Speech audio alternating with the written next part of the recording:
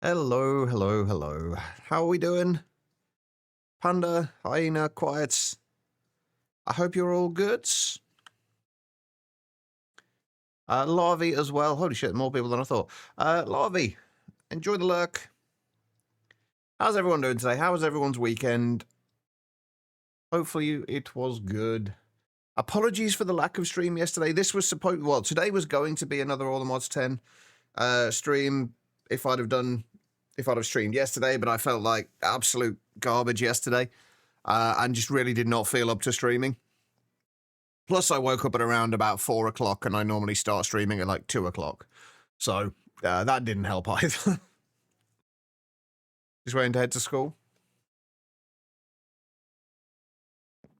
No, I didn't say I was garbage. I said I felt like garbage. I did not feel well at all. That's all I was saying, hyena. I was just saying I didn't feel well. I still don't feel great, honestly. I was a lot better than I did the last few days, but I still don't feel 100%, so hopefully we'll be fine, though. Hopefully I'll start feeling better as the stream goes on. But I have a lot to show you. I have done a lot. I did start making a list of things, and then it kind of got a little bit long, and yeah. So I'm going to just try and remember exactly what I've done since last time, because obviously with these being kind of like weekly recaps, a lot of things are going to have changed. I have started plotting out where the houses are going to go at the front of here. These are going to be non-functional things. I might put some villagers in here if we have any villagers we want to particularly keep. So they might go into here. I have built that. Oh, and I've been planting greatwood saplings down, because we're going to need a bunch of greatwood in the not-too-distant future. I started making this. This is going to be our little starter bee area. I'm really happy with how this has turned out, actually. I still need to build this up a little way and put like a little kind of building in at the top of there and figure out what I'm doing with the roof. But this works. The annoying thing is, obviously, the bees have to have sky access, so I've had to leave holes in the roof. Unfortunately, this is where I've been doing all of my actual kind of crossbreeding. And then we've got all of the bees in here. So we've got like the Majestic, we've got our Unweary, we've got the Noble, we've got the Diligent, we've got the Common, we've got the Cultivated, we've got the Industrious, and we have the Imperial. So all those are there, and everything is getting piped into here. It's kind of hard to see at the moment. It's not an overly complicated setup. Basically, I've just got a bunch of hoppers going into pipes. Pipes feed back round into the apiary. So because this is closer, the drones will go into here first, and then if they can't fit into there, they'll come down here into the drawers. Still don't have drawer controllers though, annoyingly. So that all works nicely. I did start playing with the escritoire as well. This has actually got a little mini game in it, which is I didn't know was a thing initially. I never knew what the escritoire was for, but I started playing around with this, and it basically just gives you, I think, slightly higher chances of mutations, depending on what you get out of it. Oh, I have an adventure backpack now as well. I love this thing. Just for the tool swapping is so nice. But I have the adventure backpack now. I also made the crop analyzer.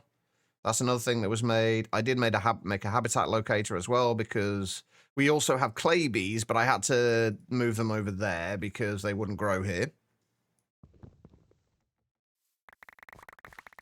It used to be 1,000 hyena, but because Larvae has this real urge to go broke, I raised the limit for him. Also, the coin pusher prizes should hopefully now work again as well, because I didn't have a chance to test it properly, but I tried to fix that this morning. I still don't know if we have a way of I don't think we have a way of viewing them yet. But you can earn them again, I think.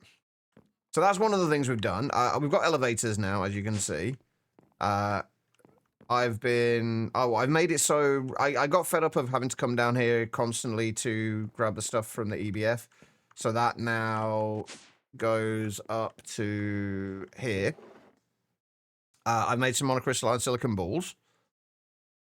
I made a bunch of aluminium. We've now got we're back to having more iron than steel, but we've got like 75 stacks of steel, 36 of aluminium at the moment, a bunch of other things.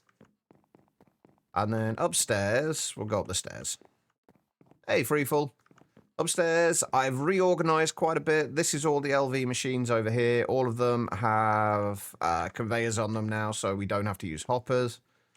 So we've got them side by side like this instead of how we had it before. We've got a bunch of MV machines now as well. So we've got a bending machine so I can make double plates and the dense plates. We've got an extruder because, well, extruder. And a bunch of molds in there. I've got a laser engraver. This was literally just made because I was going to do something with Project Red. I was going to do my solar grade silicon with Project Red, and then I realized I didn't need to. But I use that to make the what are they called? Where are they? Something that we need for something else, for some of the cards, I think. Yeah, for the etched low voltage wiring. So I had to make the laser engraver for that. We're obviously going to need it for other things as well, but we had it for that. Assembling machine, obviously. I did start making garden soil, which I'll go into in a moment. The fluid extractor, because I had a whole bunch of things that I'd accidentally made foils of instead of plates, and I wanted to get them back into ingots.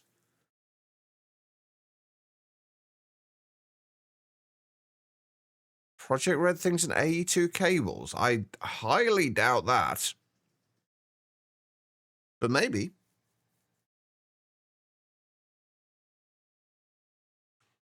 And then we also got the electrolyzer, which has been going through a bunch of clay dust. Which I don't know why I'm going through all the clay dust, honestly. Like the main thing I guess I want from it is lithium.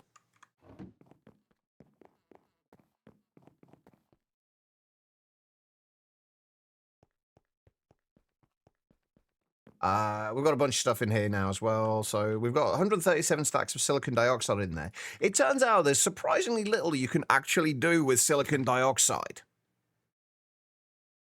Like, there is practically nothing we can do, certainly at this point, with silicon dioxide. There's pretty much nothing we can do. We can use it to make mica insulator sheets for coils, I believe. Yeah, for making coils. That's about it. But we've got just a ton of it in there. We've got a whole bunch of other things, including a few stacks of lithium. I did a bunch more mining of various things. I need to put some ruby through soon. This building has been started, but not really got too far with. This is our passive, all of our passive stuff so far. We've been turning the black granite dust into even more silicon dioxide, which we have fuck all to do with anymore. And biotite dust, which I need to do something with later, but I don't think we're going to have enough power to do it over here. And that's all that is going through and making us raw silicon and oxygen. We've had to stop the raw silicon production at the moment because we've got too much oxygen. So yeah, that's kind of annoying. We've been making rubber here, so we've got 1,697 buckets of it. That's just turning blaze powder into dark ashes and sulfur. We don't get a lot of blaze powder in, but thankfully we don't need a huge amount of rubber at the moment, so that's fine. And then obviously the raw resin, or the sticky resin, which I've just realized is going to be causing us issues, isn't it?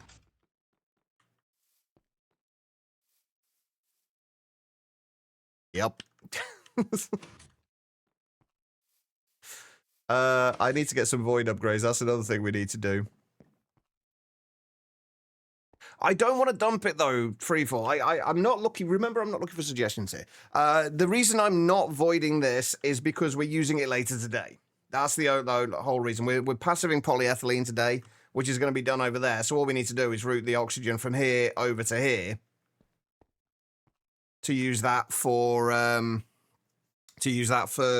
making polyethylene. And then over here, we've just got the solar grey silicon. This is a mildly annoying setup in the last lot of raw silicon goes in there. The last lot of solar grey silicon gets pushed back up into here rather than to here. But it's only a minor thing. That doesn't really make much difference. S2, how you doing? So we did that. Oh, my mob farm blew up again last night. I've got a little bit of simple Thorncraft stuff set up over here. I decided to use the simple Stirling water pump in order to refill this, because all I need to do is put a piece of charcoal in there and we get a bunch of water, so made sense. I've completed a quest in here that I don't know how I completed. Yeah, it's annoying, Freefall. I've completed this despite not having completed any of the requirements for it. I have weirdly, I have made gold caps, but it didn't register them. I did actually have to use the admin mode to complete this one because I just took them straight out of the straight out of here and put them straight back in again. So they never went into my inventory, and I knew I was probably not going to make any more. The reason, but I have had a one that's had a max V of 50, but I've not completed any of those quests, so I don't know. I don't know how I got that. The ones with 50 V I got from the Profane Wand. And I used that to make the Goggles of Revealing. So I made the Goggles of Revealing. I did a bunch of other research as well. Where is my Thormonomicon? It's there. Yeah, I did a bunch of other research as well. Like, obviously, the gold one caps were researched. I did the Niter and the Alimentum. I got to the Goggles of Revealing because I wanted to not have to walk around with the frickin' thermometer when I wanted to look for nodes. Did the deconstruction table, and then so I could get to the container scanning. What else did I do? Obviously, we did the brewing stand. We're going to need that today. Haven't done the enchanting table yet. I did the stuff I needed to get to the thirsty tank, because we're going to need that today as well. And I don't think I did too much else. Oh, I did a couple of the Apiomancy ones, like the magic. I got the magic frame done. I need to do some more of these because there's a bunch of other things I need to do. But yeah, I didn't get too far into Thorncraft, but we got a little way. I got to the things that I specifically needed. And I think that's most of what I did. We have got the clay bee up here at the moment.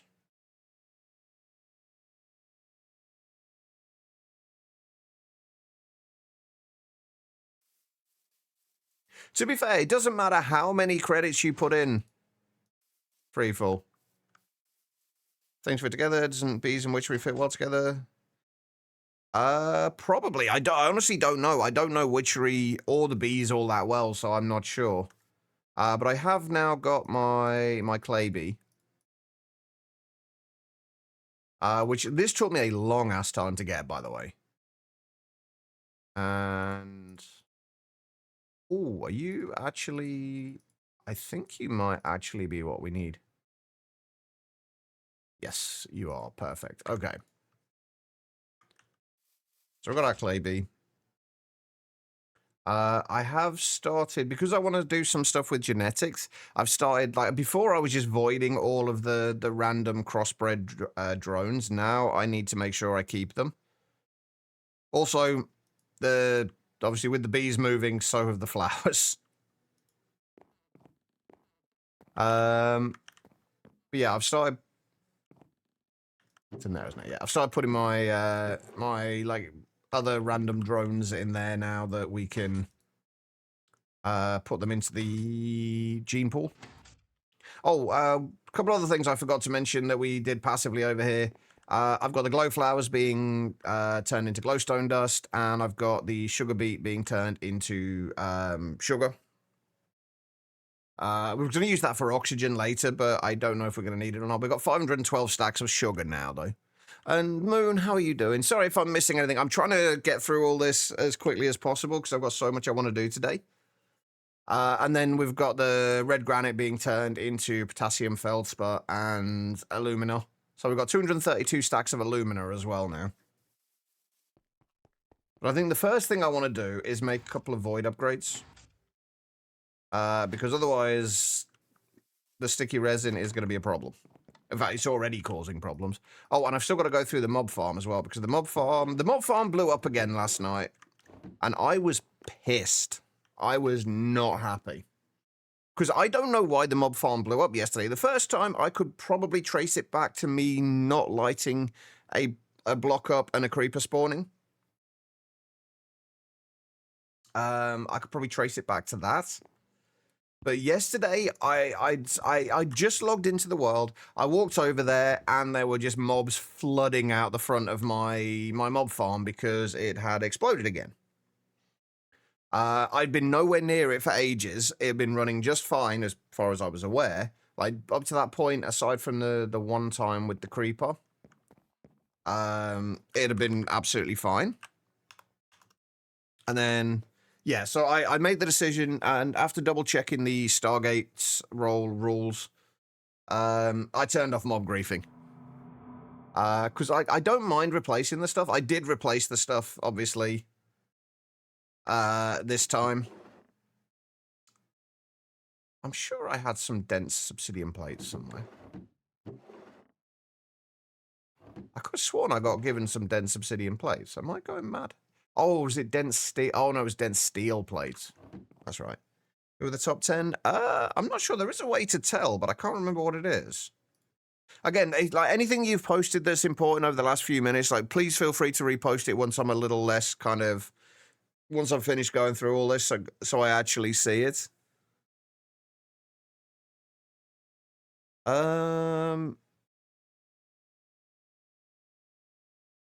There is...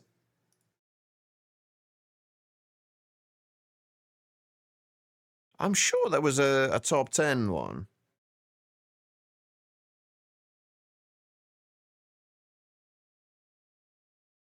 Oh, if you do exclamation points top, I think it should be exclamation point top, then a space, then credits.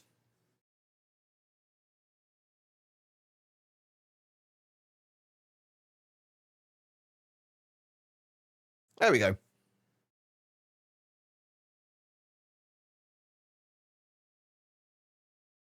No, you don't need to be sorry for that, Moon. I know you didn't get a lot of sleep last night, so it's good that you got some.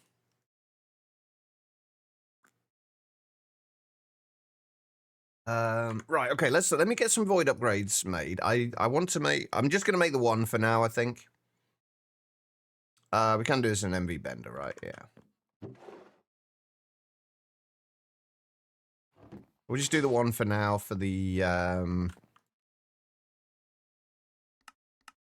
sticky resin.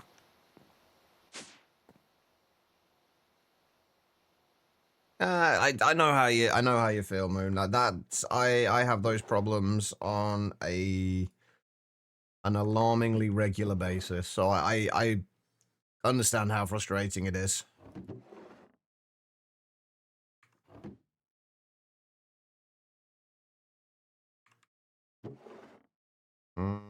I did make a bunch more of those. But yeah, I've turned off mob griefing and I've turned off fire spread. As far as the Stargate rules, Hyena, as well, I'll try and find the link for them. I was going to actually set up a command for it, but I got sidetracked. As often happens. Give me a moment. I'll find the link, though.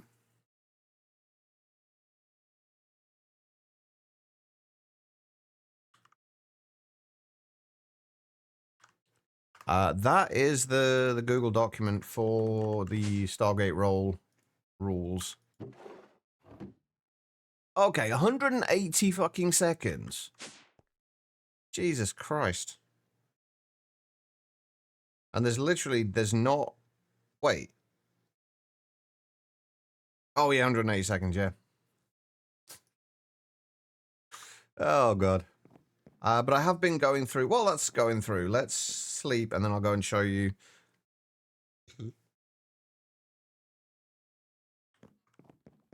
the mob farm, I started to switch out...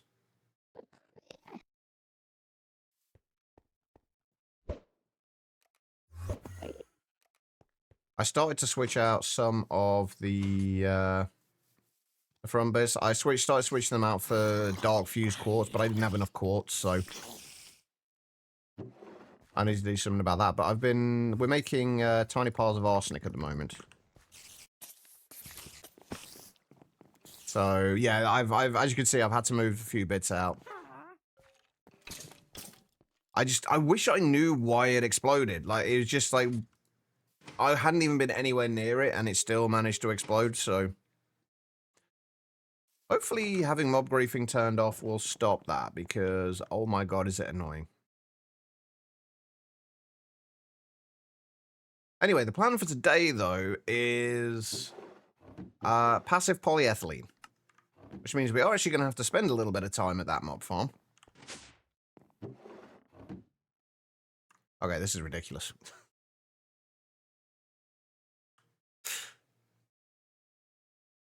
You really need to work on those socks? How long have you got to get them done?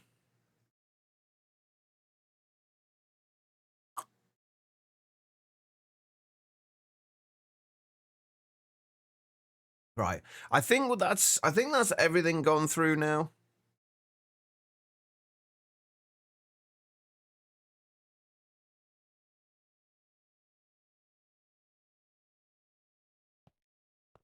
Yeah, that's the plan for today, and I'm going to use pretty much the same method that I used before. Basically, since we've got like 3 minutes to wait for the other one of those, basically the way we're going to do it, obviously, the final step is like fairly obvious. We're just going to be using ethylene cells, and oxygen to turn into empty cells and multiple polyethylene. The ethylene we are going to get with a dehydrator. Not a chemical plant, church. That is not what you need. We are going to get with a dehydrator, mostly just because it means we don't have to set up anything else for it. Like, once we don't have to set up, like, sulfuric acid or anything else to be able to actually get to the ethylene. We can just put a cell of, or a bucket of, ethanol into the dehydrator. Like, we don't need to use sulfuric acid and loop that around or anything else. It's just nice and simple. And obviously, in order to get the ethanol, we need to use the distillery. We're going to distill biomass to distill the biomass. We're going to do that with saplings, since we have a bunch of them from... Where are we? Brewery. Since we have a bunch of them from our tree farm, we're just going to use saplings for that. And we're going to do 6 breweries. Since there are only 3 EU per tick, that shouldn't be a problem. And it should work out that we get 1.5 buckets of polyethylene every 133.33 seconds. So that's the plan for today. And hopefully we should be able to cover this like power-wise, because we've only got 20 buckets of steam per second going into that room, and there's obviously other passive processes in there as well. So yeah, that's the plan though.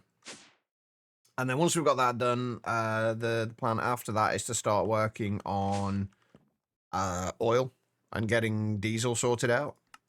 And basically we need to go through these steps to get like the seismic prospector and figure out where we're going to source oil from there. And this is going to be where our first like larger kind of factory is going to go, by the way.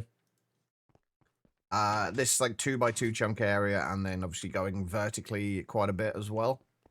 And then we just need to, I need to figure out where in this we're going to actually do the diesel generation. Sit on the first sock. I mean, it's still a start though, right? It's better than not having started on the first sock at all.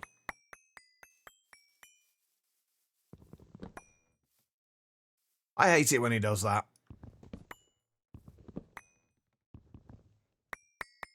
Like, there are sometimes it just, like, will not... It will decide, nope, this isn't actually a full tree.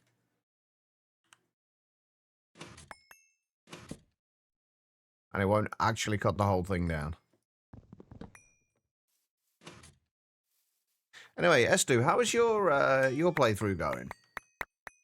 I saw there were a few more issues on Jester's server, unfortunately. Yeah, it is annoying. Thankfully, sometimes it does allow you to like just mine up a little bit further, and then it decides, oh no, now I'm a tree again, unless you cut the whole thing down. But not always. Thankfully, that time we were kind of lucky, so not too bad. You're still solidly in LV. Had a bunch of IRL stuff going on, so I haven't had much gaming time. That's fair.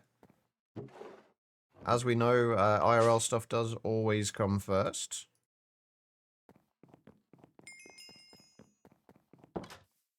Ow. I'm completing more quests as well. I'm trying to think if there's anything else I did. Oh, there was a few other things that I did get from rewards that are going to be useful. Right, so that should now unclog this.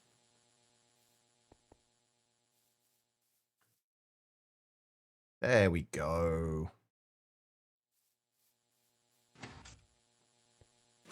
Oh, I did get salty root, by the way. And planted it in here. And it promptly died. Because I didn't realize salty root was not supposed to be hydrated. So I'm just glad that I caught it in time. And then I did plant some more canola down, and one of them got trampled. The reason I made that we had all the garden soil up there is because I need to switch all of this out for garden soil. Because it keeps getting trampled. I'm assuming by mobs, likely Enderman, teleporting onto here and then trampling the crops. It's not so much the reason I didn't use it before was purely because I didn't want to use it. I much prefer A, the look of regular soil, and B, the fact that it has additional nutrients. Like, you don't get any of the nutrient gain that you do with like the 3 layers of soil if you're using garden soil. Which doesn't really matter too much for like base level crops that haven't been leveled up at all. But as soon as you start getting kind of higher tier crops, you need all of the nutrients you can get to make sure they don't die.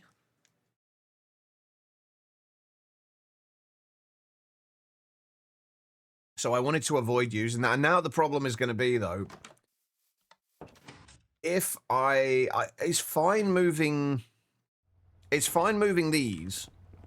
These are fine to move. These aren't a problem. All I need to do is just break them, put the soil in, and replace it.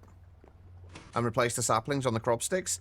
These aren't so easy because we're not guaranteed to get the seeds back. So I might have to hold off on those for now until I can get a little bit further into Thorncraft. Anyway, right. Polyethylene. Now that we've actually got the void upgrade out of the way, we got a quest for that, didn't we? We did. And we got another void upgrade. Nice. Oh yeah, one of the other things I did get 3 of the random tools that you can get, or weapons that you can get from the loot bags. I got the Cyclone, the Heartseeker, and Desolation. The Hard Seeker is about the only one I might use, though, because this is actually, I think, slightly better than my current crossbow. So I think I might actually switch out for that. The only thing is the draw speed is a little bit slower. That's the only downside to it. So I might use it for a little while and see how it goes, but... Good morning, Craves. How you doing?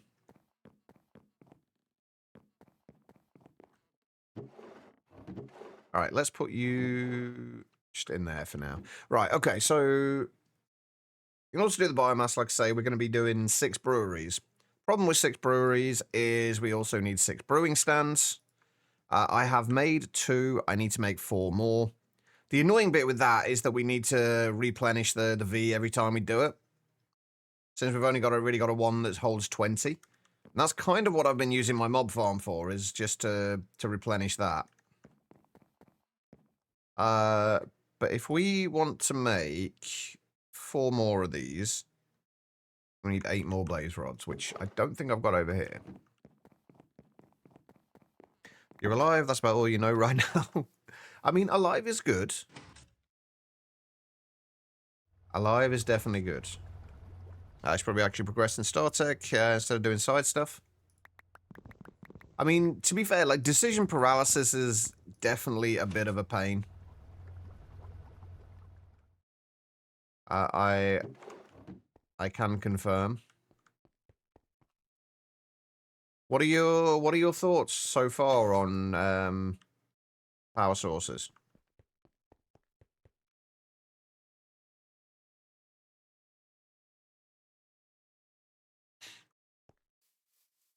Oh, I still need to change out a lot of the conveyor pipe combos down there for translocators.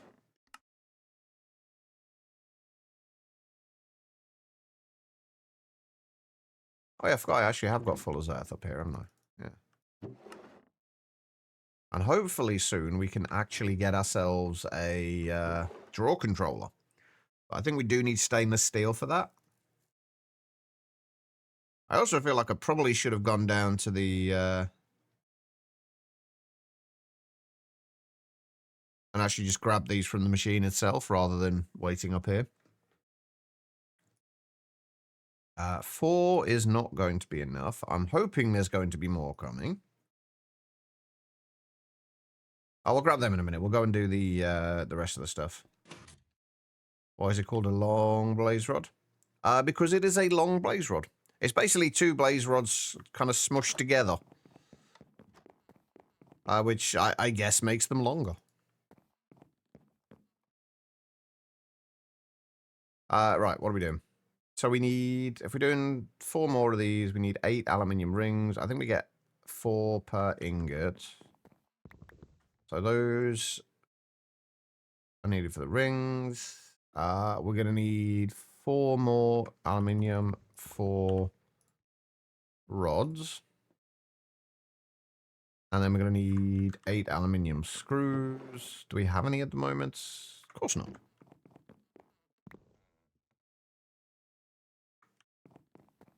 This week, set up your coke ovens and such for a big steam.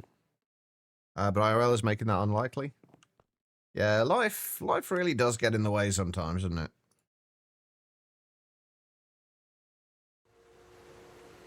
Matoko, hello. How you doing? Right, 4 of those were turned into rods. And then one of them needs to go into bolts. Isn't that how sticks work in real life, though, Freefall? You just hammer them together and they just turn into one giant stick. Doing good so far? Glad to hear it.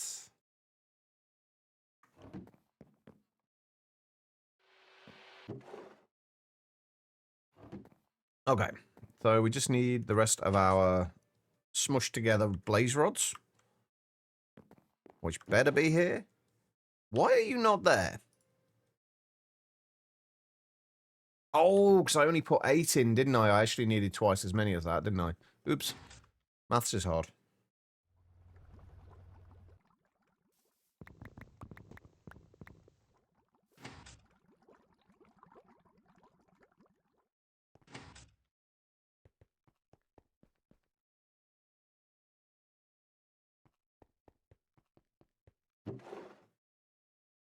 can grab them before they actually get pulled out.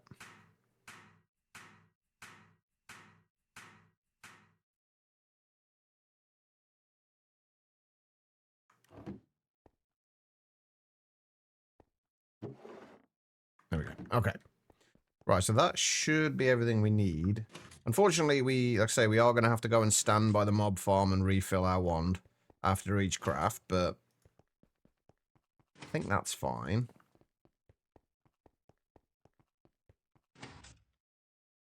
It's the easiest way to do it, I think. There are other ways, but I think it is the easiest. Oh, wait, what am I missing from the bottom of there? Oh, I need more cauldrons as well. I forgot the cauldrons. Oops. Yeah, we kind of need those. Do I have any cauldrons? I have one. Oof.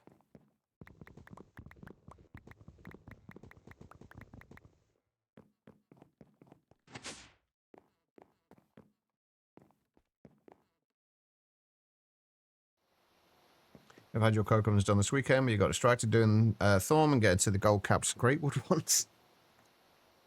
I haven't got to the Greatwood one yet. I've just, for any of the things that I've needed more V for, I just used the profane wand.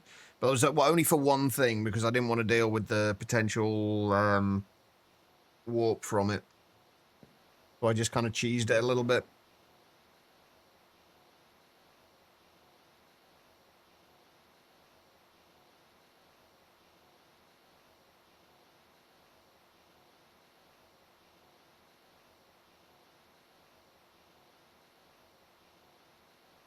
I think I'm just going to do this with a hammer. It's just going to be quicker.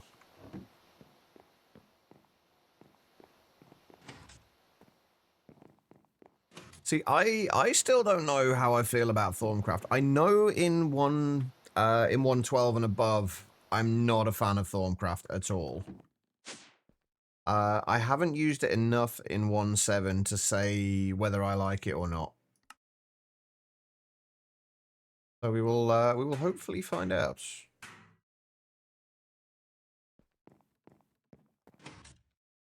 I do already prefer I already prefer the research system. Welcome back, Quiet. How's the bagel?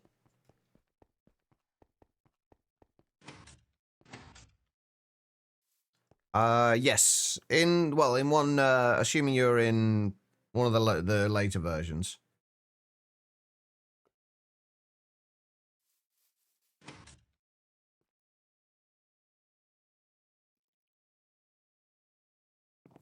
I think the thing I'm going to dislike the most is just how much research there is to do. Now, unfortunately, we just have to sit here and wait for RV to replenish.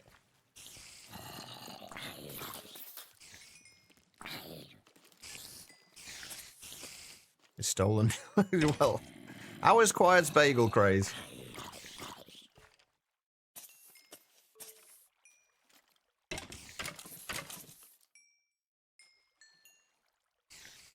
Wait, there's a multi to do the... Wait, what do you mean there's a multi to do the research for you?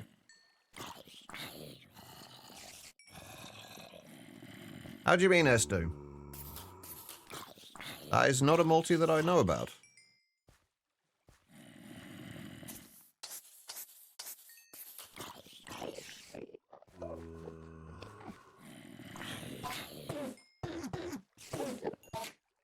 Well, we've already done that, but the problem is I don't want to run around finding to all of the nodes, because while we've got a bunch of them,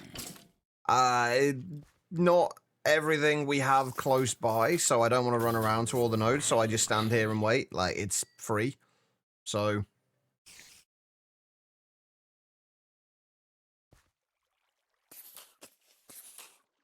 Oh, right, okay, I didn't know about that. Well, I'm sure that's something we'll find later. I'm not looking any further ahead in Thorncraft than I currently am. Like, I'm not interested in skipping over any of the progression with it, because I want to learn Thorncraft. I don't want to just skip over the progression of it, so... Later on, that may change, but I know there are, I know you can, well, wait, Viz shrooms? Oh, you mean the primal shrooms? I did look at those, but then those require you to gain, admittedly, from what I can tell, small amounts of warp. And until I know more about Thorncraft, I'm avoiding as much warp as I possibly can. Until I know more about it. So I would much rather just do it this way. This is, plus I don't need to, this is free, basically. And I know with the primal shrooms, I think the thing that's kind of blocking me at the moment is the Aurelia research.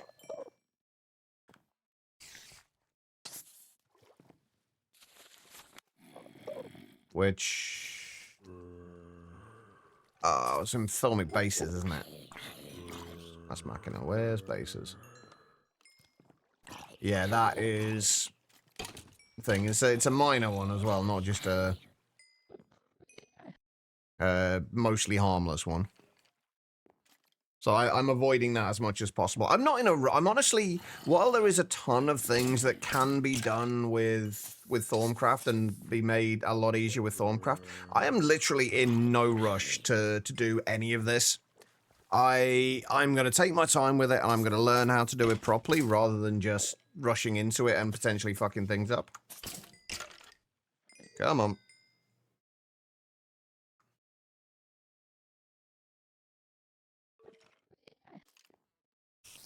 I do wish this spawned things a little quicker.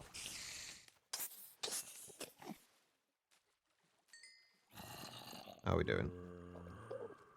We're almost full. We've got enough in there for the next one anyway, but we may as well let it fill up anyway. I would like it if there was a way to collect the V that comes out of the mobs whilst not being there. That will be kind of nice, and then just allow yourself to fill it up. There might be something later, but I'm not looking to find it right now. Okay.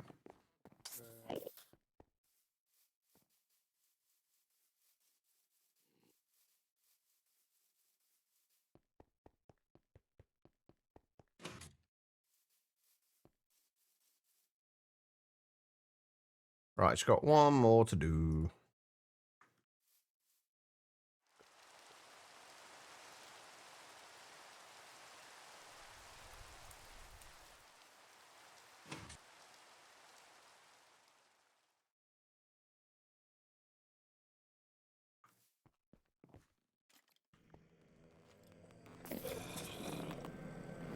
Did I just look at you?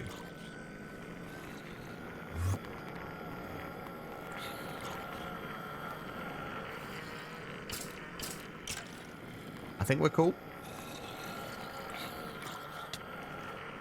I think we're fine. I might actually need to switch this over to doing copper again soon, because we are running a little short. Well, not short on copper, but we haven't got as much as I would like.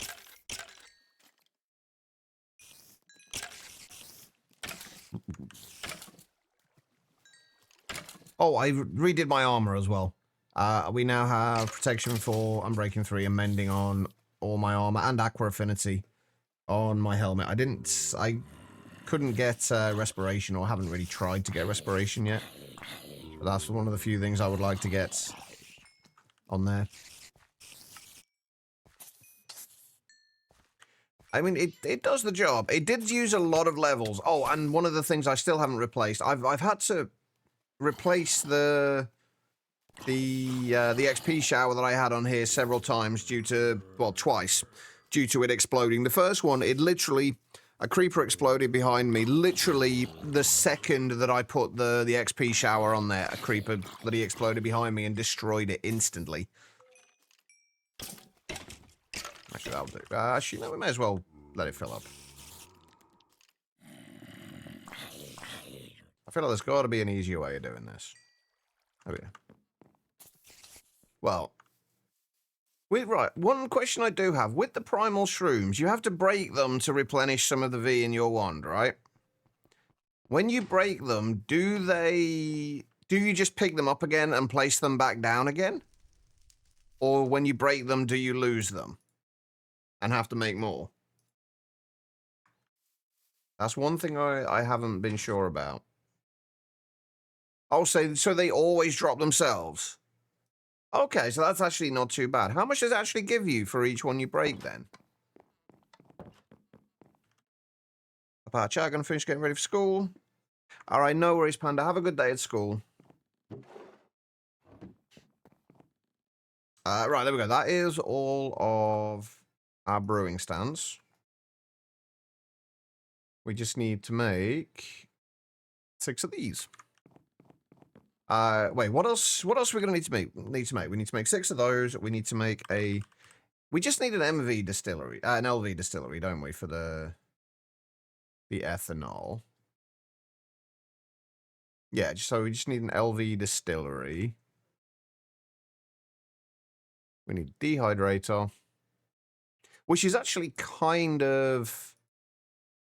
Oh, actually, oh, I think they've changed the name because I think it used to be called a basic dehydrator. Wait, that is the wrong one, isn't it? It is still called a basic dehydrator, which is confusing because all the LV machines are called basic such and such. So it makes you think it's an LV machine, but it's not.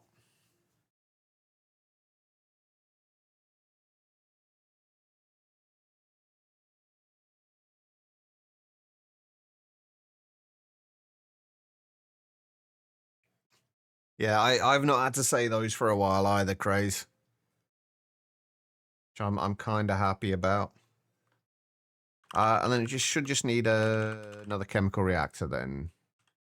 So that should be all we need. 6 breweries, distillery, chemical reactor, and the dehydrator. So that's what.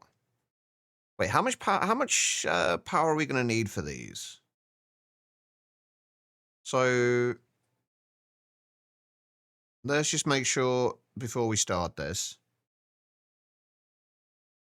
I just like the fact that I don't need to fuck around with anything like sulfuric acid and making sulfuric acid and then distilling the diluted sulfuric acid back again and then losing like 60% of it or 40% of it and then having to make more. It just doesn't seem worth it when you don't need to do it.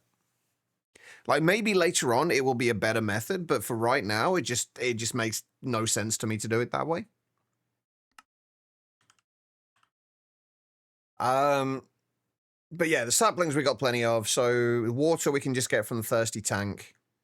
Although getting the water into here might be an issue. Oh, that's actually something I didn't think about. How am I going to get the water into it? Because we need an input for the water. We need an input for the saplings. We need power input and we need an output. So we need 4 different sides on each of these breweries. Once we have a little bit more polyethylene, we can switch it out easily enough for conduits, but we don't have conduits at the moment.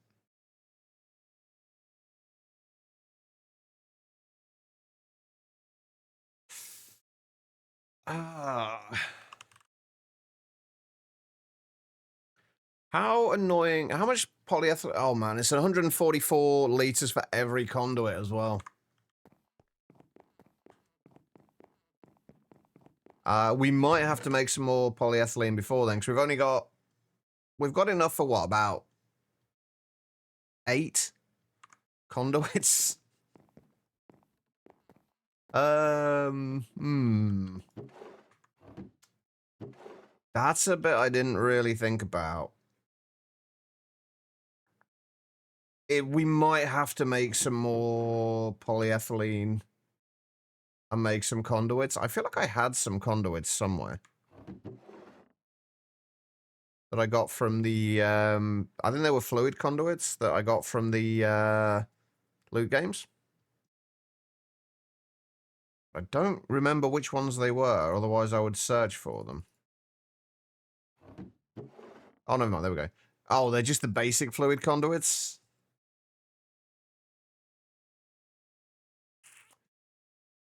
Okay. How could I set that up with 6 of them? Obviously, I think I am gonna have to do the,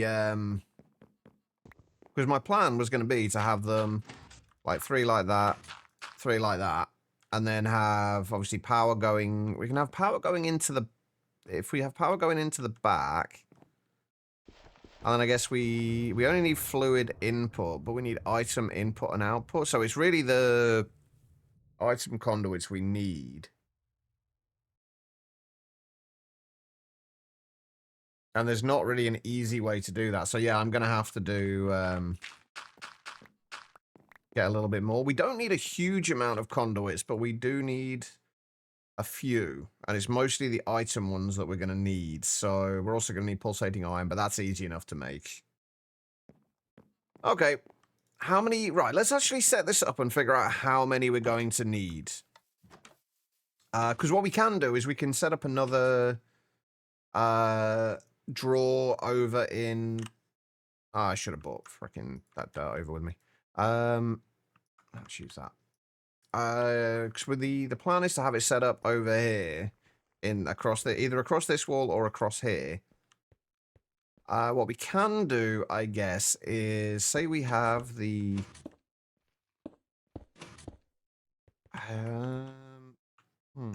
No, I think I'll do the. I think I'll do these over on. Actually, I think I'll do these over here. So that will be. Those will be the 6. Oh, again, the problem there, though, is that we then lose a side for that. So we can't do them there.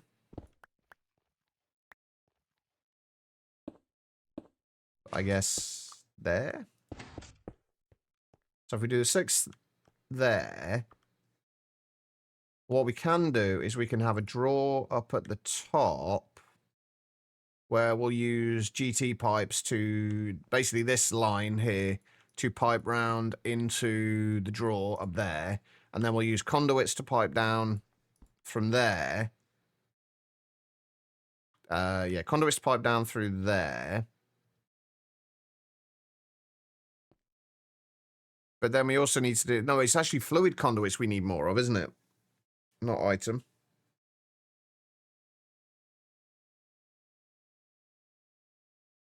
Either way, though, like, fluid conduits actually should be less of an issue, because we do have the fluid conduits we have. They're not pressurized fluid conduits. But hopefully it should still be fine. But I guess if we have a drawer at the top with saplings in it, then we can put the thirsty tank down at the bottom, down here, with a water source behind it. Or across from it, potentially. Possibly even underneath it. I don't know if it works underneath it or not, though. I think it has to be on one of the 4 sides. Either way, we can do that, and then we can have... Oh, actually, no, we couldn't have it there, could we? Ah, shit. I guess we could put the drawer on top of there and the thirsty tank on top of there. And then we can have conduits down there. Then we need just, what, 1, 2, 1, 2, 3, 4... Like 4 item conduits, and then we'll bring the conduits from here across underneath here, and then up to the fluid conduits across here up to either here or here, where we would have the distillery, possibly here. Like, so the distillery there. And then the distillery would feed into the dehydrator there. And then the dehydrator into the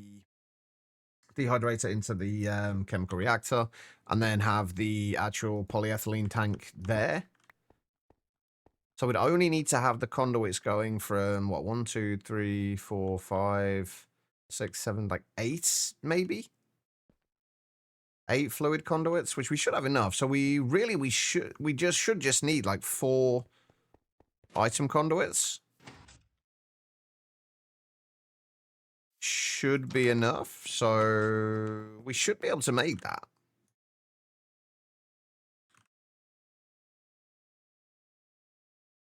We just need electron pipes and 4 polyethylene. And do I have any more pulsating iron? I do not. Right, okay.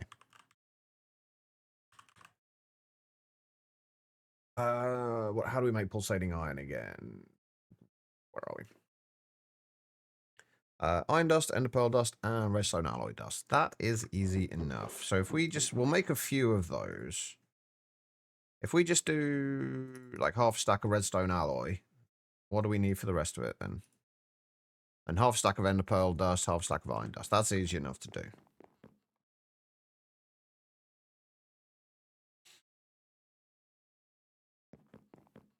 So, wait, do I have any ender pearls over here? Ziddick, welcome. Welcome, raiders.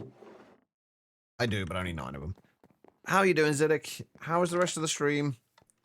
How many deaths were you up to? Sheepy, hello.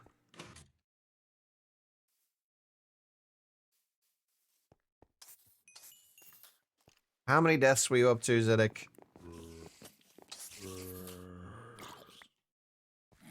Have you had enough of saplings yet?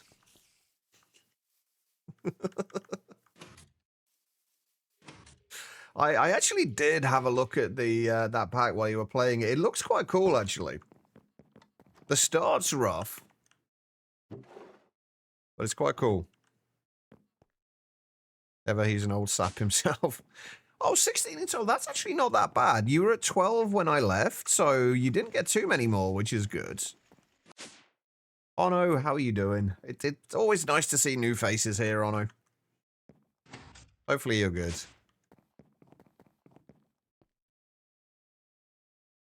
I do. I think I got a little lucky in the second of the loot bags that I opened, Ziddick. I got 2 iron ingots. I feel like I got quite lucky with that. But then I had to restart that world because... Wait, why did I restart? I restarted because I kind of screwed up a little bit. Yep, Ono is absolutely new here. He has never been here before.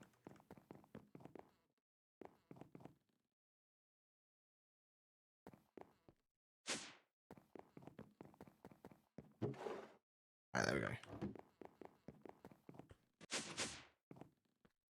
There's my mixer. Wait, what do I need for circuits for this? Circuit 2.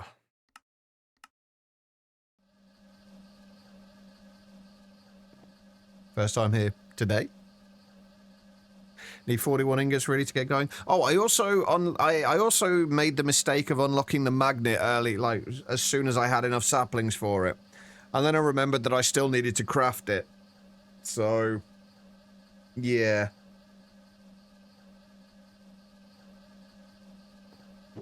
That wasn't overly great. Can we speed this up with oxygen? Oh, we can. Perfect. But you can buy the magnet. Wait, where'd you buy the magnet from?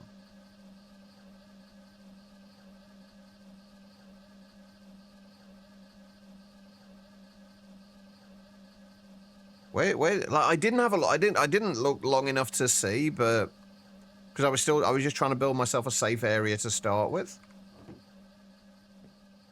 Oh, right. I only saw the fact that you could unlock it. I didn't know you could actually buy it as well. I'm going to have to turn you off for now. I didn't see see that you could actually buy one as well. Like I say, I didn't properly look at it.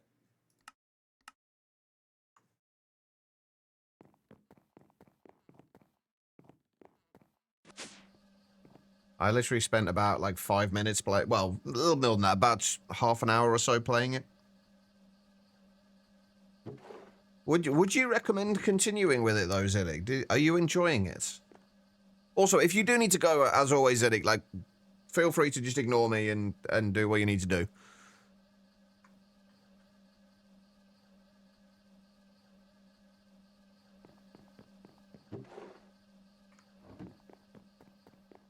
That's fun. You managed to partially pay the unlock for the magnet. You used 700 saplings before unlocking the other stuff. You also got duped by yourself, thinking the icon for the crafting table mod was for Tinker's Constructs. Oh no.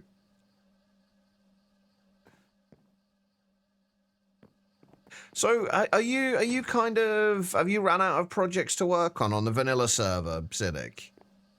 The mod pack we're talking about is oh shit, what's it called? It's the one with the saplings. What's the name of it again? Hold please. Forest Nothing, that's the one. Thank you, Ziddick. Wait, are you actually working? Are you doing what you're supposed to be doing?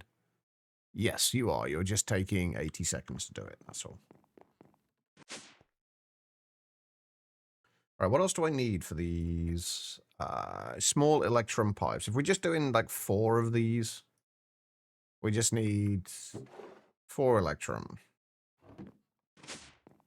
We'll obviously need to do more of than this later, but we'll worry about that later.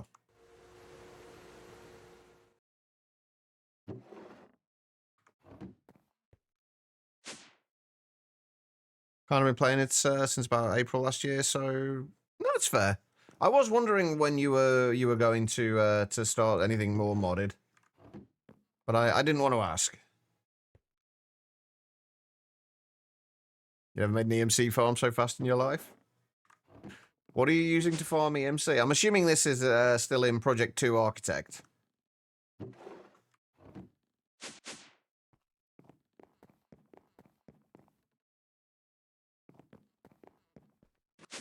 I need more EBFs. That is another thing we're kind of working on at the moment, though, so. Right, we have 1 pulsating iron ingot. Oh, wait a minute. What do we need to do in terms of quests for these? Oh, we need 8 pulsating iron ingots for the quest. We need 8 conductive iron and 8 electrical steel. I may as well... Well, actually, no, we don't need to wait for the 8 of them because we are going to be making a bunch more anyway, so... What it came about when we found a pack that grabbed your attention? I mean, that's understandable.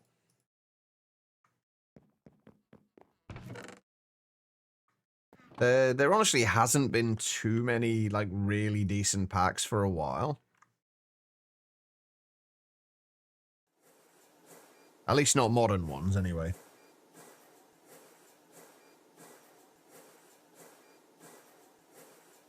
Oh, hold up.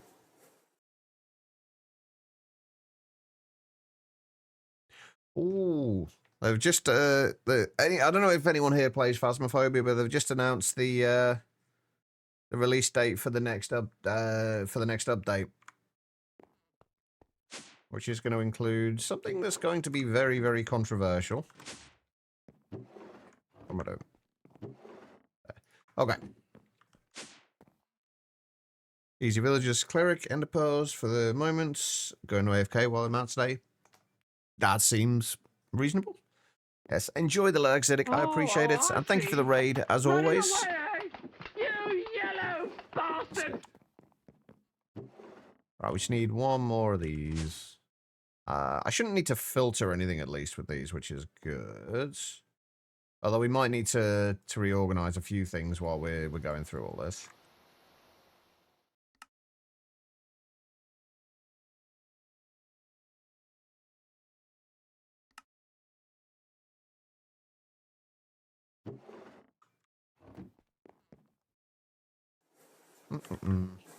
But if we can get passive, like polyethylene passive today, I will be happy. Shouldn't be too much of an issue, honestly. Hey, Gil, how you doing? I do need a draw, and I am going to need my. Oh yeah, I did get some soul frames as a reward from one of the B loot bags.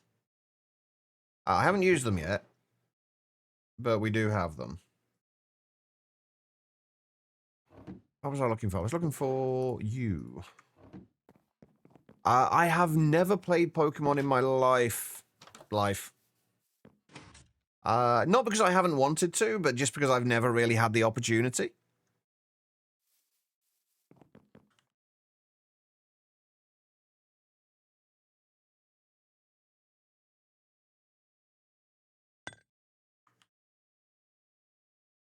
All right, you are... I don't know if I like this being so tall. I'd have preferred this to have been a little lower, but I don't think there's really a way I can do that. I'd have preferred this to have not been taller than this, which actually, you know what? We probably can do that, can't we?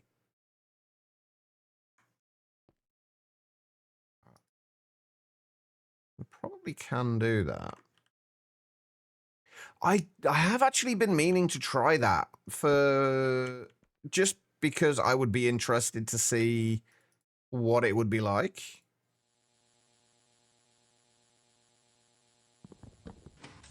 But I have not had a chance to try it yet.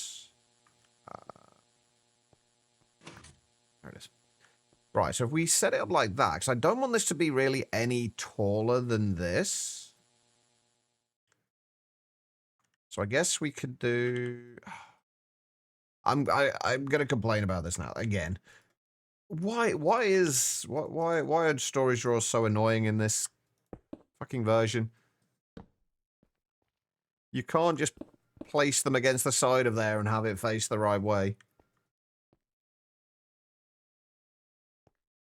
Yeah, that's going to come across from there and over to there. And we just need one more, obviously, and then we'll put the thirsty tank over here. This way, the thirsty tank and the water is going to be far away from the cabling. Which is probably not overly concerning, but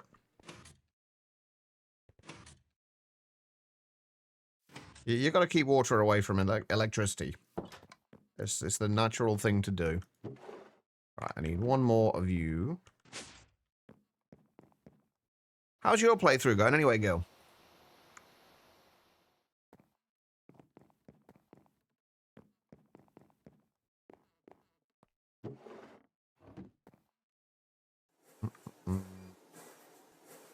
We are now down to less than a bucket of polyethylene. Hopefully we don't need any more before we get this passived.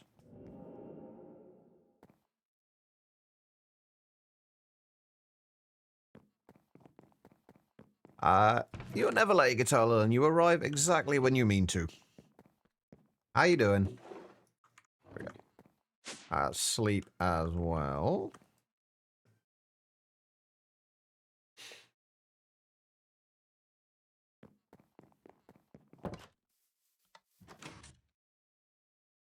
Meh, you're still on LV? I mean, we're only just into MV here, honestly. I mean, we have a lot of infrastructure set up, which is good, but we are still pretty much just in LV. Well, MV. Early MV. What did I use? How am I going to get the... I've got to get the saplings over from here over to here. So basically what I need to do is to get that line with the saplings on to connect up with this line here.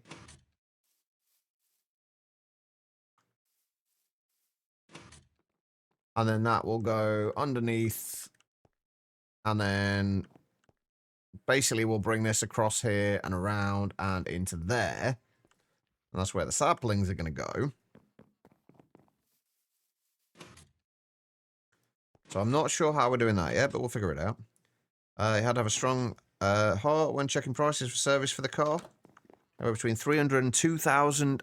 Ouch. Yeah, that's a lot of money. Holy shit. That is a hell of a lot of money.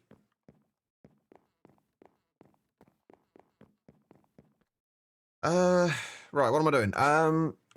I need to check out how much power we're actually going to be using for all this as well, on because I was supposed to be doing that before, and I kind of got sidetracked. So we've got 6 of these. These are going to be each using... What's 3 times 6? 18. 18 EU per tick for the biomass. The ethanol is going to be, wait, what did I say? 18 plus 24 is 42. We just need to check the LV ones, by the way. We don't need to check about the dehydrator, because that is just going to be a single turbine just directly on it. The 42. Where are we? Dehydrate, and then there's that, and then the ethylene into oxygen. Sorry, ethylene into polyethylene. It's 32. The 42 plus 30. So we're going to need what? 3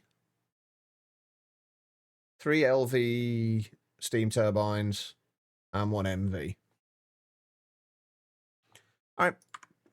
So 3 plus, wait, 6, 7, 8, 9, 10, 11 LV machine hulls. Wait, actually, I think I actually have a turbine already, because I made an electrolyzer for something and then never used it. So we need 10 turbines, which means we just need 90 steel plates, which is stacking 26, I want to say. Yeah, stacking 26.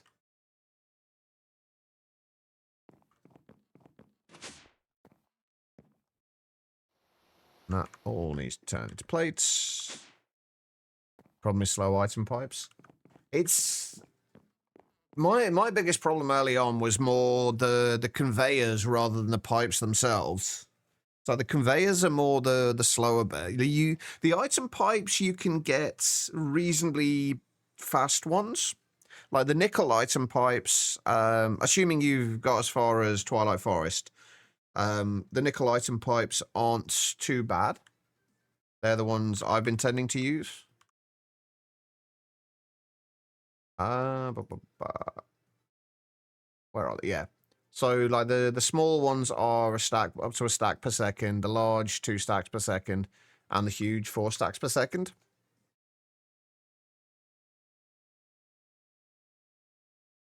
Ah, right, I got you. So if it's just for the coke ovens, you should be fine, honestly. How many coke ovens have you got?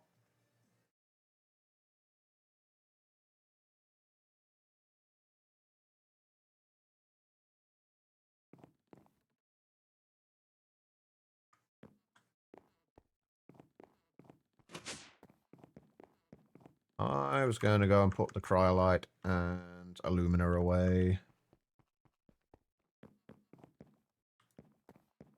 So we don't need that right now, since we are doing the pulsating iron. 20. You should be fine.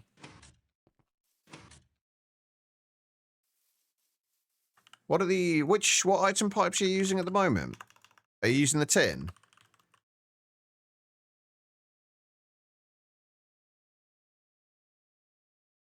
Ah, okay, yeah. I forgot how slow they actually were.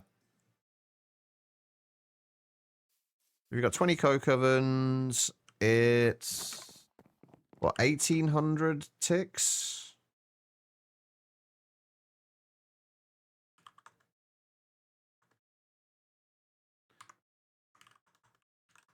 So what, 90 seconds?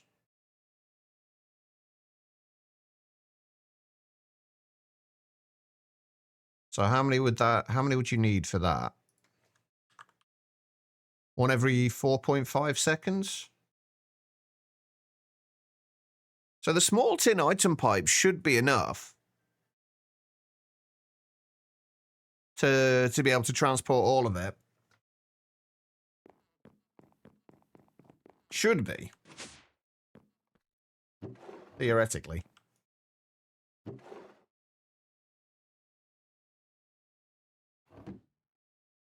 You're all over the place. I could relate. But welcome back, Quiet.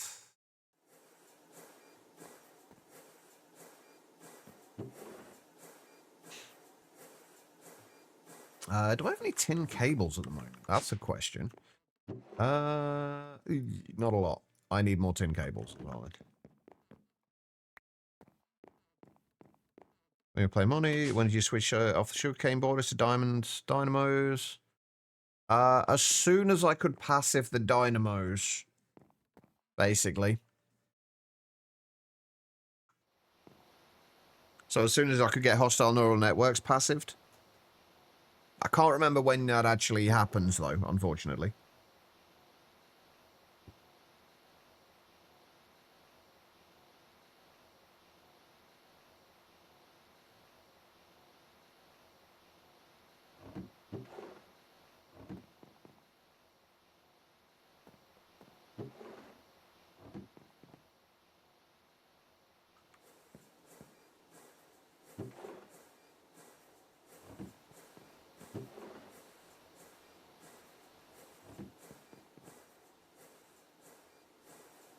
Because the lapidary dynamos are give considerably more power. And I can't actually remember the exact ratio. I used to know the exact ratio of the amount of lapidary dynamos you could use per self-aware data model.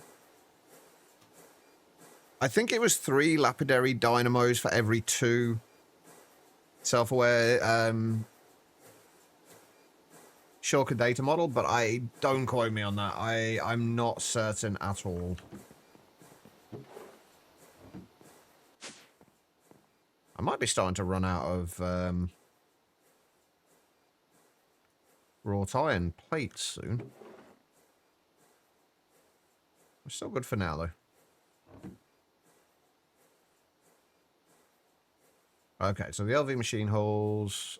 We need 6 breweries. We'll do those. Oh, God. Oh, wait, no, the pumps are fine. I've got a bunch of pumps as quest rewards. Or loot bag rewards, rather. So those are fine. Oh, I did make a stack of MV circuits as well. And I've got a shitload of LV ones, too. Well, I say a shitload. I've got a few LV ones.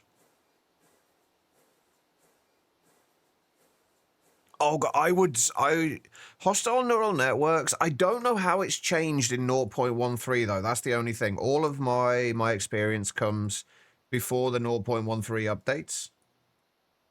So, some of the stuff that I say may be wrong now. I don't know. But hostile neural networks is definitely worthwhile getting into as soon as possible, because there are so many basic resources you can easily passive with it. It's absolutely worth getting into as soon as you're able to.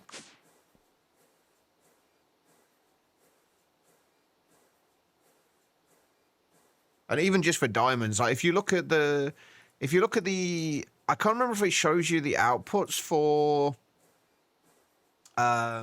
lapidary, for the lapidary dynamos before you actually make one. But if you make one and see how much they actually output, it's a nice boost over the steam boilers. All right, we've got the breweries. We need the distillery. We need you. We need you. We need you.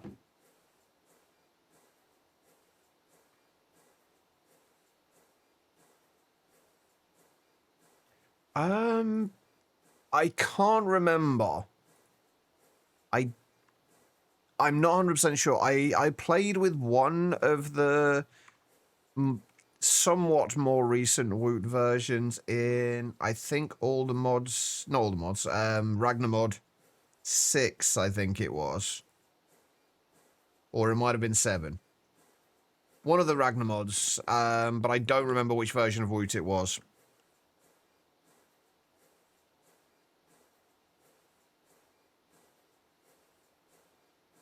I thought I missed Woots, and then you used hostile neural networks. Woot was really good, honestly. I still really like Woot. I think it was a really fun mod.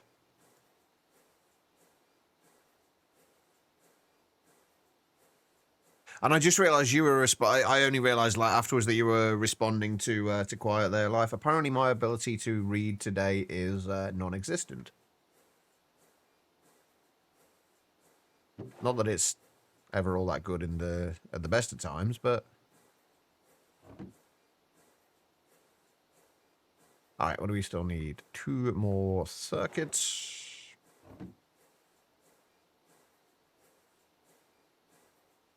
Two glass, and then we need to go and make ourselves a rotor. How many rotors are we going to need? We're going to need 4 for the 2 additional steam turbines. So we're going to need 5 in total. So what, 25?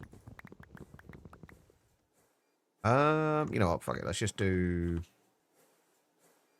a bunch of rotors. They will no doubt be needed at some point soon anyway.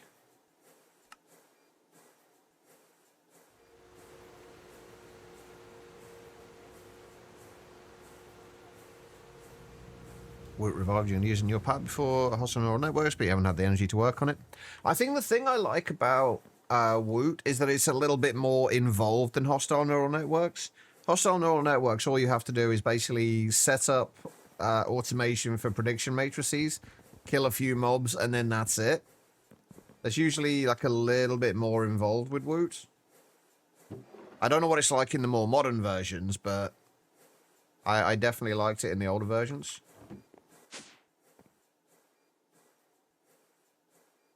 Right, so we've got those. We are going to need to do 2 more steam turbines.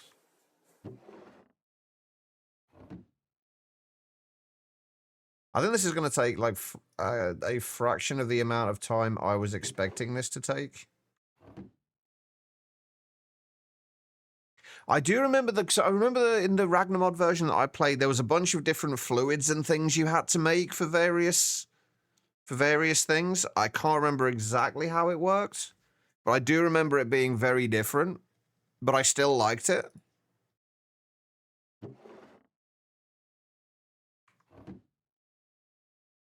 Again, I'm not sure if that's the same version you're like that you're talking about live, but that's the one I remember. Right, okay, so we've got all that lot. We now need a dehydrator. I've just removed the dehydrator. Well done, me. All right, so that we need an circuit.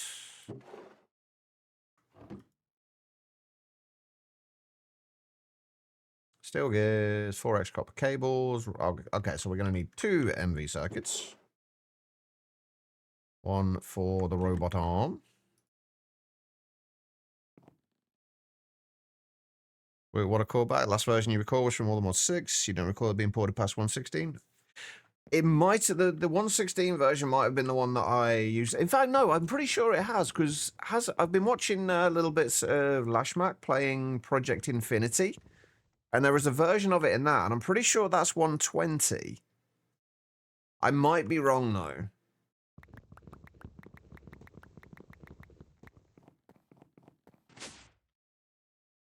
Lashmak's latest video is all Woot.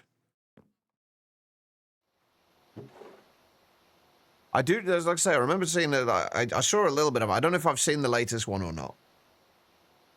I can't actually remember what it was doing. It was kind of like background noise for falling asleep to. How you doing anyway, Time Consumer? I hope you're good.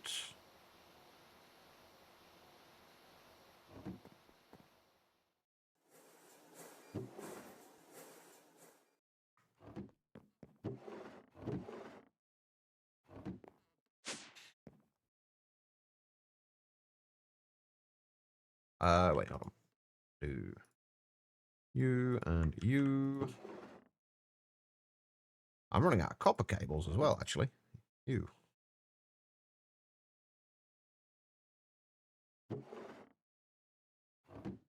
Doing well, hope all's well with me. I'm not too bad. Got a little bit of a headache, but it's nowhere near as bad as it's been the last couple of days, so I'm calling that a victory. We need 4x copper cable. We just need more copper cables in general here, don't we?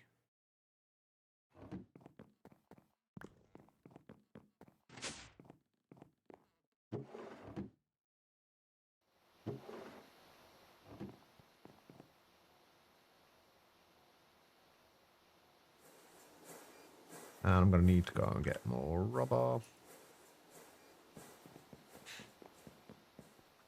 And this is the downside to having a base like this, where it's more kind of almost story oriented.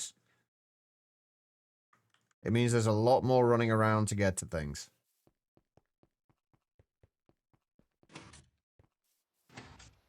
We've seen Automaton. Chaz knows you love for that pack. You do like that pack, Quiet. I had noticed this.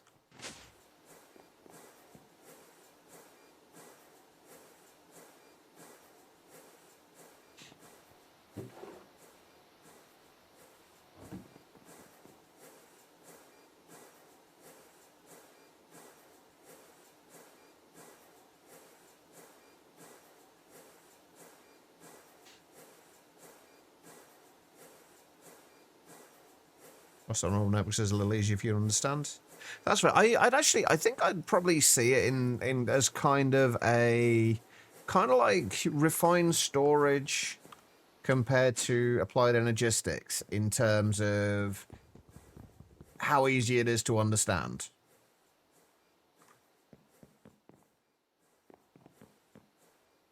Kind of like a similar... Oh, wait, hold on. I need to do some 4x ones, what, don't I? There's kind of a similar gap between the two.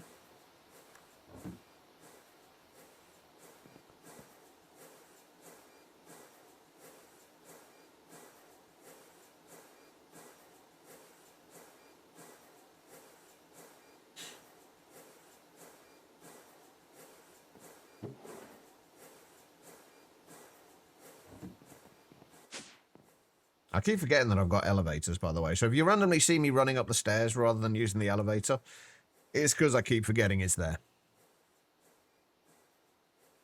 What do we need for that? We do need the aluminium rods. We need... You go there.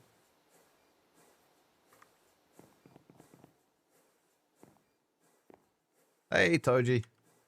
How you doing? Alright. We need rods.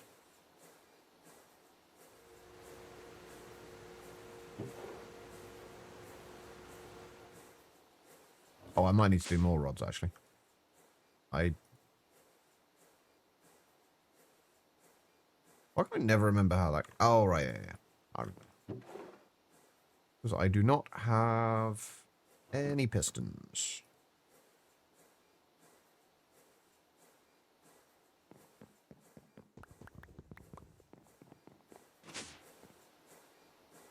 Can't wait to get to a point where I can actually just request these.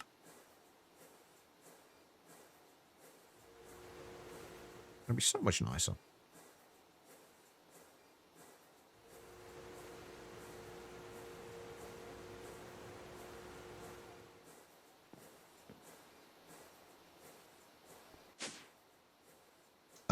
What else do I need?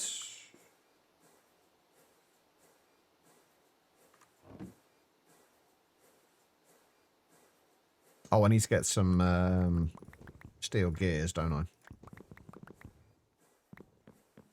Do you know there's elevators in that pack? Really? I didn't know. Why did nobody tell me? Right. Grab those. Grab those.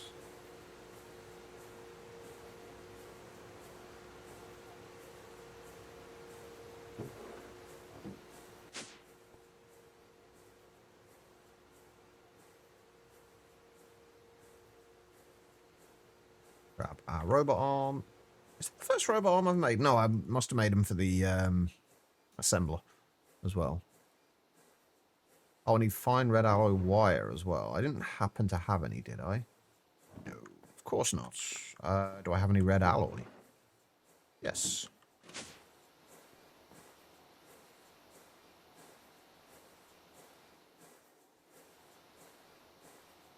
Right,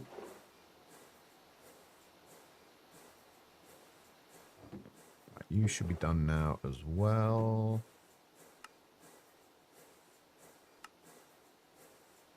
It's your server gonna go, wait. What were you supposed to be doing, Quiet? Or... Achievement gets dehydration. Lovely. We completed any quests? We have completed some quests. Chemical dehydrator. And we can have our MV loot bag, which gives us more food that actually makes us ill. Lovely. Just what I wanted. I have to go to the library to use their printers before class, but you still have some time yet. Ah, okay. How far is the library from your place?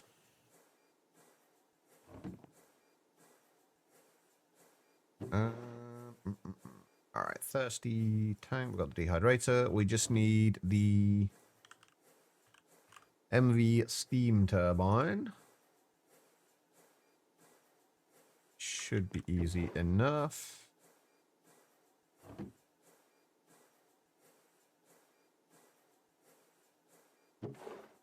Oh, of course I've only got one bronze rotor left. I haven't actually got much bronze at all at this point. I haven't needed a huge amount, so... I've been kind of neglecting making more of it.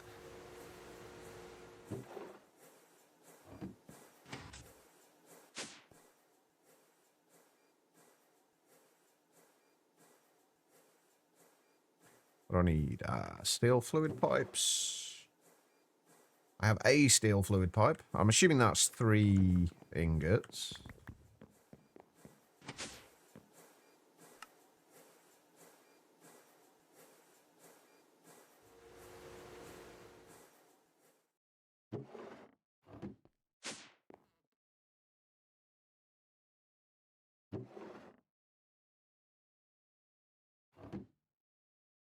There we go. Right, that should be everything we need. I think. I hope. 3-minute drive, so not too long. You have to grab some cash to pay for their printing services. Also have to figure out how to use their printers. Hopefully there's someone there that can help you figure that out.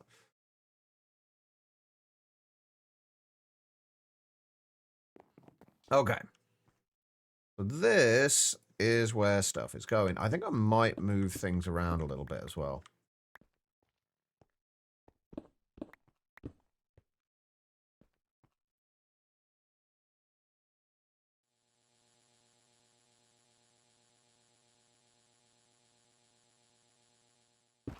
You can stay there. That's going to be 1, 2, 3.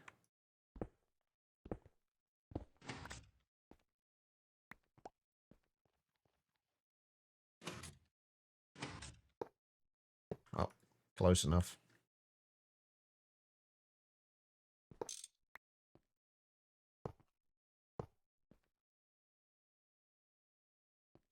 Okay, so that's just going to be extracting saplings from there into these. I still need to get... I'm going to need a bunch more nickel pipes. I've had to use so much nickel replacing pipes recently. I'd spend a load replacing the ones in the mob farm yesterday. Right. I would like to switch these pipes out, these conduits. I just realized I can only do 2 different fluid types with ender fluid conduits, can't I? Shit. So I still need to use... Ah, that's awkward. I'm assuming we can't make ender fluid pipes.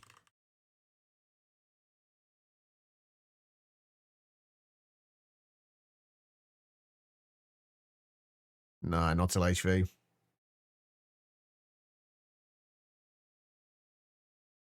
Let me check the picture that you posted earlier. Oh, wow. That's a pretty cool pattern, actually. I like that. That's cool. Definitely very bright.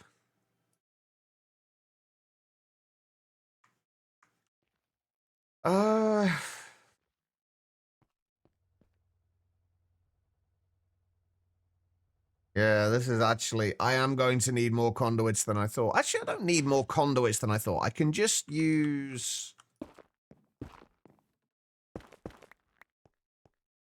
I can just use a... I can use the thirsty tank. Put the thirsty tank down there, and then use just a pump to pump out into these. To all of these. Should be fine. No, pressurized can only do one different fluid type, unless it was different in 1.7. Pressurized can only do one fluid type.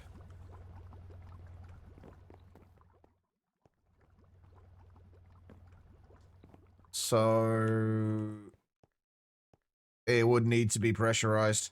It's fine though, like, it doesn't actually matter too much. Like I say, all we need to do is just have, pipe going there, pumping into those, up there, and across the top.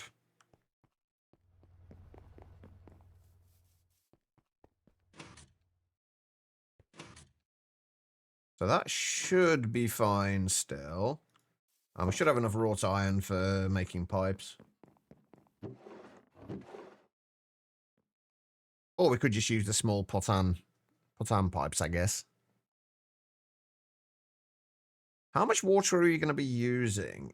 Oh, it's only going to be like 600 liters every 40 seconds, isn't it? So just LV pipes are fine. I think I am going to use the small potan pipes though. Just because we have them.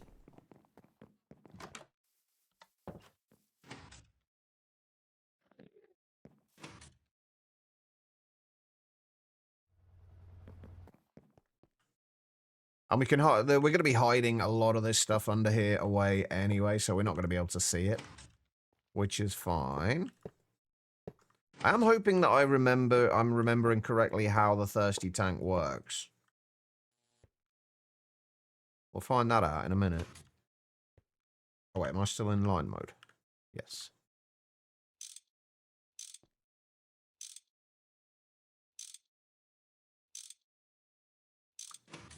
I don't know why I'm bothering to do that. We don't actually need to worry about it too much with this.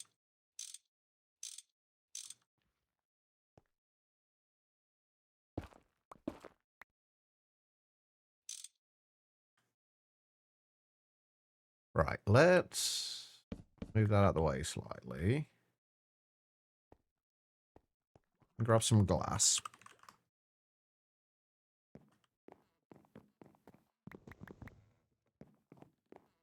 Actually, can I chisel down or saw down clear glass?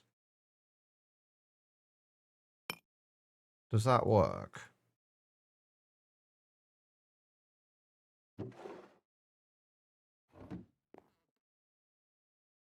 Or can I do it with any other variants? I can't do it with quite clear glass. That sucks. It's random chisel glass. We're not going to be able to see what's there anyway, honestly. So it's not going to make too much difference.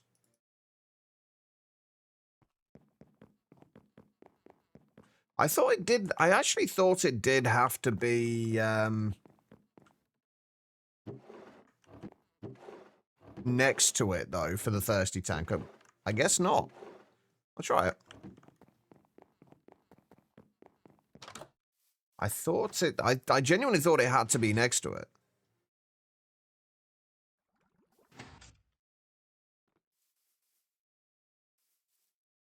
Try it out.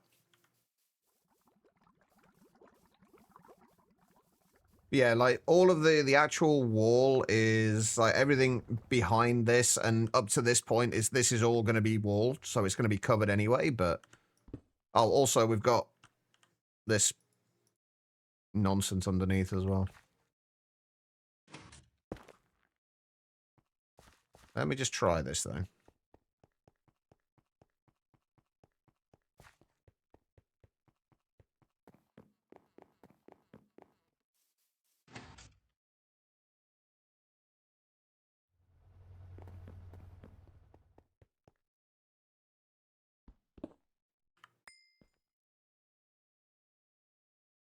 Right, just for right now, let's just put you there. Oh, no. Okay. It does. I think I'm still going to be putting it behind it anyway, just because I don't have to deal with that nonsense at the bottom. Not that that really matters too much, but it's easier to access it. But yeah, it's good to know that you can do it that way.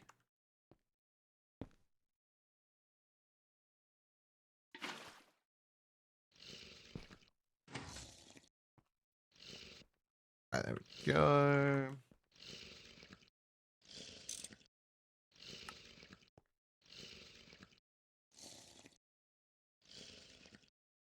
Beautiful. Okay, so that is all hooked up.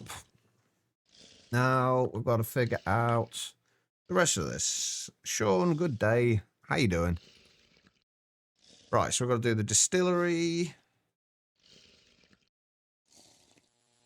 to turn the biomass into ethanol. And how do I want to set this up? We could just arguably put it there. The annoying thing is going to be that we're going to have to go from here into the dehydrator, which is going to leave a gap between, with like an MV machine between two LV machines. So, how goes the grind? It's going all right. It's not going too badly. We're just sorting out passive polyethylene at the moment. So, speaking of which, right, so from there, we just, yeah, it just has to be the fluid and we just need an empty cell in there. So all we need to do is, the only thing we're going to have to deal with is the water from here. And all we need to do with that is just put a trash can below it. Because we don't really need the water. So we just put a trash can below it. And that will deal with the water. Ethylene cell will just get pushed out into ethanol for polyethylene. The cell will get pushed out into the chemical reactor. Chemical reactor then just needs to push the empty cell back into the dehydrator. So if we do dehydrator, if we just put the dehydrator there and then we just put the chemical reactor right next to it, it should be fine. And then we can put, I almost want to put, the chemical reactor actually on top of there.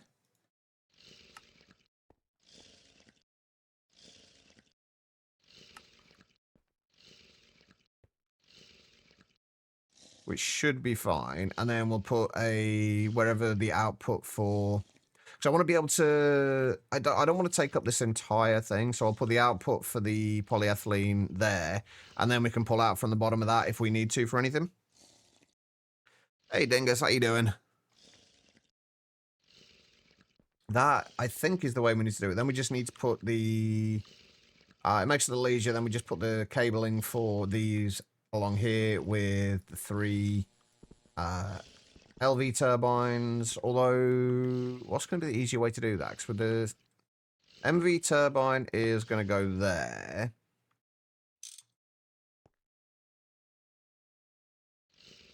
Yeah, I guess that'll work. Then we just put the 3 LV ones down here, run the steam cable up there, and then across the bottom of there.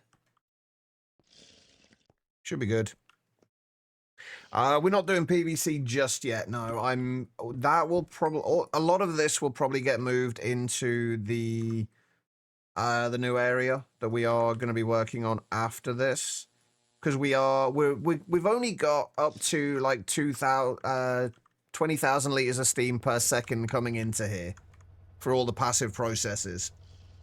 And obviously not everything is going constantly, but we need to make sure we aren't running out of power at any point. So we don't want to put too much in here. And then once we start working on diesel, which is the next thing we're working on, that is going to be our little factory. That's going to be at least a couple of floors tall.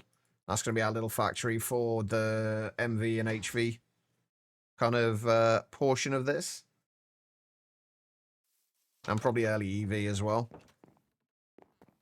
So I've got a bit of a plan. So yeah, PVC will probably be done in there when we need it. But for right now, we just need to get... I'm trying to get as much kind of passived before progressing too far as possible so that we have, like, plenty of everything. Because as things stand at the minute, we're making... we've got a lot of resources. And that's the way I like it.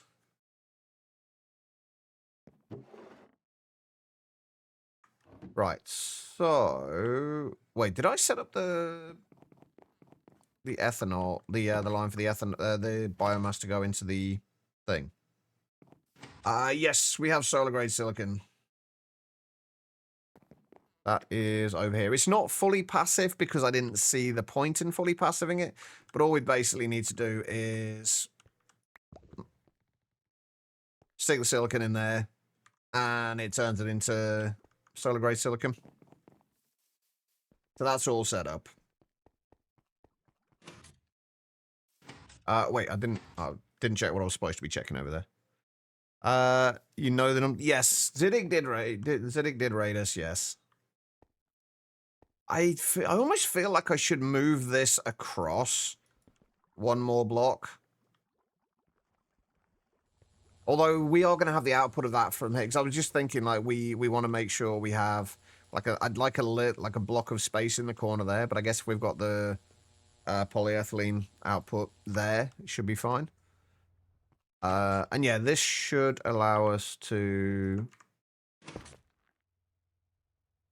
insert into there. So if we set these to extract, I don't know if these are going to cause us problems or not.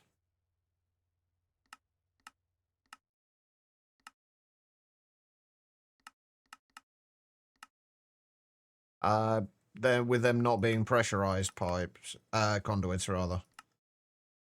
I've never been entirely sure how the pressurized conduits work. Or the non-pressurized conduits work.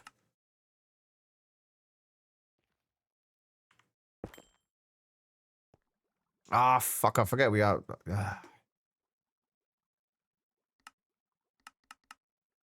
That's not how that's supposed to go. Yeah. Oh, yeah, we can't set a channel either, can we? So that's fine.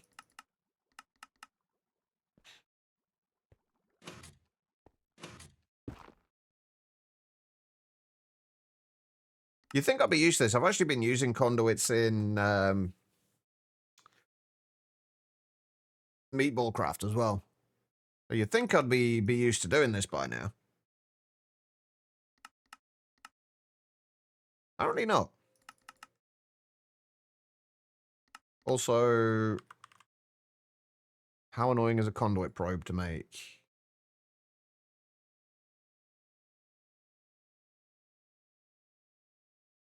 Not too bad, but honestly, given that we don't have many conduits at the moment, I'm not going to bother making it yet. We'll make it a little later, but...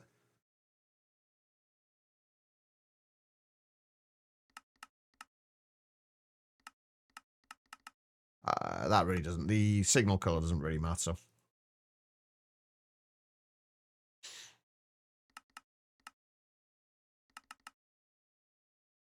Also, if I do set these up wrong, I don't feel a need to necessarily point it out straight away, because I will figure it out as soon as stuff doesn't work.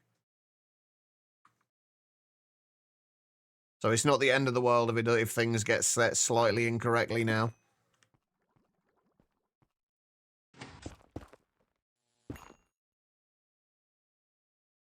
That doesn't need to insert into there.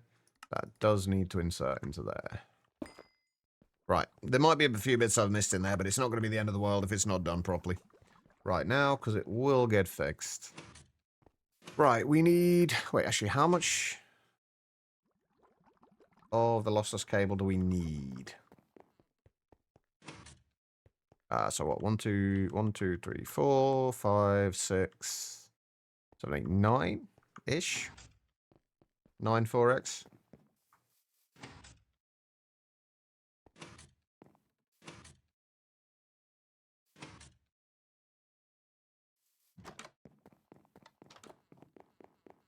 Do I have any at the moment?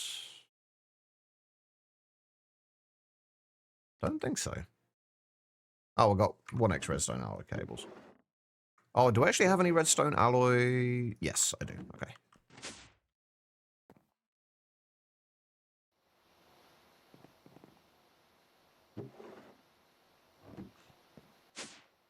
Right, let's also, while that's doing... God damn it. This is the major downside to having it look like this. It looks a little bit better than just a wall of light blue in this place. But if I'm not, like, somewhat careful about where I click, I end up doing that.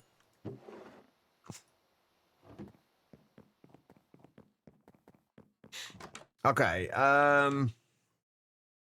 what was I going to do? Oh, right, we need to figure out how we're getting the saplings over from here. We also need to figure out what we're doing about getting the oxygen over from here over to there. But that should... Oh, actually...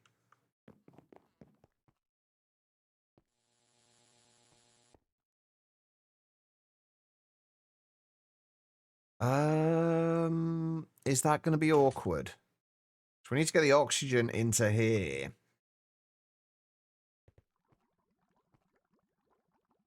What's the difference between Project Red logistics and logistic pipes? When you look at both, they're so similar.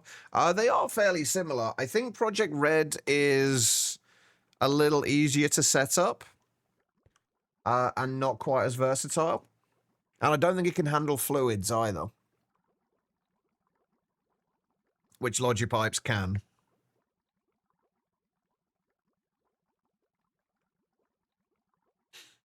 Right. So yeah, we're going to have to bring...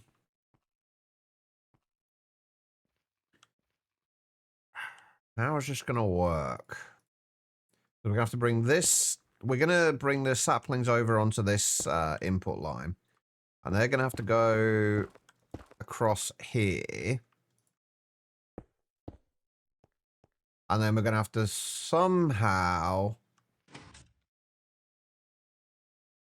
Ah, that's awkward. Because we've got to get the oxygen into here. So the best way to do that would be at the top. But if we do it at the top, it's going to mean bringing the fluid pipe down from over there, down, around, up, and then over the top of this one into there, which is kind of awkward. How am I going to do that?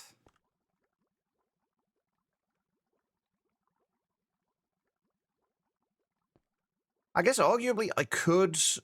I was going to say I could move the chemical reactor over here, but then that makes it awkward to get the cabling over to it for power. Will I use both or either or? I might end up using both for certain things. I did actually make a bunch of the Project Red stuff. Because I was going to do the solar grade silicon with it, then realized I didn't really need to. Only thing I can think is if I bring this across to the back, like this item line across to the back of here instead. Will that actually make anything any easier? I don't think it will it? So we bring the item line across to there. That doesn't actually make it all that much easier because I still can't get into the top of here. Every, what the shit? Phrygian gifted a tier 1 sub to numeral_angel. Effrey with the gifted sub. Thank you so much, Effrey. How are you doing? That is not the way we need to say hello here, by the way. You know this. How you doing, Effrey? Oh, this is awkward.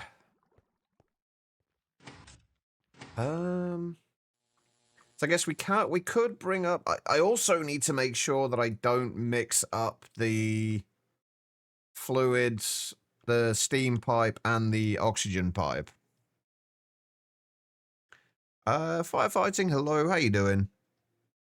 No, we're not using cells for oxygen, we're using just oxygen. Since the dehydrator will give us ethylene cells, We're just feeding the ethylene cell directly into the chemical reactor, along with oxygen. And then we just feed the empty cell back in again.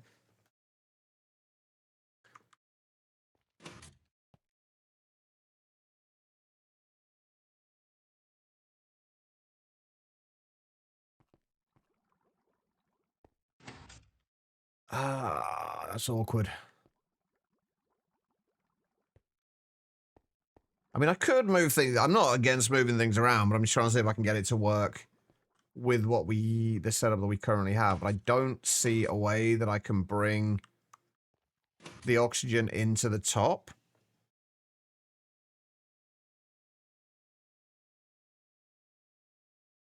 And still get the saplings out to here. I guess we don't need to see the saplings. So we could put that towards the back over here, but I don't know if that would actually make a difference or not.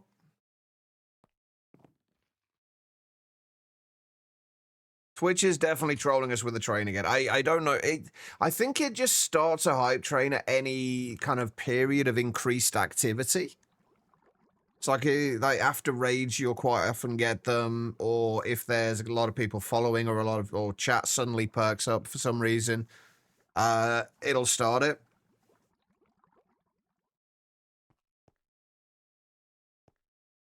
The annoying thing here is that this, like, we don't need to connect anything on this side, but we still need to have the conduits there, obviously.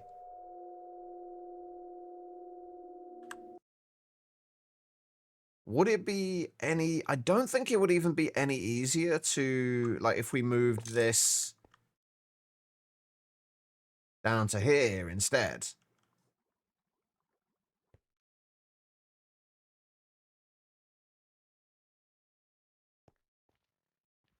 I don't even think that would be any easier, because we've still got to get the power from over here over to here.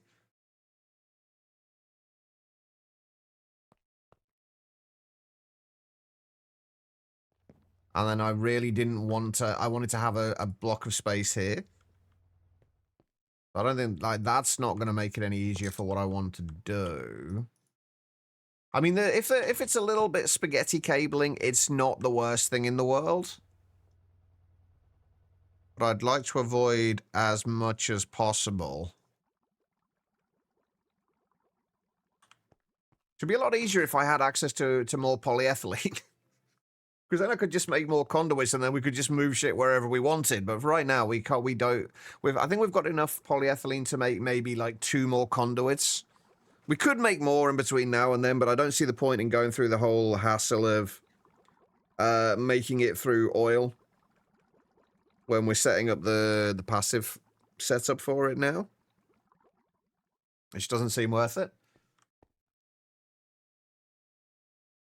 Like, am I ever going to be actually taking the polyethylene automatically from here?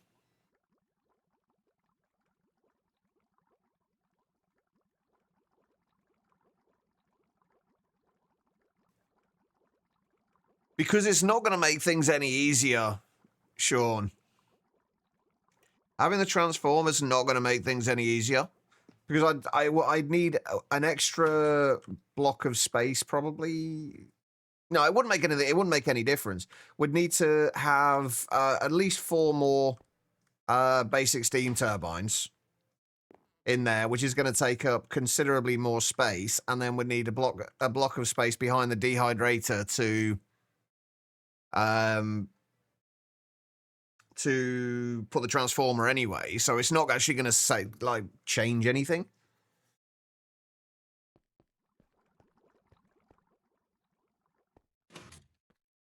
It would just mean we have to have more LV turbines. What? Hang on, what is the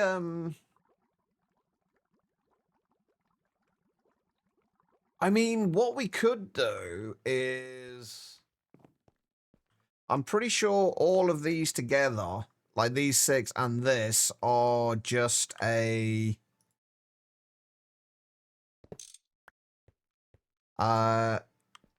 would just be 2 of the LV turbines, and then we could just put another one directly on the chemical reactor, but that still doesn't change anything. It will do, but we don't need to worry massively about it yet, because we can still just do it the old way. And given that this part of the base is only really going to be seeing us through up until like HV, early EV maybe, I don't think we need to worry too much about moving it around from here. I'm not worried about having to move it around to places automatically, because we probably don't need to do that, but I would like to have the option.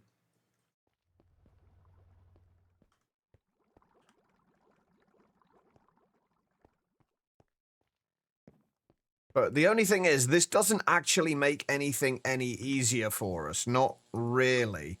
Because the problem still arises that we still need to put this directly next to this. And if we put it there, that means we don't have the block of space there to put the... Because this is all going to be covered over. We can't use the space underneath here.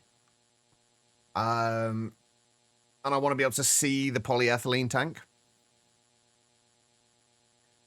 And if we put the polyethylene tank to the side, it's not gonna leave this block of space here. If we put it above, I can't run pipes from it easily. Although, no, I wouldn't be able to run pipes from it easily, because we'd have to take it out from the side of there and then across and then down, and then it would be awkward. I mean, it would work, I guess. Potentially. So if we had, for example, the polyethylene tank on there, we could bring the oxygen into the side of there, have the other LV turbine there,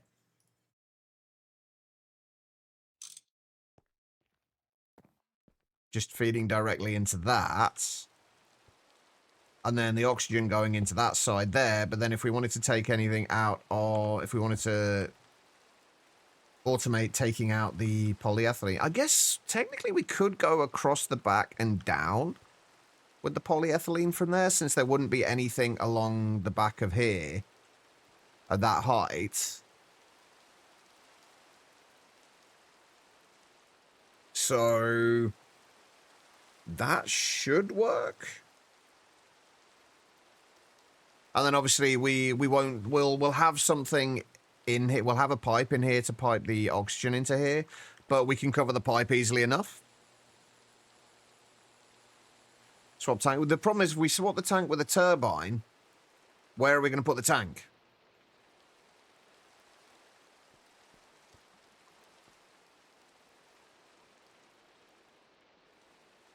So if we put the turbine there, like, I want to be able to see the tank.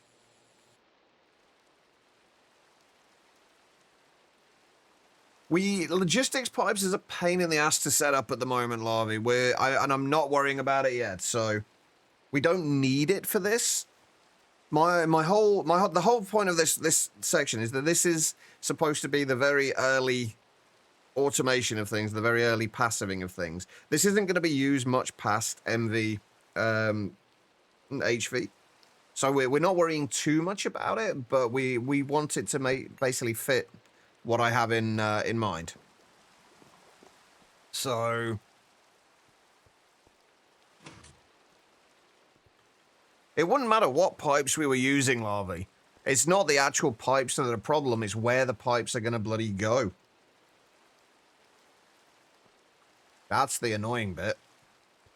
But I think this should work. And then if we were to use, because I am still considering whether I want to set up any kind of crafting automation with logistics pipes or not. You yellow bastard! There we go, and you might be able to pop in. You were busy for the majority of the stream. That's no worries, quiet. Go. Do what you need to do. Is this forever home? No. This is the way I'm doing this, I'm kind of splitting things kind of into phases because as we've talked about already, there is a story behind all of this. We're trying to make actual lore and a story behind things, so we need to try and make sure things fit into that as well. But this is basically this was the early days of when they first kind of found themselves here and they started to build up some kind of infrastructure, and then as we progress, we will expand out from these. We'll expand out from these areas. This is probably going to be the largest actual functional building in this area. And this base is probably going to see us up until we get access to applied energistics. And then the various different kind of factions of this world are going to start branching out into their own areas. So we're not worrying about like how this is going to run and how things are going to look here long term. It's more about getting what was needed for now, basically.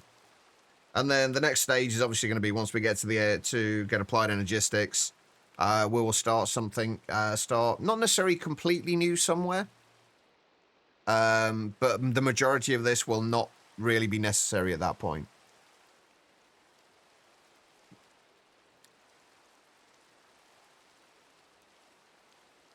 Hey, Bobo, how you doing? Right, so the next thing I've got to figure out then is how we are getting... what's through here? Yeah, how we need to connect this up to that input line. That's the next thing I need to figure out. So that needs to come down from here. And what I'll probably do is bring it down across there, across here, and then down. If we go down that corner.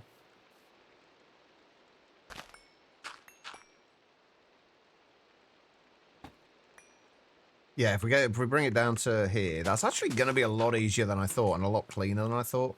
So we'll just bring it around the edge of here. We actually don't even need, strictly speaking, to have this here. We can just bring it down across here and then down and into there.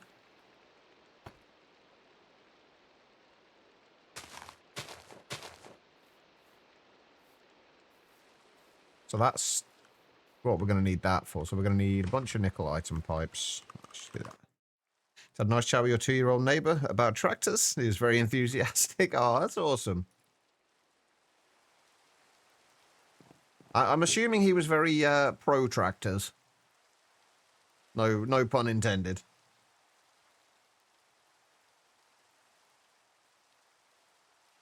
What do I need? I need you. And I need you. Of course, of course. I mean, how could he not be?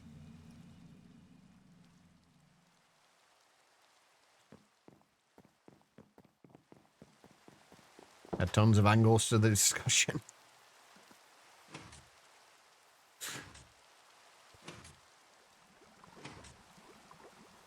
Would that be classed as a maths-based pun?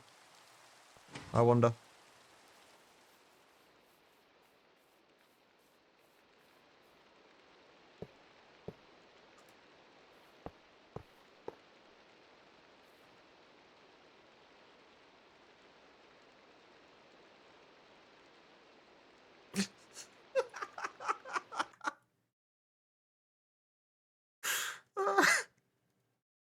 I don't think these bots can kind of count or read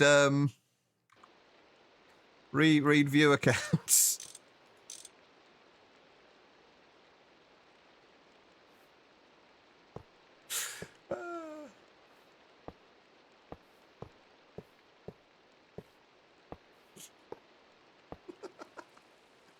We're sitting here with, wait, how many people have we got in at the moment? I don't normally like checking this. 86 people. Tired of streaming to no one? No.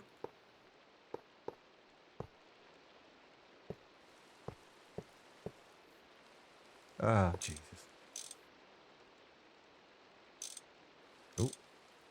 Right, so hook that up to there. So that is hooked up to where it needs to be hooked up to.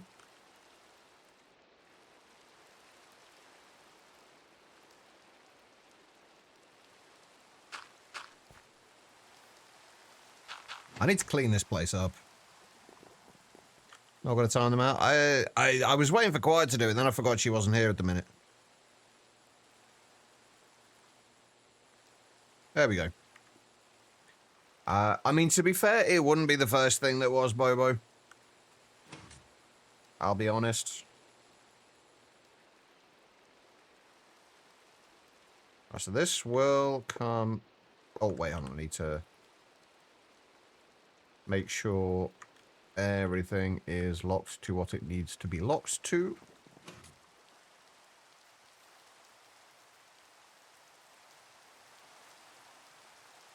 Are you locked as well? Oh, I don't think you're locked, actually. You are not locked. Wait. No, you're not. There you go.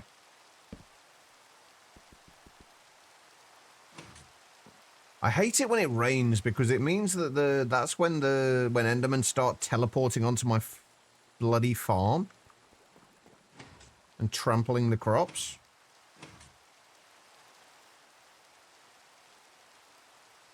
Blue, how you doing?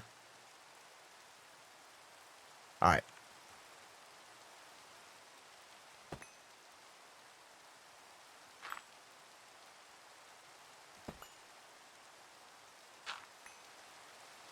Wait, do I need to... Is it that one I need to remove? Yeah.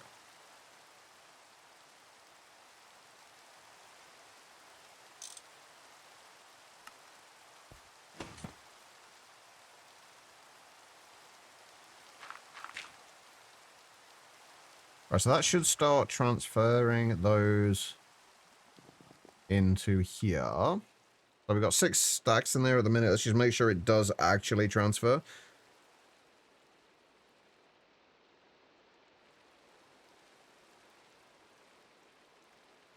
So if that goes up to 7 stacks in a minute, we should be fine. I'm just hoping that we do actually make enough of this saplings to keep up with this. We should do, I think.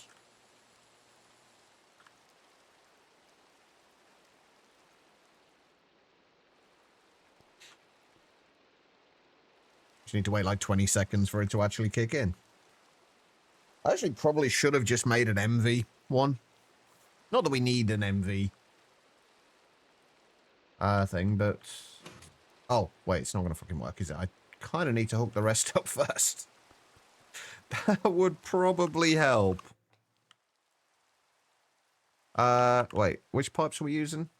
I'm just using the regular nickel pipes, aren't I? So we just need, what, 3 ingots?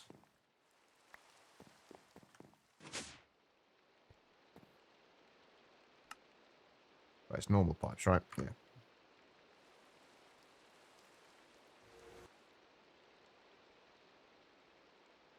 I'm going to need a bunch more... How much oxygen are we going to need to transfer? Is the next question. Oh, we shouldn't need much in the way of pipes for the oxygen, honestly. Where am I looking? So we just need... Bear in mind, this is only going to be running every 133 seconds. So 7 buckets every 133 seconds. So we could pretty much just use any pipe for this. I think we should have enough of the small Potan pipes, though.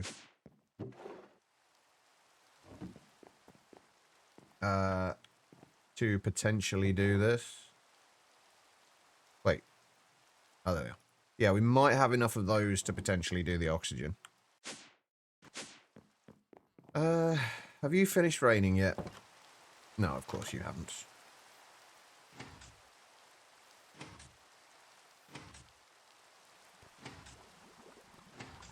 Gotta love how well the glider works in the rain.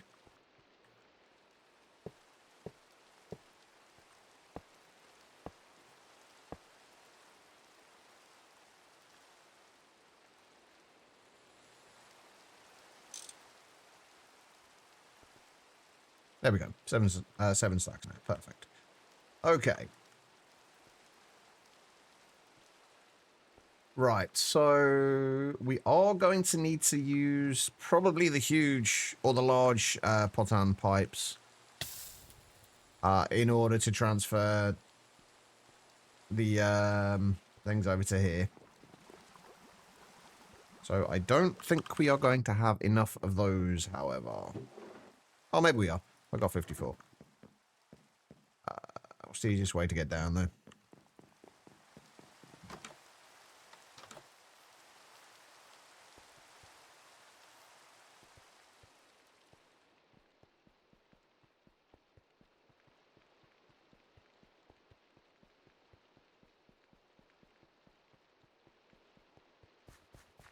Alright, so...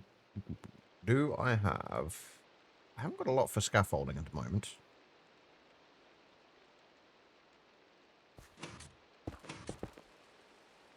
Hopefully that is enough, though.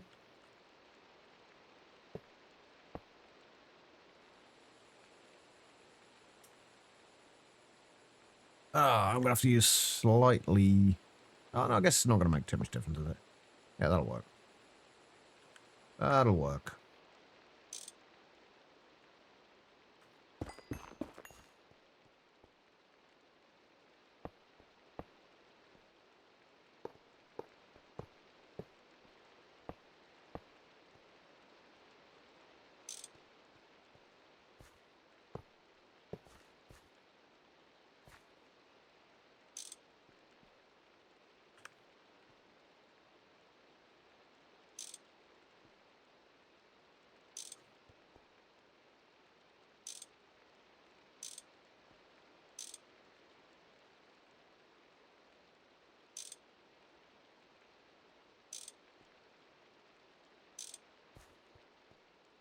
Okay. So the next thing is... Where are we bringing... I think I've set up so we can bring the oxygen down here. And then we'll bring it down and across. And then I'm not sure where it needs to go up yet, but we'll figure it out.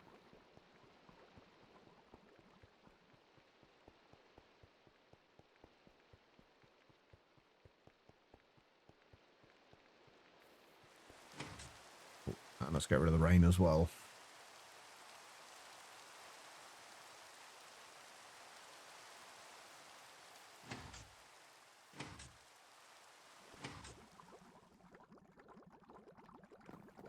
Yeah, so oxygen comes out from there.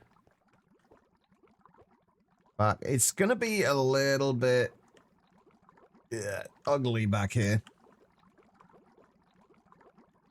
But we should be okay, I think. Oh, I just realized I don't even need a pump on this, do I? Because we can just auto output from the super tanks.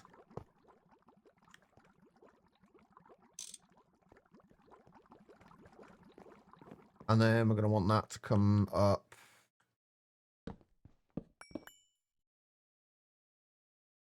Oh, that's awkward.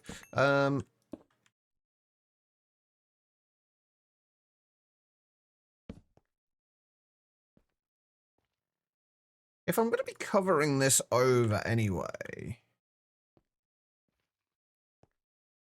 could I just bring it up from there? Probably not. I guess the way we'd have to do it would be...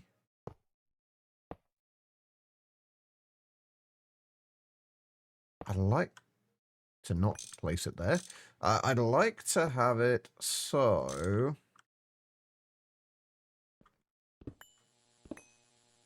I can probably just do that. I just need to make sure we don't connect it to that, because that would be awkward.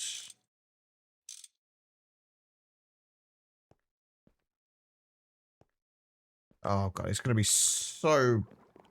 There's so much spaghetti cabling down here.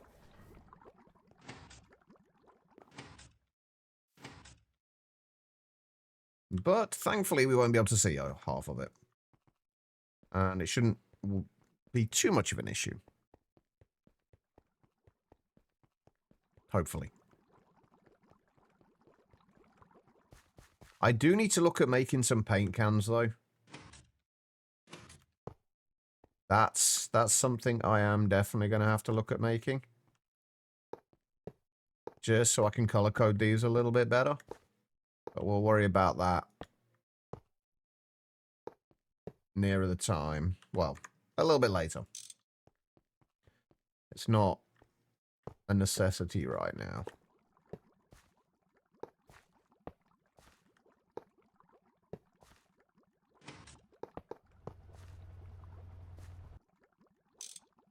Right, so that should go up like that. I still haven't decided whether I want to do a full super tank for this. Or whether I just want to use a smaller tank for it. I know we're obviously going to need a lot of polyethylene later. But with a super tank, this means that this is going pretty much constantly for a long time, which we don't necessarily want. Because I don't know if we've got the power for it.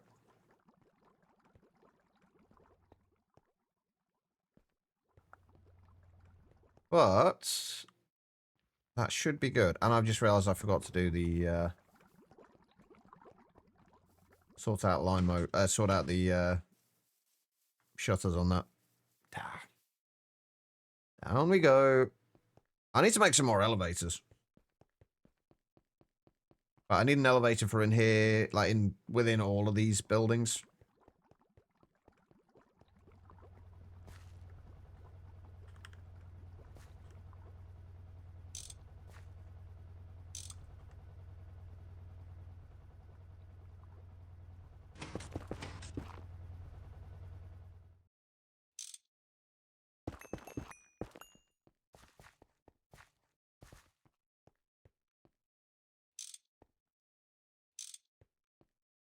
Right, I think that should be good. And this will start the silicon going as well. The only thing is, with this, I might need to end up putting... So I've not put a void upgrade on the silicon dioxide. Or the raw silicon, rather. I might end up having to put a void upgrade on the raw silicon just so we can keep the oxygen going. Which I didn't want to do, because I don't like voiding things. But what I'll probably end up doing is putting a few storage upgrades in here first.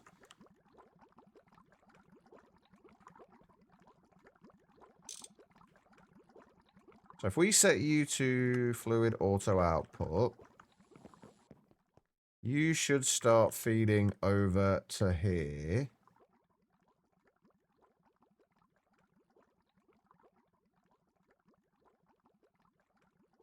There we go. Right, so that's the oxygen. You are up to 31 stacks of saplings. Let's not do that yet. Let's go and grab the loss. Actually, how many loss of the redstone alloy cables do we need? No, you have to make... I don't know exactly how the paint cans work. I've never actually properly used them. Oh, also, we need to bring that over to there as well. I've never actually properly used them.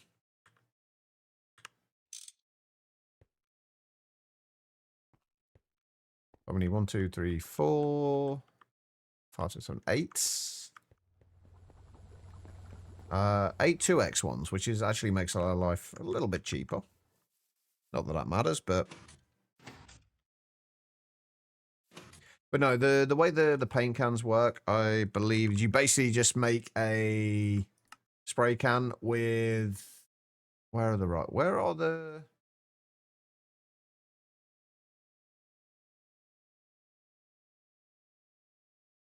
Are they just called spray cans? Yeah, spray cans. Basically, you use a spray can and you... to make them... I'm assuming we have to use a canner. Yeah, just basically chemical dye, empty spray can, and then it turns it into spray can of that given color.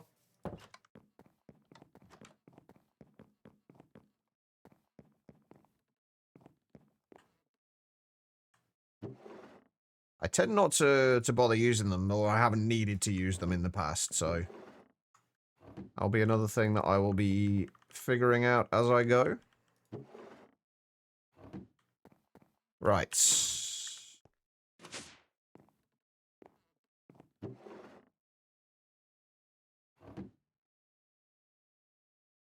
a few extras just in case I need them.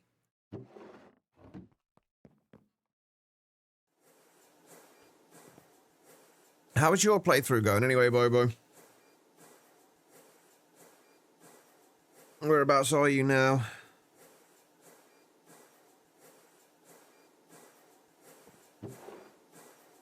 Slow but steady? That is the best way to do it, I think.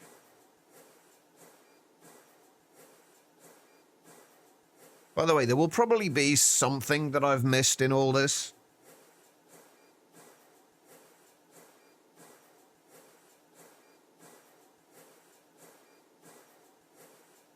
Almost certainly.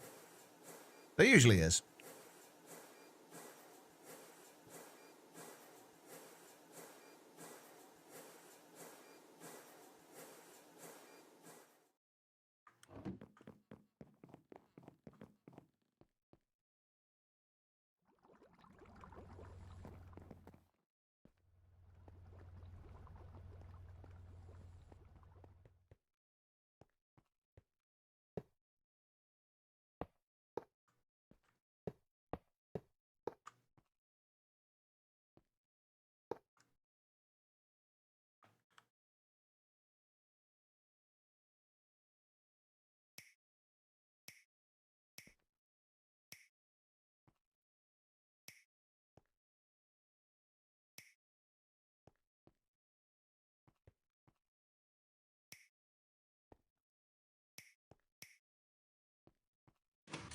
Right, you should all have power now. Not that we can tell, because there's no indication of power buffers on there. You've got a decent-ish steam setup with some solar boilers and a buffer, so you can run a few machines as much as you want right now. You've got sticker read and blaze read and a bunch of other random IC2 crops. Nice. I am thinking about setting up a third farm. Probably off that way, moving the water towers over to there and having a third farm over there. Just because I really want to get salt root planted, and I can't plant it in either of these two farms because they're both hydrated. And salt root tends to die when it's hydrated, so that's kind of annoying. All right, so as far as biomass goes, biomass in the distillery, we need circuit 1. And then, what do we need to put in the distillery? That takes the ethanol. The ethanol gets fed into the dehydrator. Oh, I still need a fluid trash can, don't I? And I'm going to put a few empty cells in there.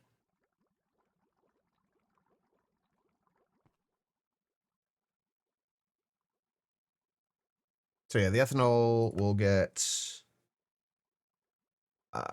where is... Yeah, ethanol will just get piped into the... pumped into the dehydrator.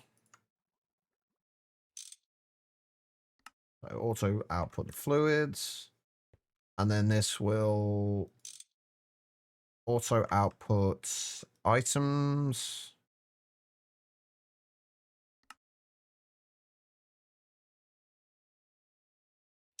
And that will auto output items on that side.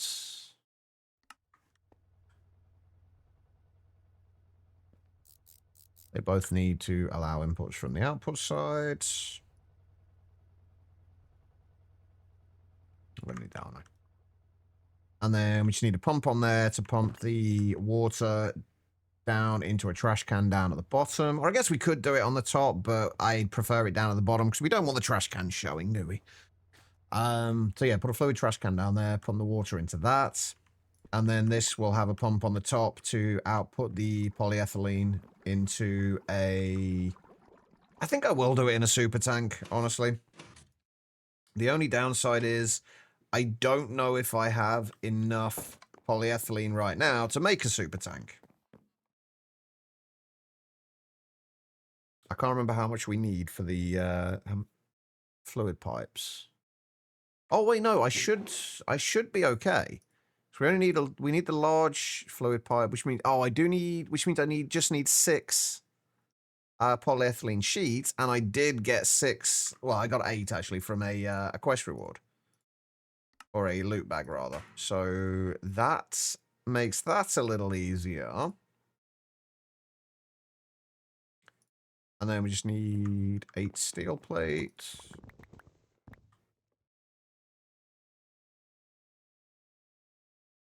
Two aluminium plates, an MV pump.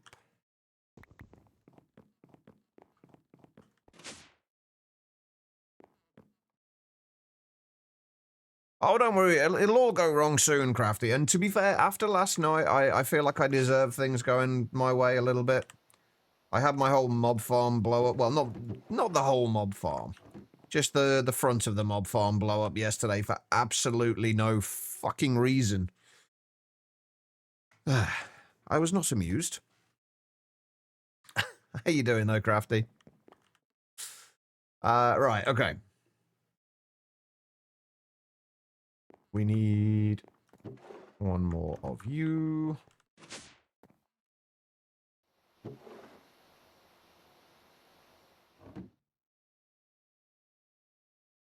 No, it wasn't on stream. I'm not streaming GTNH all that often now. So that was off stream when I was trying to get stuff, make sure I had stuff ready for the stream today. And after a weekend or a few days at least of feeling like absolute garbage, that was not what I wanted. To walk into my mob farm and just be confronted with mobs kind of just pouring out of it.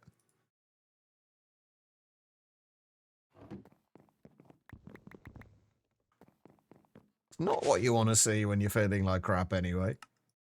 But it's an easy fix at least. Like everything I needed to do to fix it was cheap. The only mildly and expensive and mildly annoying things were the conveyor filter covers. Which is the reason why we don't have a huge amount of polyethylene today, by the way. Because those filter covers cost polyethylene. And I had to replace 2 of them.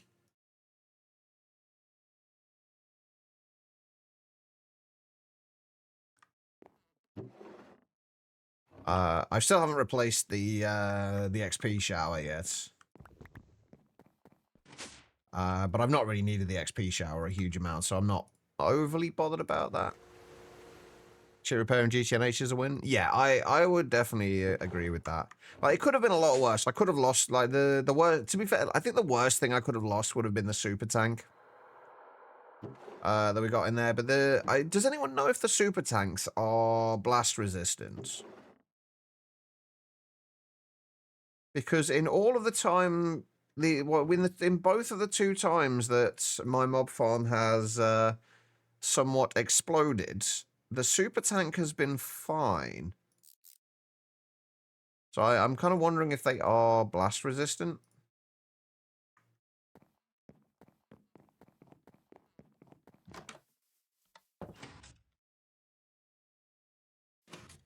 Right, we'll start this going, which... Oh, I need the pump still, don't I? And the trash can. Oops.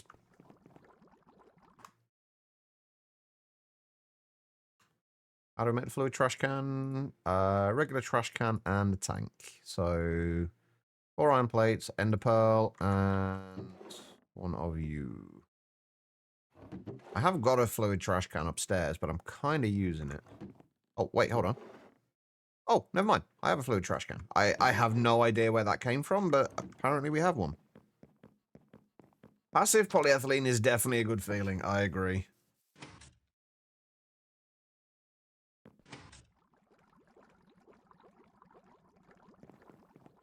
I still didn't pick up the pumps either, did I?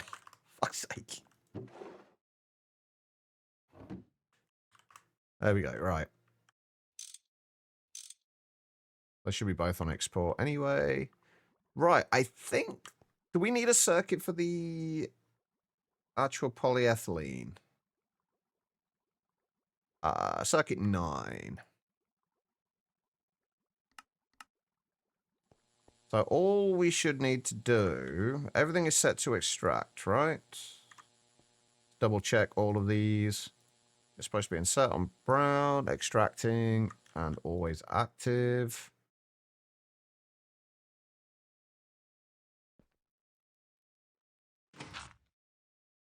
Haven't seen the base in a couple of streams. To be fair, I'm not really streaming GTNH much anymore. I kind of got fed up with people telling me how to do things, and it just became less enjoyable. So I'm doing kind of like one recap thing a week. But it's been about a week and a half since I did it, so there's been a little bit of stuff going on.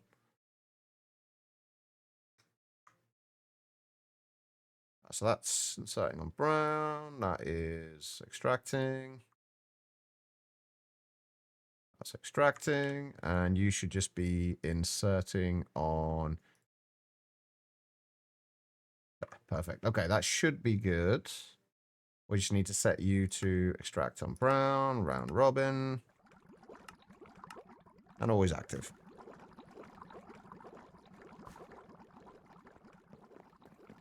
Well, generally, at this stage at least, I know what I'm doing anyway, and I know the way I want to do things. God, am I going to have to time you out, Picticon? I really didn't want to use the gizmo. The gadget is so much better. Much better letters in it. There's no random Zs in there or anything like that. It's far better. Alright, so... It's going to take a little while. It's going to take a while. It's going to take a minute and... 1 minute 33 seconds. Or 133 seconds, rather. Not 1 minute 33. Oh, there's the thing. I could use the thingamabob as well? God damn it. The dehydrator didn't need a circuit, did it? No. Okay, cool. Right, so hopefully this should all work. We're just going to have to wait 133.33 seconds to get enough ethanol. But with this, we should be getting like 1.5 buckets of polyethylene every 1 minute, 133 seconds. Oh, see now there's gizmos, gadgets, thingamabobs, and doohickeys as well. This mod's so complicated.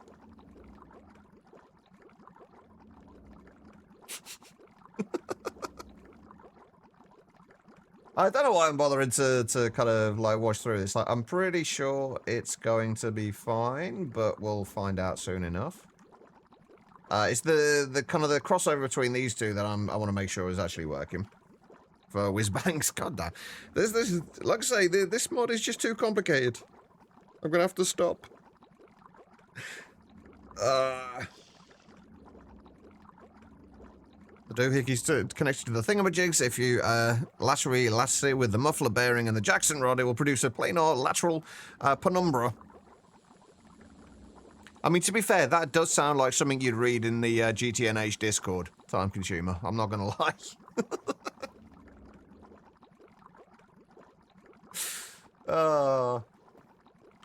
I do want to... I'm not... The one thing I'm not sure about is whether we're going to be making enough saplings. I imagine we will.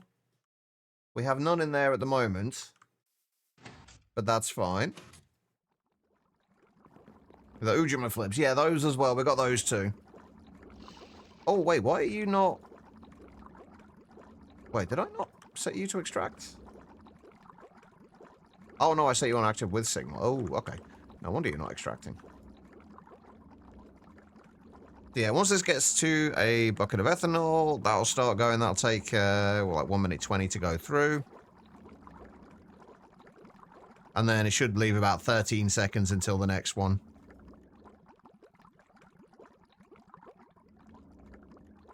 Why does this go from the top to the bottom?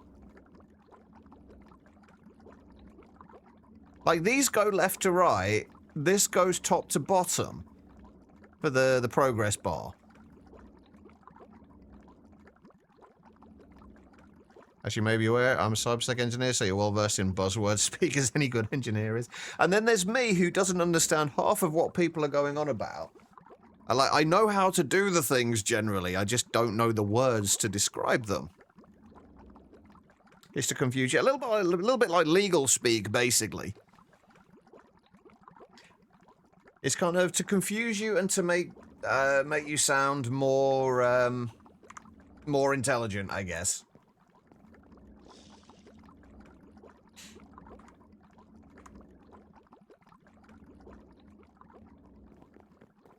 How are you doing now? You're back up to 4,000 buckets of copper again. Copper. Oxygen. You're still doing your thing.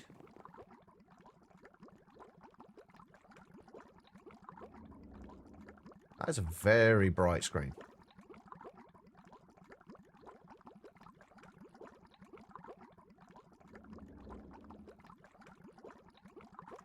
How much longer we got? 20 seconds or so. You're fluent in everything that sounds dirty. I 100% believe that. Have I tried to reverse the polarity of the neutron flow yet? I mean, I tried it, but then it just kind of reversed itself again. You know, it does this. No one knows why. It just happens. Alright, so that's got pushed through into there.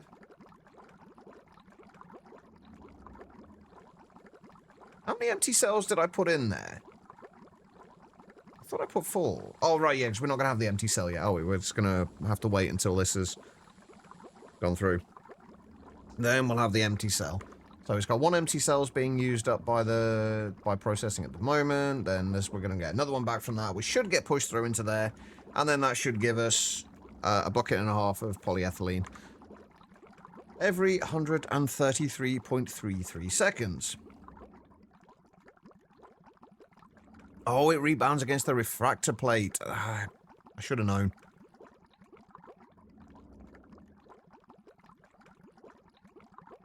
But I'm going to have to keep an eye on this, make sure we actually have enough saplings. But even if we don't, honestly, we're... There we go. Passive polyethylene. Beautiful. As soon as we can replace the pipes in this for ender fluid conduits, we'll probably do that, and then we can just shift this around a little bit. But now that can get covered over, and it will be fantastic. That's almost got another one. I want to see if it is like 13 seconds between these. Because by the time when that finishes, it should be 13 seconds before the next one. If my maths was correct. I'm just kind of curious now whether it was.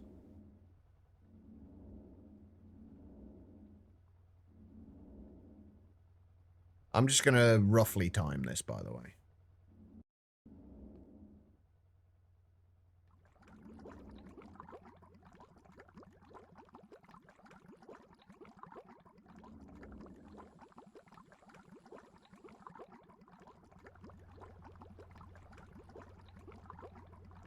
Little over at this point, but not by much. There we go. Yeah, it's a little over 13 seconds extra, but that should be fine. There we go. We have passive polyethylene. Nice. Right, I need to go and take a short break. So let's go and do that. Actually, before we do that, I'm going to go and quickly check on my clay bees. See if they have actually stabilized themselves.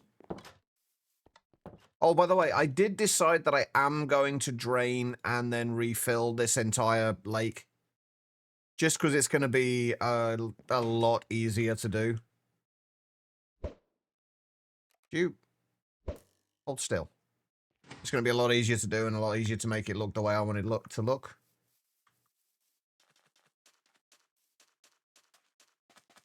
I also need to start working on the alveoles as well.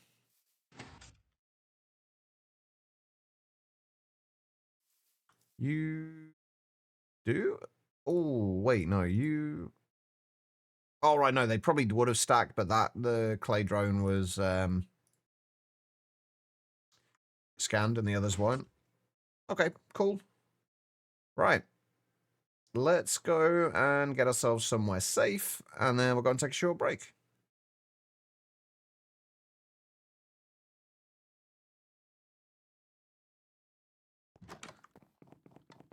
All right, you go in there. I don't know what I'm going to do with the mud balls. I actually have absolutely no use for the mud balls, or the clay, actually, at this point.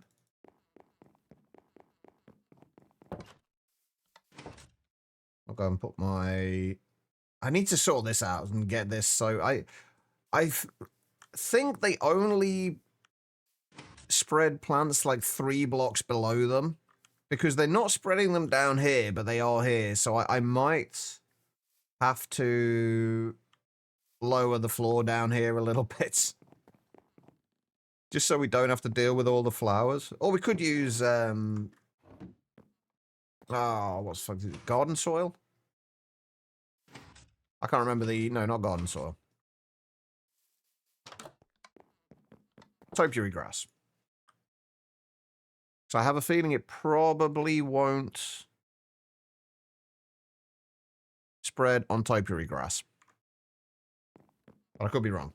Anyway, I'm going to go and stand in a corner. Or, no, I'll just stand over here. I'll be fine. Right, I'm going to go and stand here, looking slightly down at the floor so we don't look at any Endermen.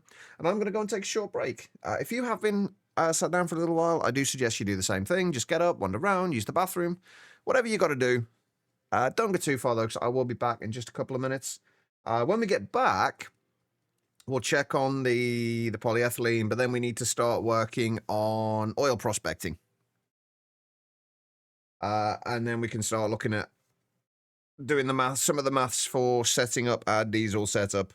Anyway, I will be back in just a moment. I am going to run some ads during the break. I will only ever run these during the break, though, so you shouldn't miss anything. But I will be right back.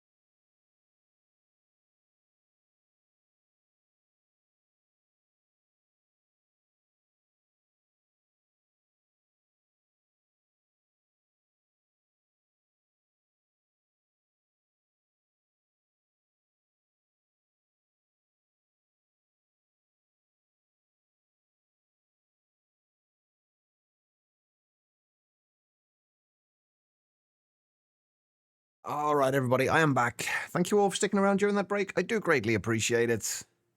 No one told you there'd be maths. I mean, it's only me doing the maths. You don't need to do it. You'll be fine. I'm sure. Thank you for the welcome backs. Let's go and see if anything's exploded or broken on us.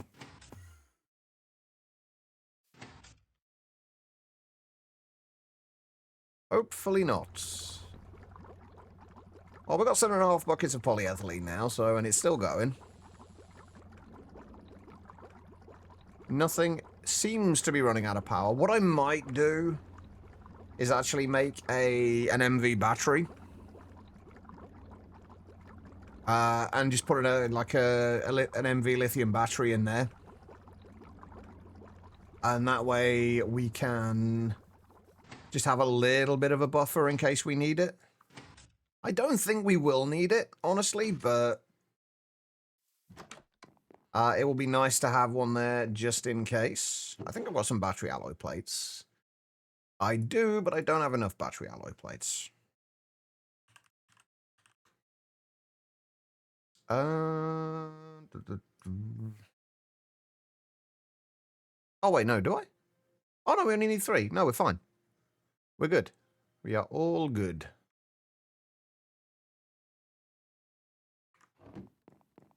Oh, I need copper. Wait, do I need 2 copper cables for it? I want to say I need 2. I do. Okay.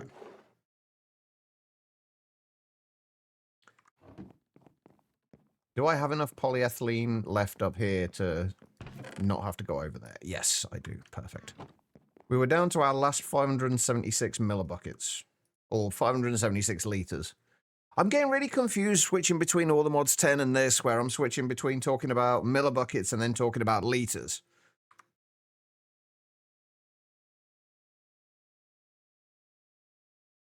I keep confusing myself with it.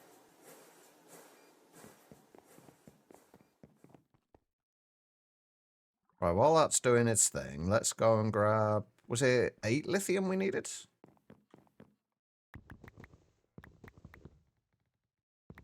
So now there's some packs, 1 litre and there's a bucket, and then you have milliliters. Yeah. It doesn't make much sense. I think there was a poll in the GTNH Discord for whether people wanted to keep it as litres or whether they wanted it to be switched to millibuckets, and I think it voted towards millibuckets, but I don't know if that's actually happening or not.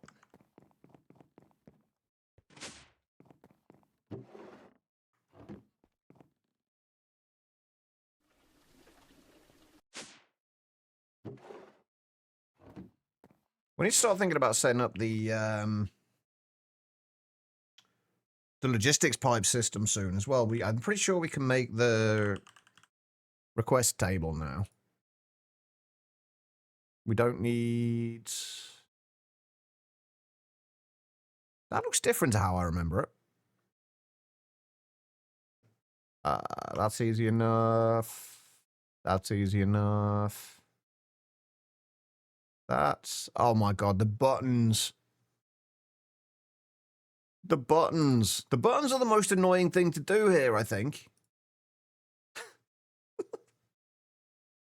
Like, so many steps just to make buttons. And we need 104 of them. And then request logistics pipes are fine. Copper chests. Yeah, everything's fine there. Exactly. It's annoying to make the buttons, and that's about it. It's still weird that... Oh yeah, I forgot I was doing that.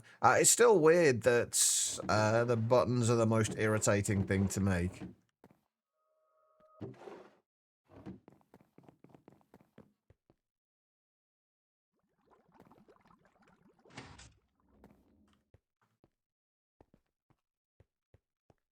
Yeah, we're going to put you into there. No, not into there. Into there. There we go, thank you. Just to make sure.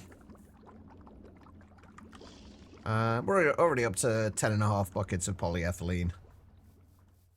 Beautiful. Right, let's go and do some prospecting, I guess.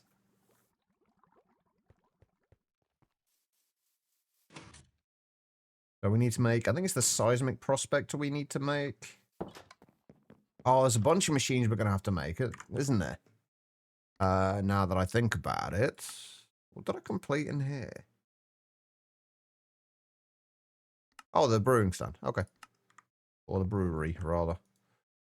And we get a Damascus steel wrench. Fantastic. That'll go in a chest. Hopefully never to be used. Not at MV, no, Stu.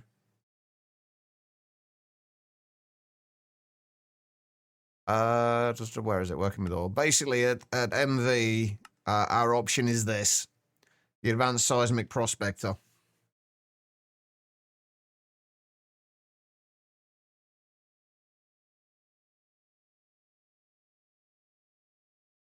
Later on, I can't remember if it's HV.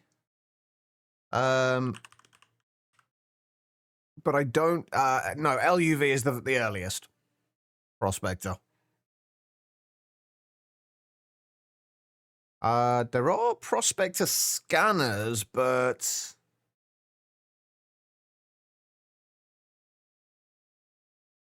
actually, I hadn't looked at those.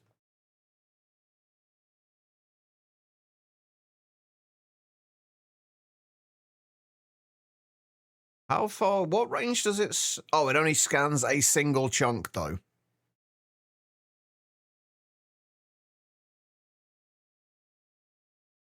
It will only at LV at least it'll and even at MV it'll only scan 3x3 chunks. The seismic prospector does a considerably larger area. 80x80. So, oh no, it is. Oh no, yeah. Oil prospecting area, 3x3 oil fields, and each oil field is 8x8 chunks. So 24x24 chunks. So this is the way we're gonna do it. Right, we can get rid of all of that. What was that little red chunk thing that I had there? I don't know. Anyway, we need to make these. So we do need the sensors. We need brass rods. I do need Certus quartz. Do I have Certus quartz? I do have Certus quartz. Perfect. And we need.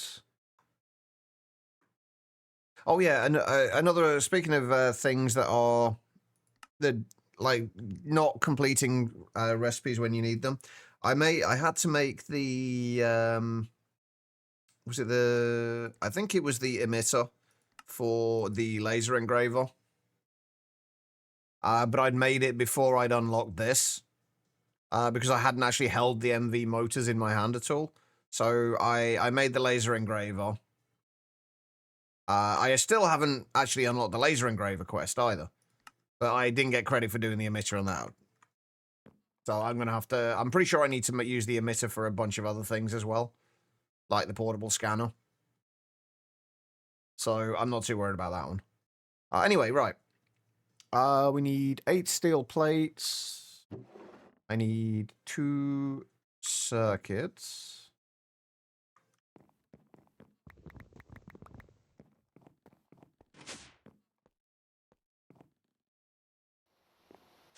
And then we also need double steel plates as well, I think, for the seismic prospector. Yeah, we need 3 double steel plates, so another 6.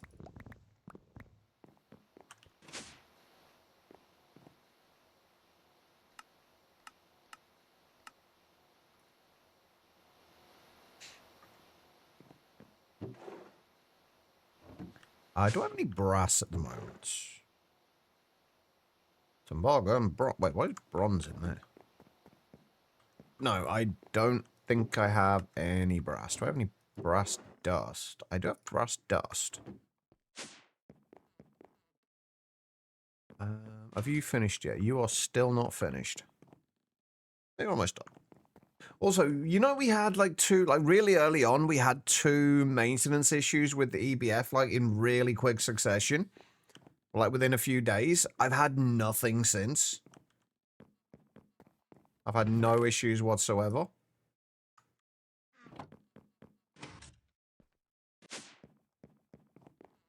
So I don't know what happened there, but I'm not going to question it or complain.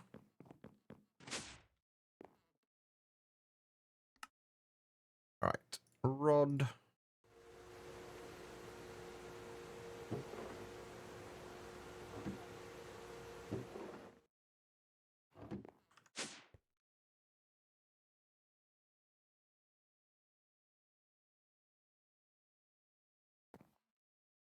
I'm assuming I had the sensors at some point already.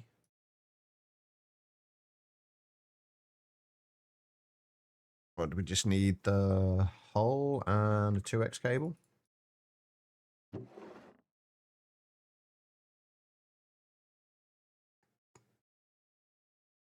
I have any 2X cables? I do.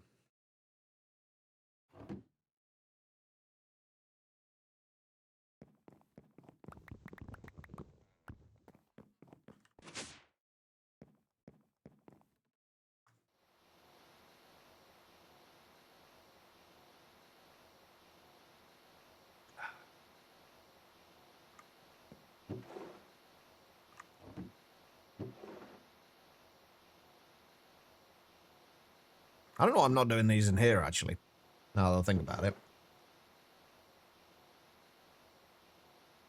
My brain just goes to, that's used for dense and double plates.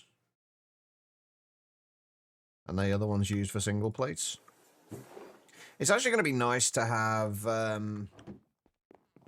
be able to have more benders set up. Why do I have an electric motor in there?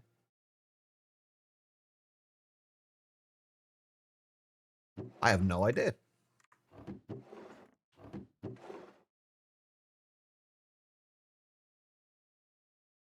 I'm slowly running out of wrought iron plates, though.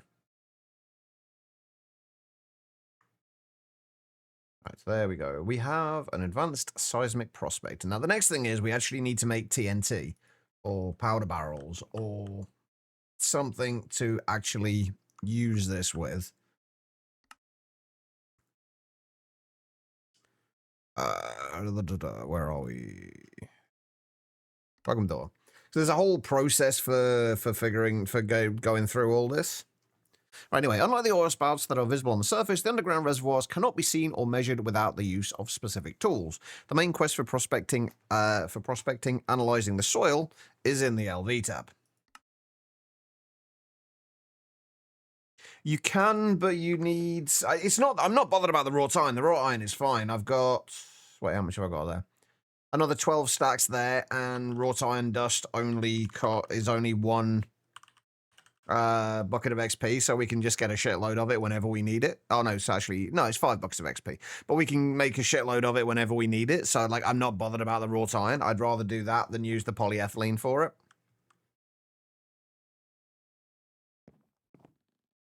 Anyway, right, we need either. Wait, how do you make the powder barrels? I think this is what I made before. Yeah, the powder barrels are the easiest way to do it. We only need 2 powder barrels. 2 powder barrels, 4 glycerol trinitrate, 16 TNT, or 8 industrial TNT. So yeah, the powder barrels are easy. They're just 5 gunpowder, string, wood planks. That should be easy. So if we just make a few of those, let's do like 8 for now. I don't think we're going to need too many, honestly. I feel like a nuke would be a little overkill, maybe.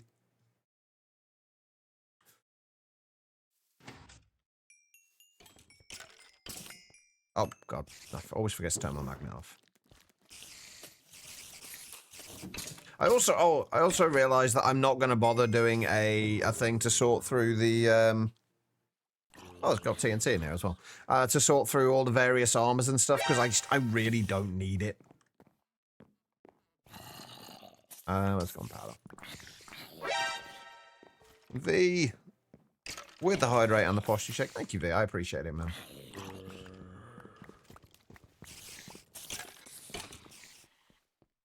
But hopefully, now that I have disabled mob griefing, I shouldn't have to worry about my my mob farm exploding anymore.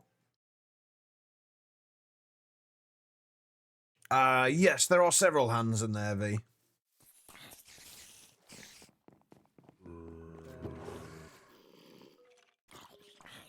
We did have more, and then I trashed them all.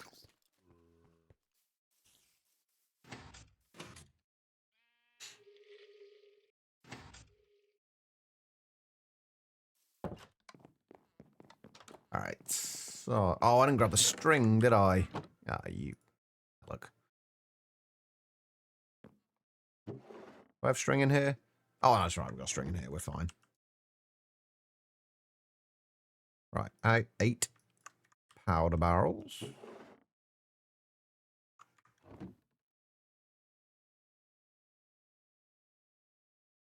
Little bit more arsenic. So we have got... Oh, we've got like 3.5 stacks of arsenic now, and what? 6 and a bit of gallium. So we should be fine for those now.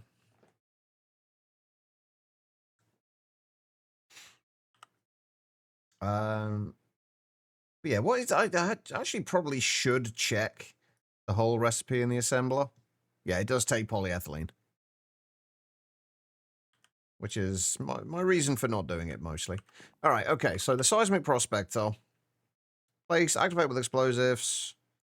Use data stick, scan data stick, print data stick, bind pages into book. Yeah, there's a whole process.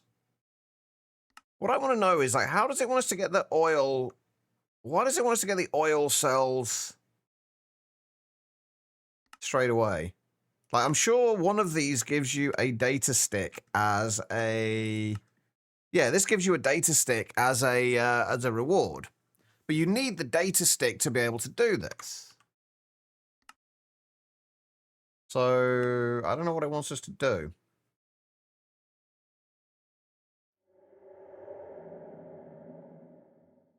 Wait, where is...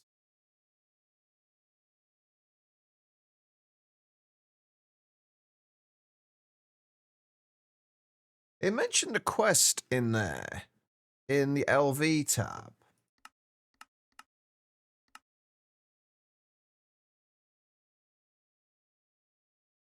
The main quest for prospecting, analyzing the soil, is in the LV tab.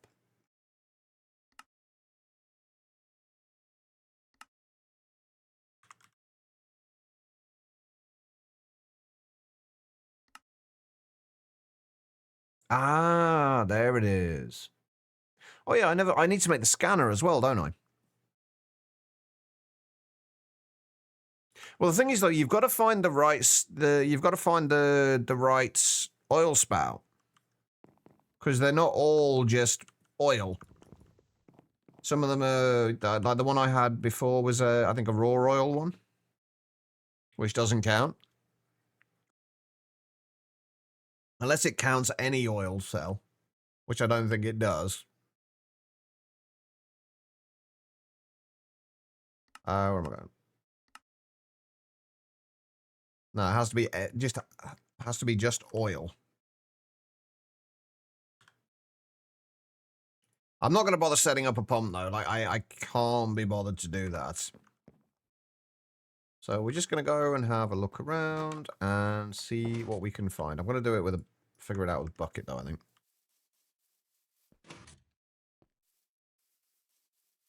Naughty you and Kath, Asia Express 2 days in a row. Wait, is that? I'm assuming that's like a takeout kind of place. Right. Do we have any other oil spouts anywhere near here that we can check? Oh, there's one there, but that one I know is not what we need. Was there any back by... I feel like there was some back by the old base. But I'm not sure.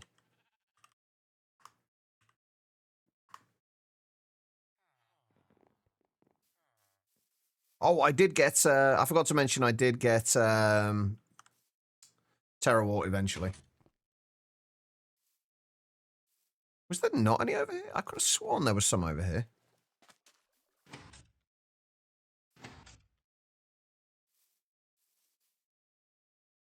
I guess not. I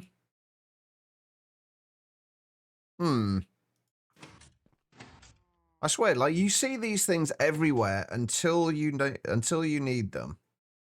And then you forget where they all are. Hopefully we never actually have to use the pump. I do have a pump. I just don't want to make a semi-fluid cell to a semi-fluid generator to power it.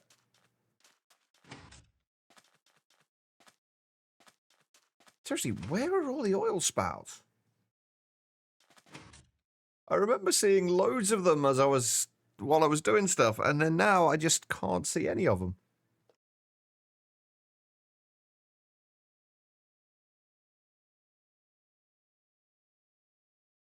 It's a Swedish Express Asian food place. They have noodles, rice, and veggies, and then a bunch of courses to choose from. So you take a carbohydrate source and 2 courses to make your box. That sounds really nice, actually. Hey, we got another King Slime down there. That sounds really nice. I almost after the stream on Sunday, when I ended the stream early. I was gonna order food. I almost actually ordered food.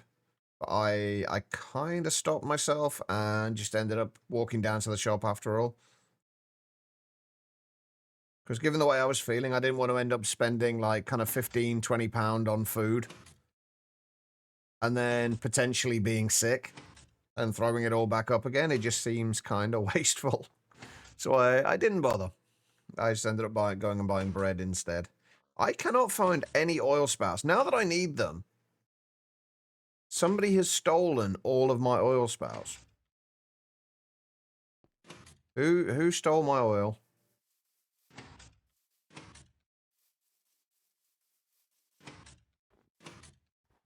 Let's not go over there.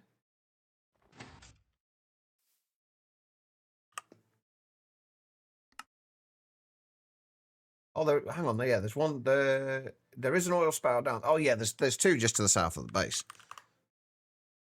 If I'd have just looked over that way.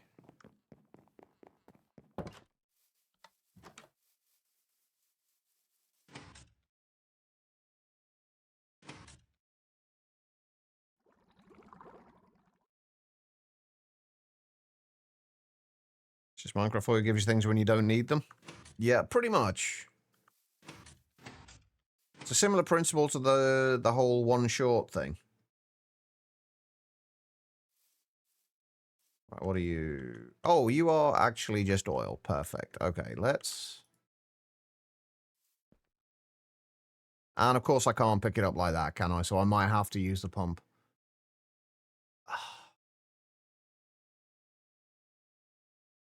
We should be able to do this though, right? No? I can only pick up water directly with the cells, not oil. Oh, wait, no, I can.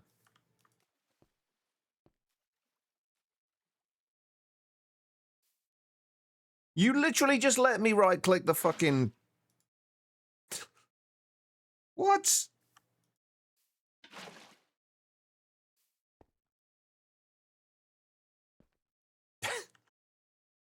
Wait, right, it'll let me do it if it's just a single source block, but not if there's more than one source block there. What the fuck?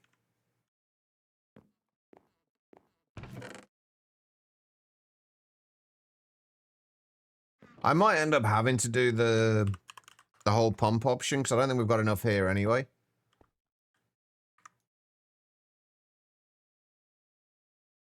At least not that we can easily get to. I was hoping it would be a... Oh, and we also can't do that, can we? Wait.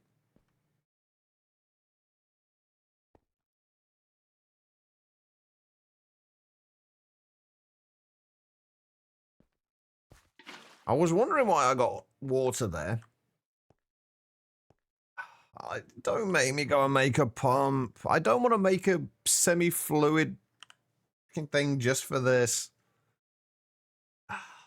I hate making things just for like a single use. It's so frustrating. And I don't think a battery would last long enough to get enough. Oh, well, we'll try it. I've got a sodium battery. That's not going to help a huge amount. But let's see how long a sodium battery lasts. That's not going to charge in there, is it? Let's see how long a sodium battery lasts. I'm going to go with not very long. As long as it lasts long enough to get us 32 buckets.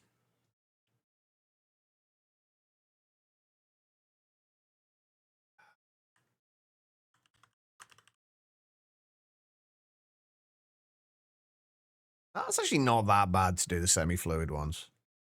If we've got enough Tumbaga, that is.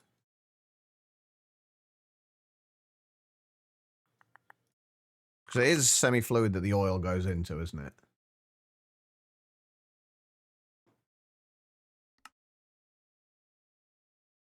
It's not that oil.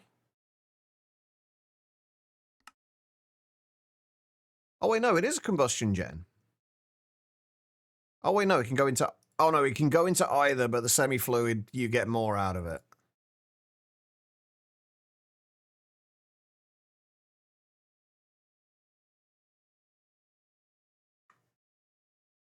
I guess we should do it.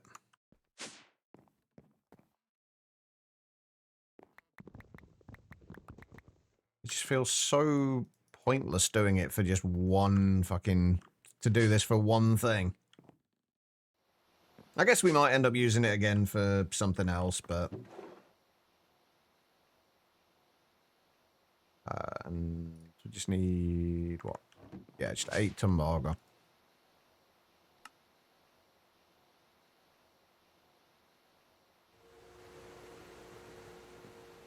How are you doing anyway, Vian? How is, MC Eternal 2 going?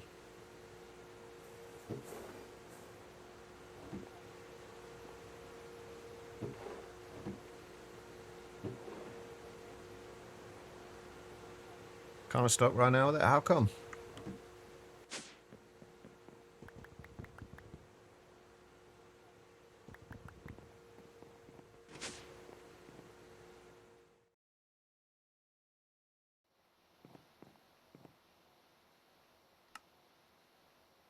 All right, we need some steel rods.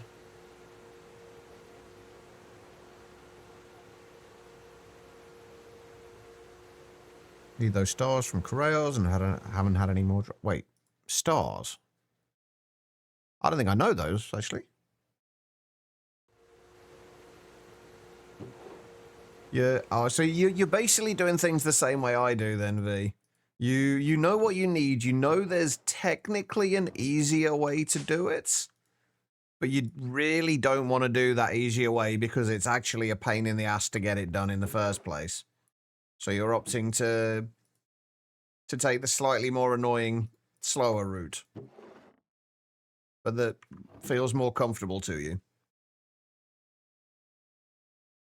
Soulstar from Masses, Bosses of... Oh, I've never played with I've heard of that mod, but I've never played with it at all.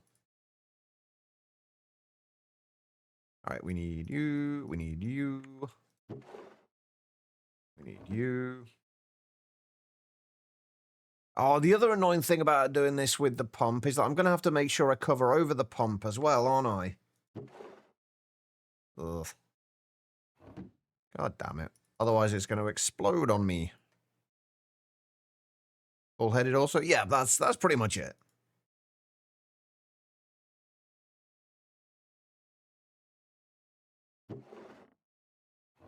But no, I generally have a good reason for why I don't do things.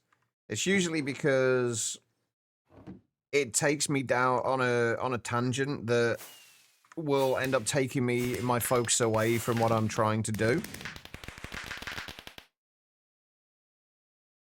And the more things do that, then something else comes along and I get sidetracked again, and then something else comes along and I get sidetracked again. I know how easily I get sidetracked. So... Oh, I'm gonna need...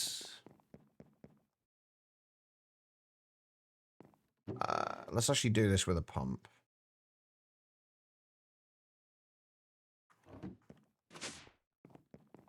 And I think I'm actually going to use the LV fluid tank rather than the ULV, because we may as well get a little bit more oil in there.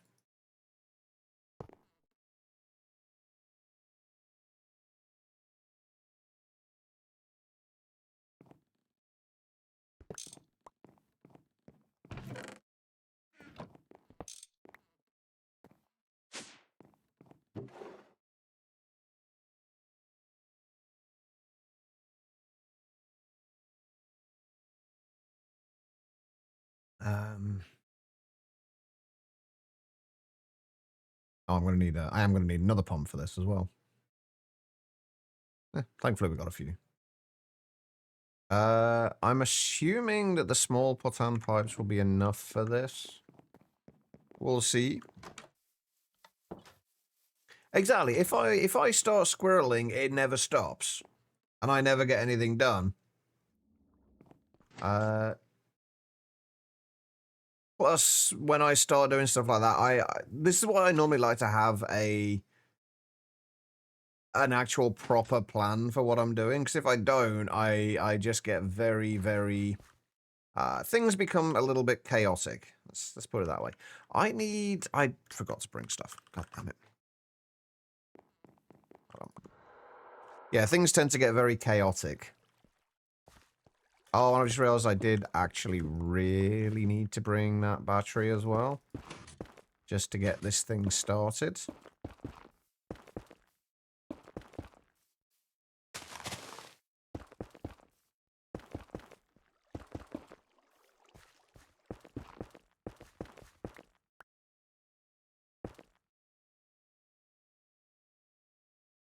That's the seismic prospector. That is not a pump.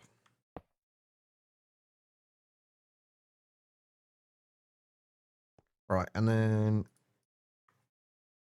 I guess we'll put you on that side. And if we do the LV fluid tank, we output you into there.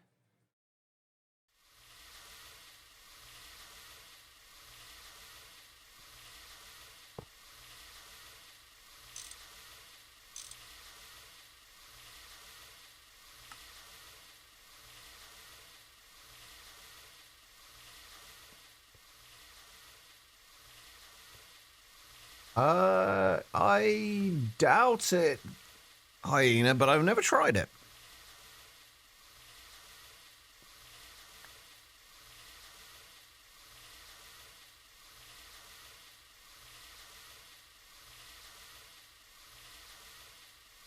Now we just got to wait for this to get up to 32 buckets.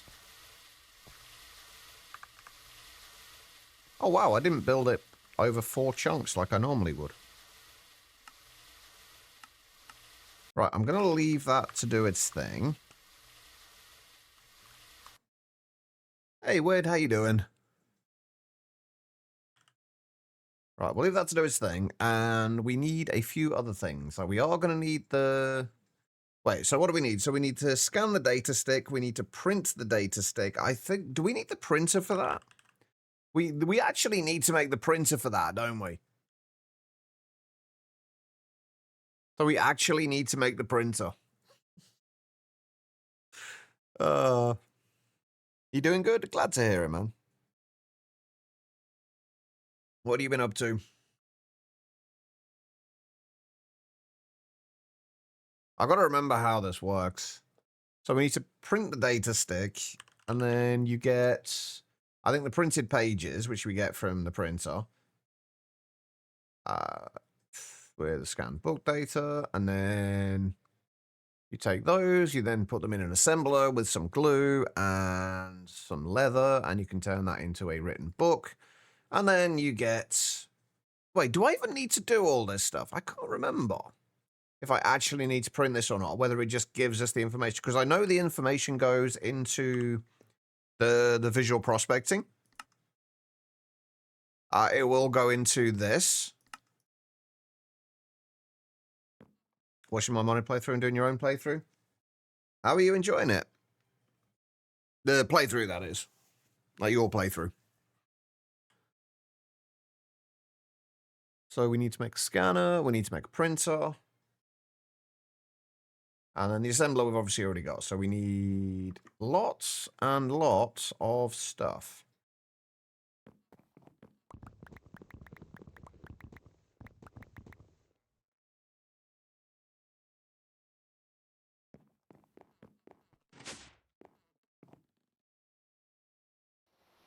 Right, so we got those. Do you think GTNH is a little too much for you, but money is just right?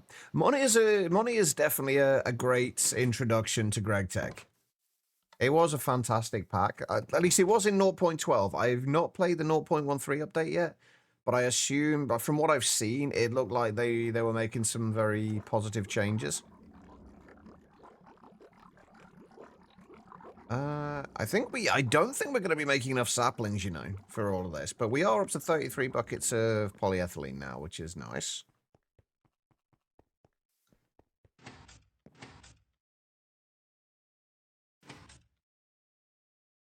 Right, I don't know where I'm going to put the scanner and the printer. We haven't... Well, I think we've got enough space for both of them, actually, now that I think about it. Although I do want to get an autoclave as well. So we can fit them both on there, but that doesn't leave us a lot of space.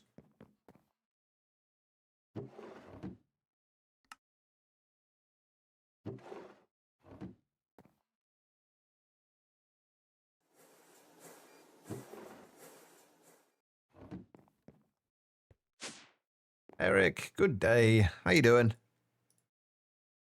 Right.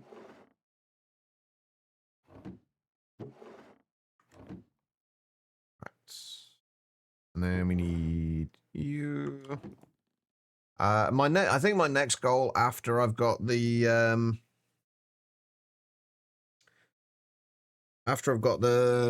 diesel setup is going to be getting the Logipipes system set up. We definitely need that. Oh, at least that's nice and easy.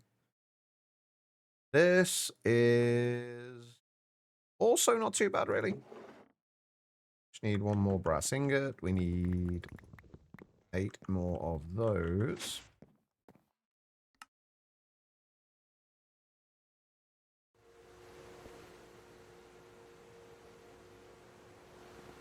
What pack is this? I don't even know it. GregTech New Horizons, Eric.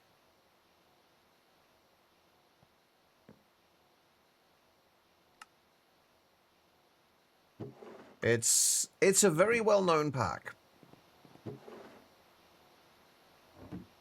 But it's one of those kind of packs, because obviously it's centered around GregTech. It's one of those packs that you either love it or hate it, depending on your feelings for GregTech. I also have not updated the pack command again. Thank you for pointing that out, V.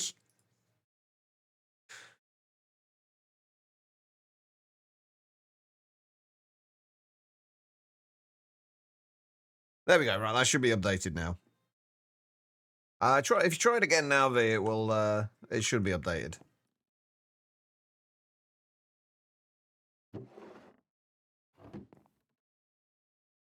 Yeah, there we go.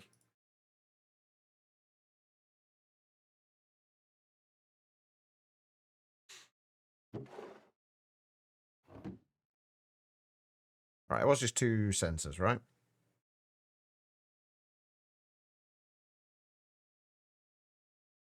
Oh no, it's a sensor and an emitter. Oops. I almost did the wrong thing. Can I make an MV scanner? No, because I need H3 circuits for it, don't I? I'm glad I didn't make two sensors there. That would have been awkward.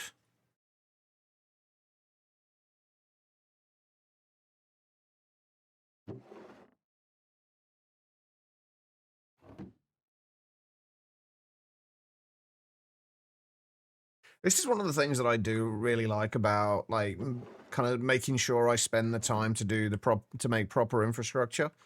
Is that it means like when I want to craft something, I don't have to worry about not having the materials.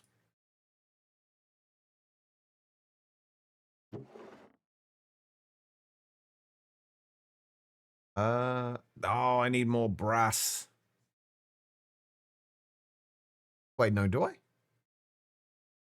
I do, because I need more 4 brass rods, don't I? God dang it. It's 3-to-1 copper and zinc, isn't it? Reese, how you doing?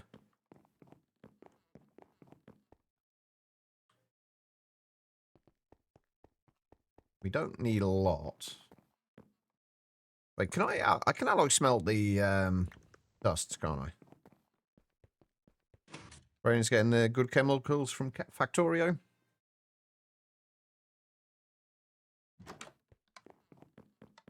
Those kind of games are definitely very good for that. You gonna work with dusts? You are. Beautiful. Oh, I need to put more alumina through as well.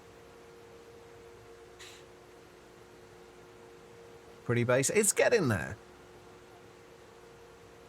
It's definitely getting there.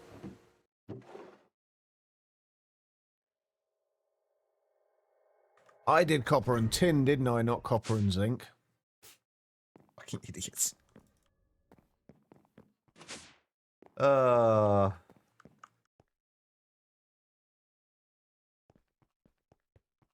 Shall we try that again? I think that's the zinc, right? Let's try that again, shall we? Actually, you know what? Let's do a little bit more. Don't need much, but we'll do a little bit more. Yeah, we've still got a lot of work to do on the base. One of the big things I need to actually do is I think I need to actually sort out the mob farm properly and actually decorate it a little bit. And this room down here, because this room down here it's kind of disgusting at the moment. Which means I'm going to need to get... One of the really annoying things about this is that I can't have the elevator in the center of this room. Because I did things in a weird way. In that this room goes like north to south.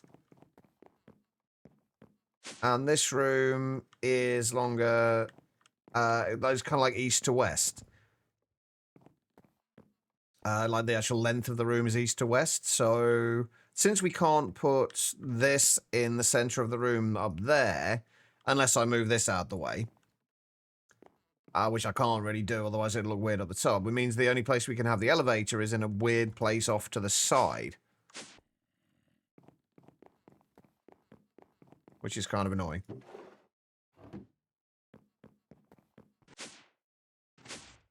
Alright, let's do... you.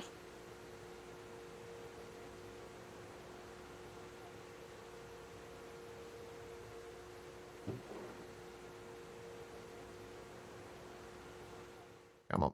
There we go.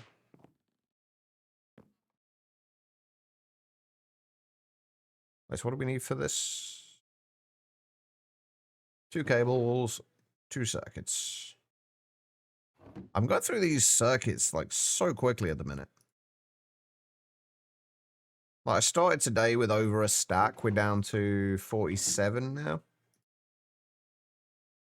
But we have a scanner. Is it nighttime now? It is. Let's go and check on that. Before we make the printer, let's go and check on that oil spout. See if we've actually got our 32 buckets of oil.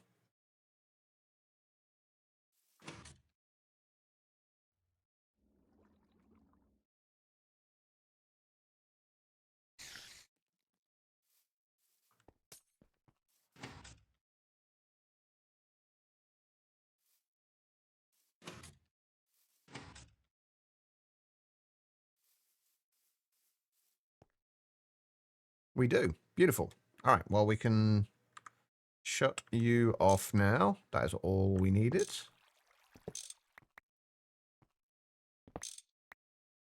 Oh, yeah. I forgot about that.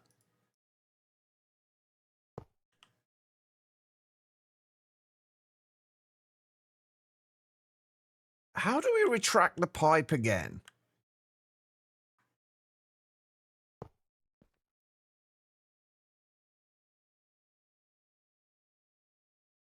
How do we retract the pipe on the pump?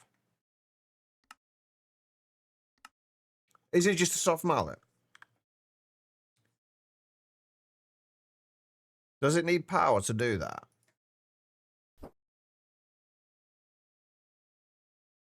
No, okay, we're good. Thank you, Kevlar. There you go, beautiful.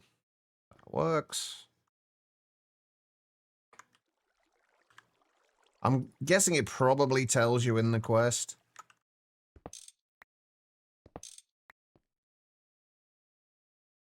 Do I have any dirt on me? I kind of don't want to leave just a large hole down there.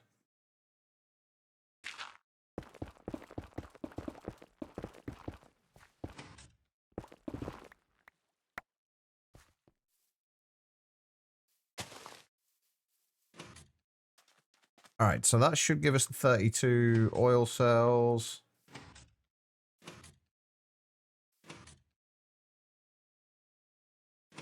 And allow us to get the data stick.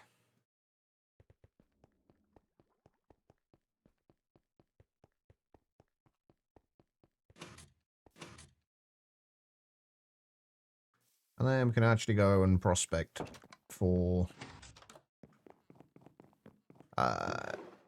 oil. Right, the LV tank, we'll put that upstairs.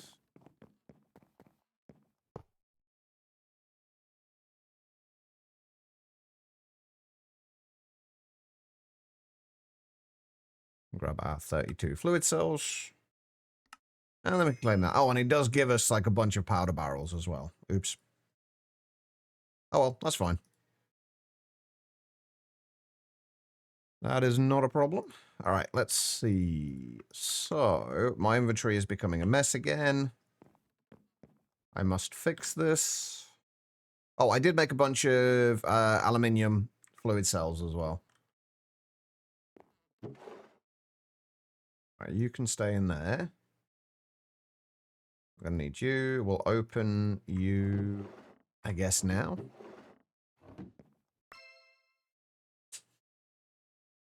How many dollies does one man need? I now have 4 in total. 3 there and one in my backpack.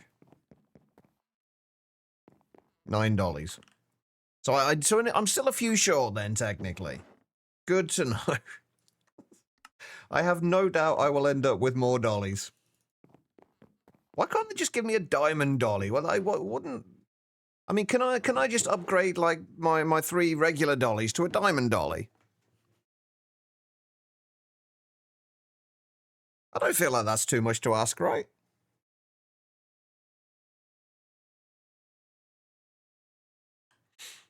Anyway, right.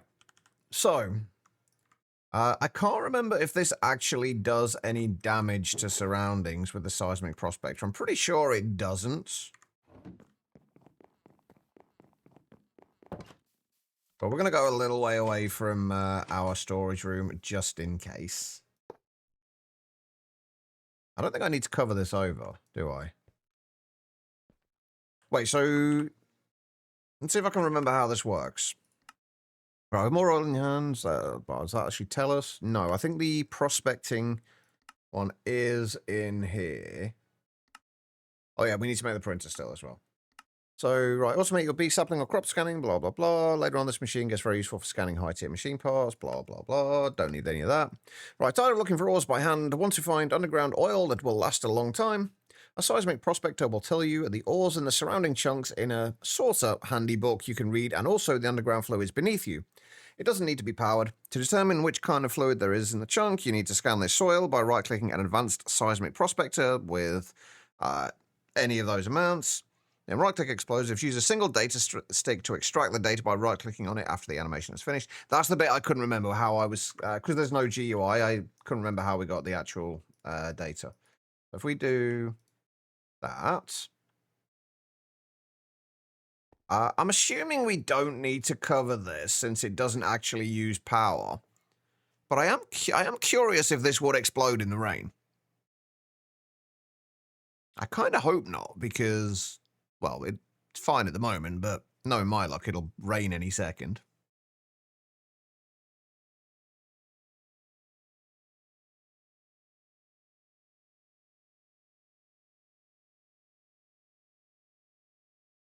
Nearly there.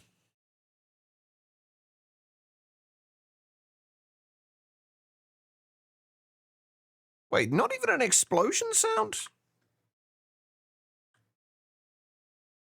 Wait, do I shift right click or... See, the problem is I don't know if there's anything on there or not. I'm assuming there is because it no longer stacks. But I also now don't know... Oh, hang on, yeah, raw prospection data. There we go. Okay, right, I was going to say, I also don't know which one is which, but... We'll grab that again. So, if I remember rightly now, we'll put you into there. We have to scan this.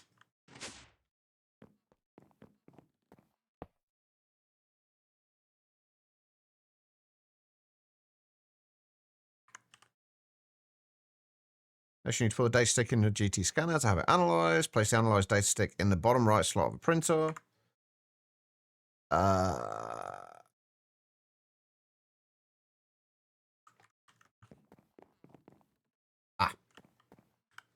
Why did you not connect? I shift right click. Oh, it's because I shift right clicked you on, isn't it? I do like that beep. I don't know why. Right, we'll leave that to do its thing. And then we need to make the printer, which at least is nice and easy. It is a very satisfying beep. I agree. To you. Oh, I've just realized what I haven't actually automated yet, although I don't know if we specifically need to. I forgot to do nitrogen. We haven't passive nitrogen yet.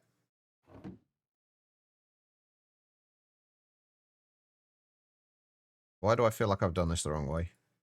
Because I have.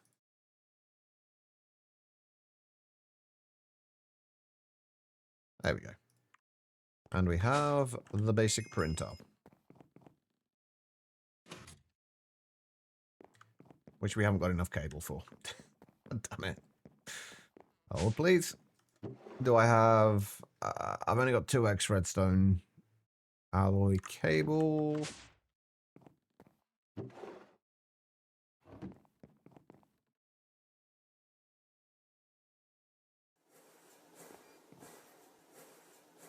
There we go. Hello, capacity data storage. Analyzed prospection data.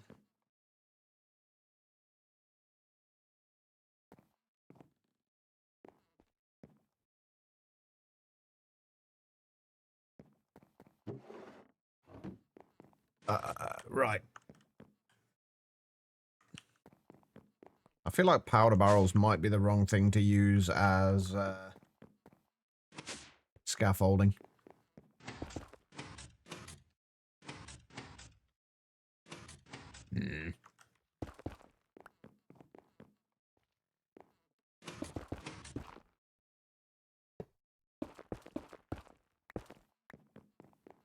Right, and then we just got to put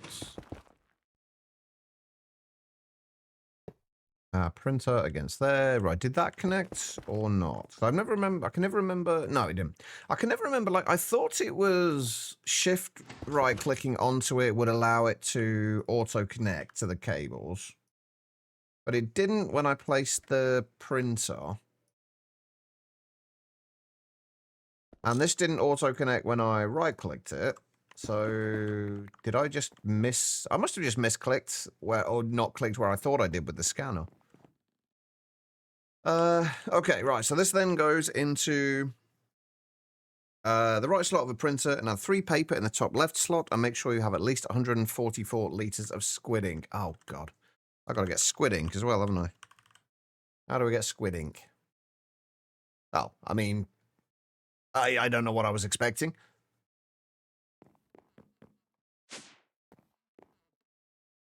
That seems like a reasonable way to do it, though.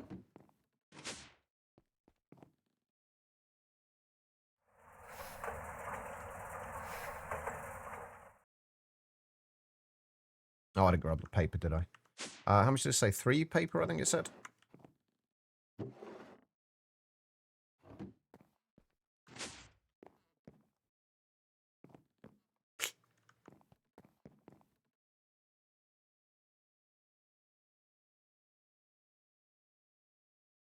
Oh, where are we going? We are putting you in there. That will give us what we need. Then we need, I think it's just 1 piece of leather, right? And a little bit of glue.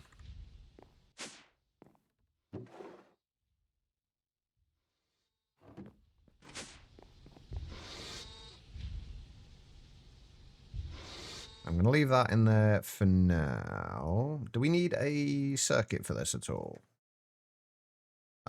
We do not.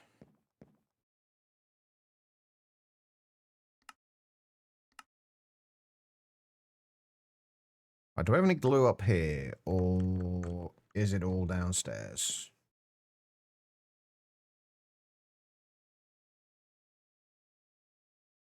Aha, we do have glue.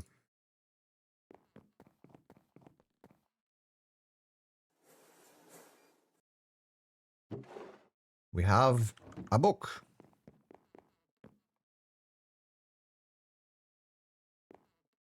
Ta-da! Fluid 9, ores within 40 blocks, blah, blah, blah. Iron, redstone, basaltic, mineral sand, tin, diamond, gold. And then a whole bunch of oil things. So this tells us, I think this tells us the chunks. The chunk where it is. Not that any of that matters, because it should.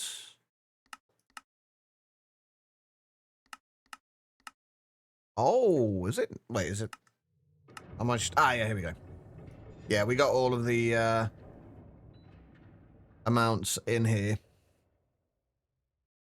Got Joe for you. How did the blonde break her legs while she was raking leaves? She fell out of the tree. Oh, dead man. Right, okay, so... Wait, it doesn't actually tell us what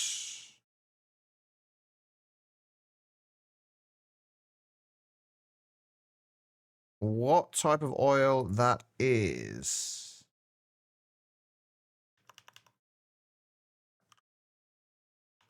Oh, right, no, it does, doesn't it? Because it's all, each field is the same type, isn't it? And it just tells you at the top. Yeah, yeah.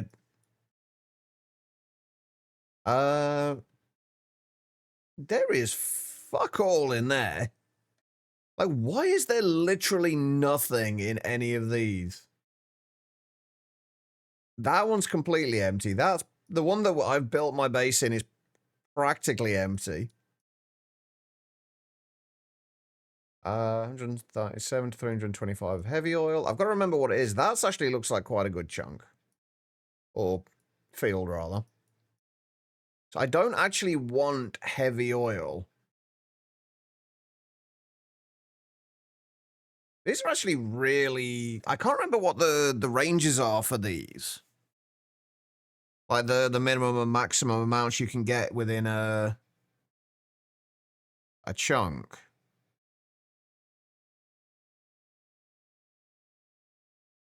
I can't remember what the minimum and the maximum are.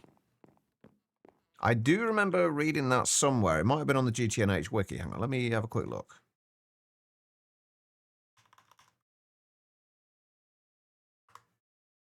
Because if these are generally low estimates, we might need to do another kind of prospecting thing. Right. Underground fluid. Use seismic prospectors. Locate chunks. Theoretically, the max is 781. So the theoretical maximum is 781. So this one is actually not bad. Like 388 to 628, there's a decent amount in there. And I think these will basically... this will be basically the amount of liters per tick, I believe it is. I can't remember for certain. I'll need to build one of the oil drilling rigs to find out. Let me read what it says on the wiki. So, underground fluids require multi-block fluid drilling rigs. There are currently 5 types of underground fossil fuels: natural gas, light oil, medium oil, heavy oil. Use the seismic prospector to locate chunks with large amounts of oil. The spawning is done in an 8x8 chunk grid with no offset. For example, chunks 15 to 15, 16, blah, blah, blah, are all in different 8x8 oil spawns. A smart player can use this to their advantage when prospecting within the 8 chunks. The oil can be at plus or minus 25% of the designated value reported. Any oil amount above 200 liters per tick is a good place to begin drilling. The algorithm is heavily skewed to generate lower quantities of oil, but theoretically, the max is 781 liters per tick. Higher-end fluid drilling rigs harvest bigger areas, gathering oil from multiple chunks. And then it's got a description there. Every small square is 1 chunk, 16 by 16 blocks. Seismic prospector scans 3 by 3, 9 total fields of 8 by 8 chunks.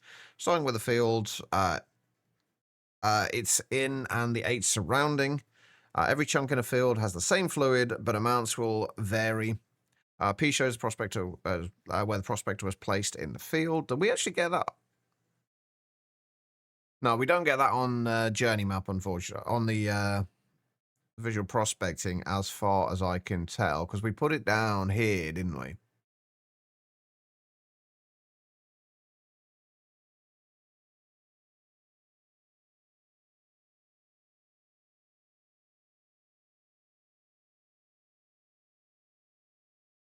I think it's the regular oil that we kind of want.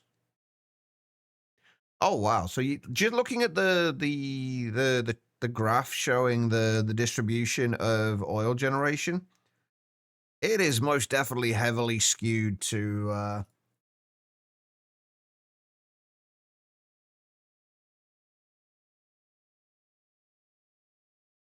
Wait, hold on.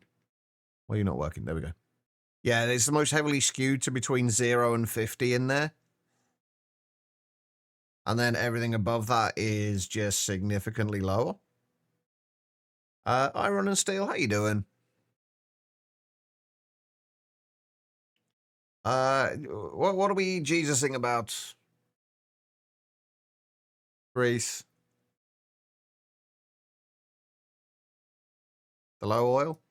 Oh yeah, in this chunk, there's basically nothing. There's literally nothing in this one.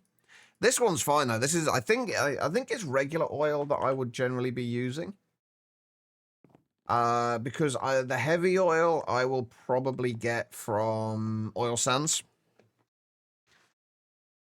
So what I need to be sure of, and I might go into a creative world to test it, is when this says like 565 liters, is that the amount we can get plus or minus 25% per tick? And I believe that number going that where as the fluid vein in that chunk depletes, I believe the amount you produce also lowers. But I'm not sure on the exact maths of how quickly it depletes or how much oil is in a chunk. I thought that information was actually on the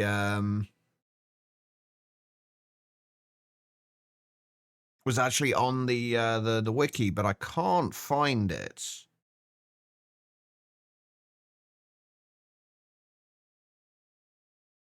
Is it in the fluid drilling rig section? Oh, yeah, here we go. Fluid reservoirs. Oh, I see. Running away, eh? You yellow bastard! I don't need to apologize, dead man. Go do what you need to do. Oh, you got to go deal with the meeting back in a bit. All right, no worries. Let's do. You are all good. Right, so fluid drilling rigs. Fluid reservoirs are the size of 8x8 regular chunks and vary significantly in both the type and amount of fluid, especially across planets or dimensions. Check the uses of a fluid or planet block in an EI to see more information on its underground fluid stats. For example, the overworld has various oil and natural gas reservoirs, while the moon has saltwater and helium-3 reservoirs. Every chunk within a reservoir contains the same fluid, although the amounts can vary slightly. Anything above 200 liters is pretty good. The reservoirs are placed down during world generation and unknown to the player until prospected. Much like ore veins, right-click Bedrock with a prospector scanner to share information about the current reservoir to the journey map. Underground fluid overlay. Try digging down at the very corner of a reservoir to scan up to 3 more in quick succession. Alternatively, use a seismic prospector. Blah blah blah. The listed amounts do not automatically update after being discovered. The only way to update them is to prospect the fluid reservoir again. The journey map underground fluid overlay may also need to be disabled and re-enabled to pull the latest values. There is no way to manually mark a fluid reservoir as depleted, like with ore veins. Right. I'm trying to find out. Oh, here we go. Yield. The amount of fluid listed in a chunk in journey map is only a representative value. The actual yield is significantly higher and can be approximated by the following equation. The summation is only if there are multiple chunks within the same operating range. The error is less than 0.1% for amounts greater than 31 liters. The total yield is 500. Why are there so many random symbols in maths?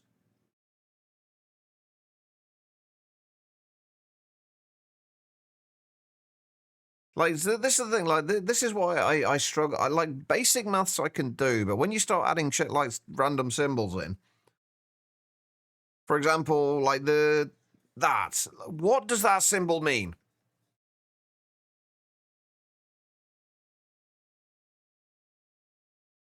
Oh, so that's what it's talking about with the summation of it. See, a lot of the stuff, like, the basic things I can do, but when it starts using that, I've never seen that symbol before in my life. It's been a long time since I was at school and doing maths. Oh, right. So yeah, so basically what that's saying is for the range of chunks, like when you're doing more than one chunk, that's the sum of all those chunk amounts to the power of 2. Okay. That makes sense. But yeah, so 500 to the power of the amount squared. So with that in mind, it should be... Where's my calculator? See, I used to be quite good at maths in school, and I used to quite enjoy it, but given that, like, it's something that you don't tend to use in everyday life, like past basic maths, like most people don't end up needing to use a lot of this stuff, it just kind of, I just forget it. I won't remember that tomorrow, by the way.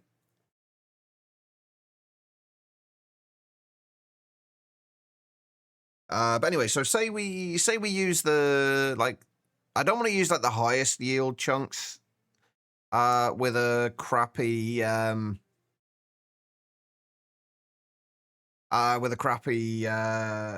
fluid drilling rig. Not that it's going to matter too much, I don't think, but if we just say we put, like, we might end up using a couple of fluid drilling rigs, but say we take the 450 liter one. So that would be what, 400, so it would be 500 times 450 to the power of 2, or squared, basically. So that should have 101,250 buckets of oil in that chunk, roughly.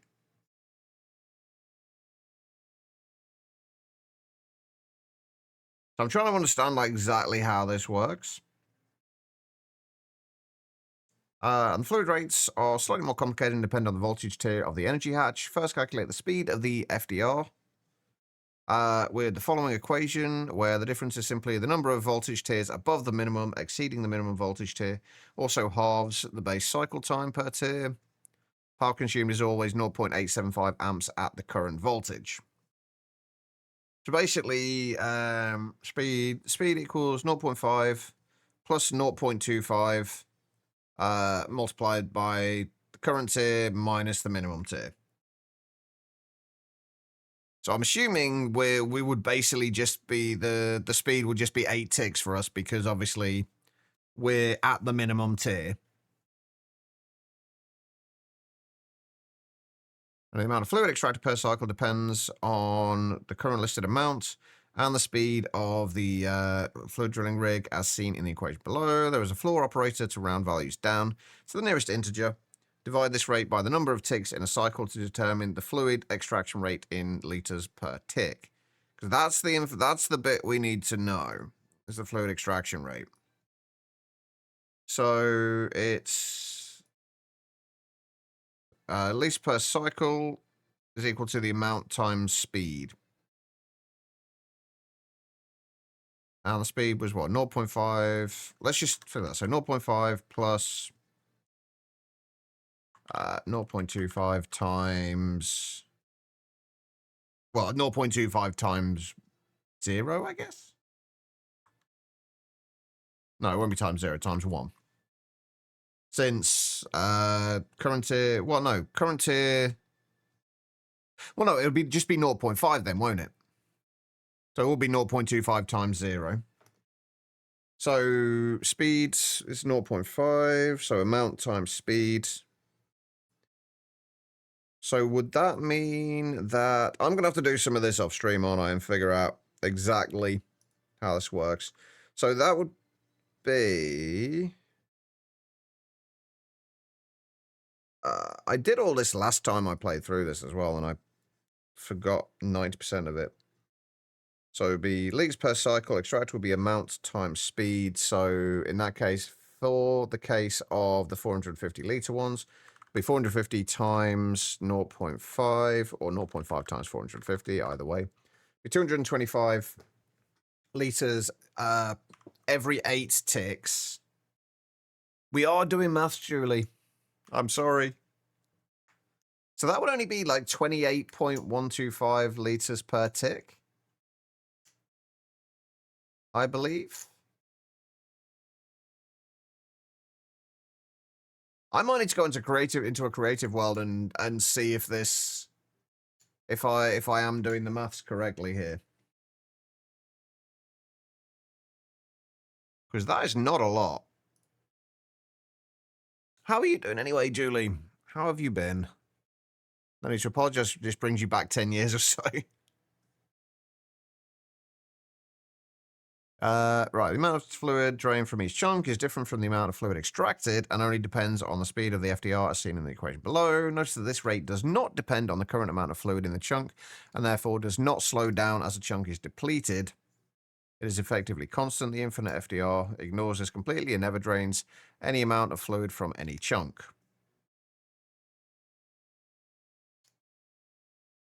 So the amount of liters drained is liters divided by, well, the liters per cycle drained is speed divided by 1,000.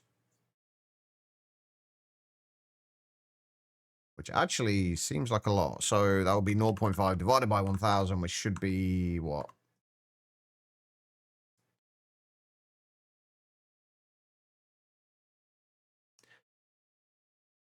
Wait, that can't be right. 0.5 divided by 1,000 is 0.0005. That can't be right.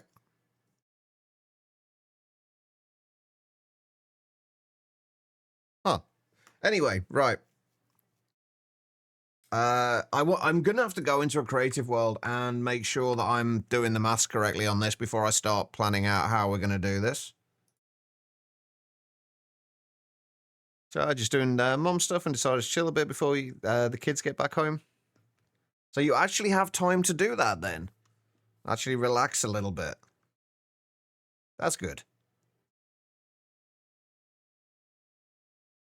All right, let's go back. We are going to have to do the whole prospecting thing again, unfortunately. I wish we had some slightly flatter ground here. I guess we can make some.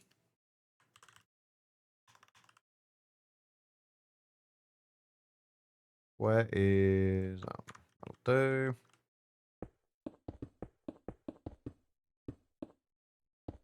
Let's give ourselves a little bit of flat ground to work on here.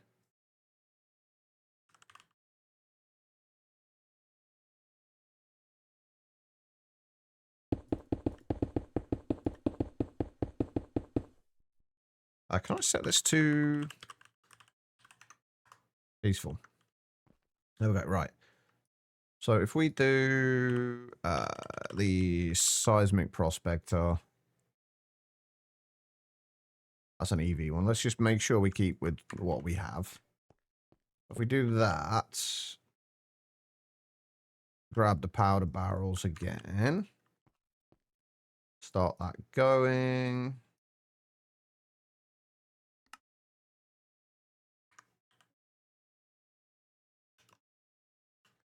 And we need a data stick. We need a scanner. Actually, we probably didn't need to do all this, did we? We could just do the prospector scanner.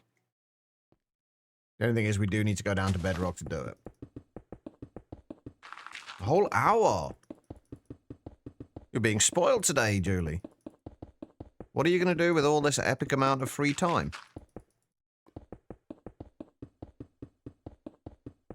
Actually, I'm curious if I could just put bedrock up at the top and then use the scanner on that.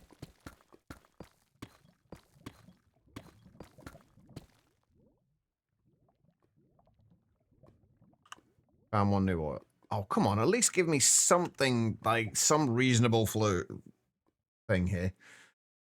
I love school time. Both of yours are there now, and you have a little bit before you got to be a dad again. How is the job hunting going, by the way, V?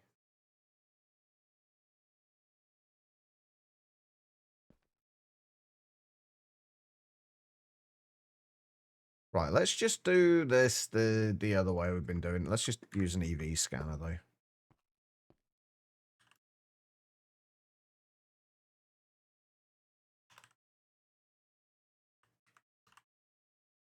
I'll make sure we don't get rained on.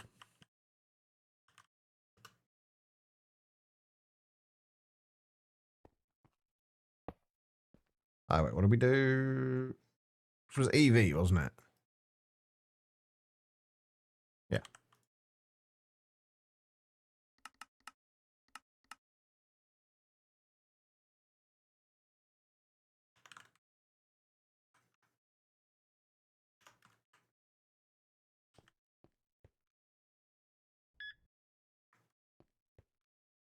Noms are cooking. What are you making, Reese?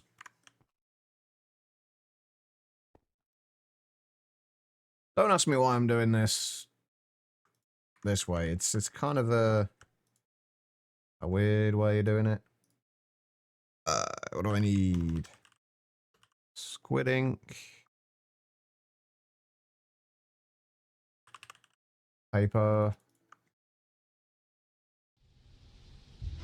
Chicken and mozzarella sticks. That sounds good.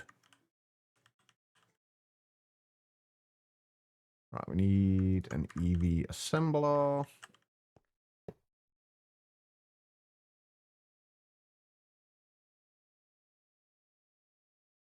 Leather and glue.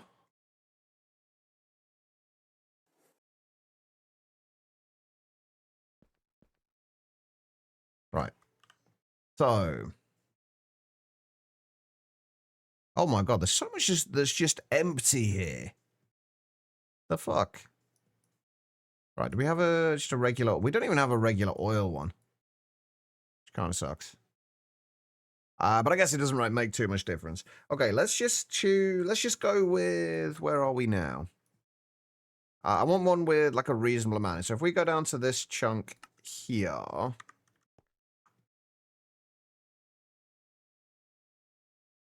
Maybe make some of that for lunch.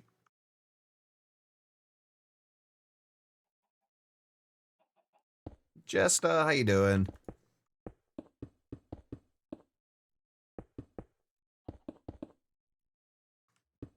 Right, so let's see.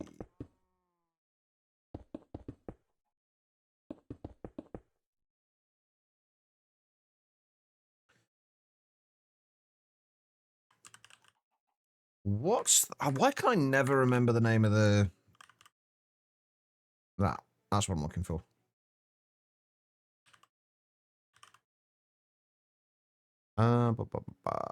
Basic fluid drilling rig. You're awake. That's usually a good way to be. Not always, but usually.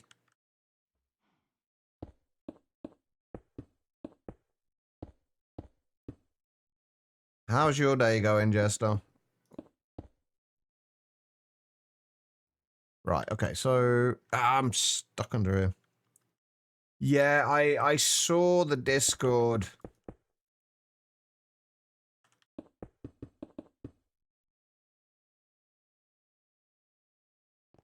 Hopefully it's something you've managed to get fixed. Wait, do I not even have a...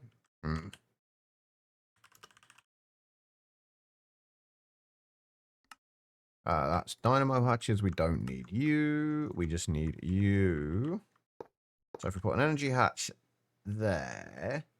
Thank you. And then we'll just do... fluid output hatch. Doesn't really matter what.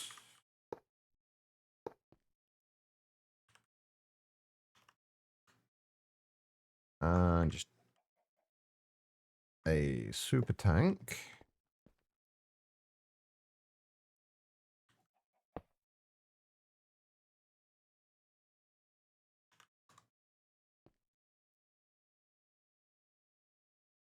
Oh, do you need a maintenance? I'm assuming you probably need a maintenance hatch, don't you?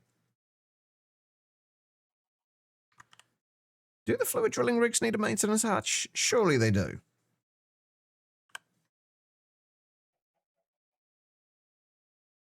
Yeah. You don't have a maintenance hatch on you somewhere that I've just completely missed. You do not. Okay, right. Let's put a maintenance hatch on.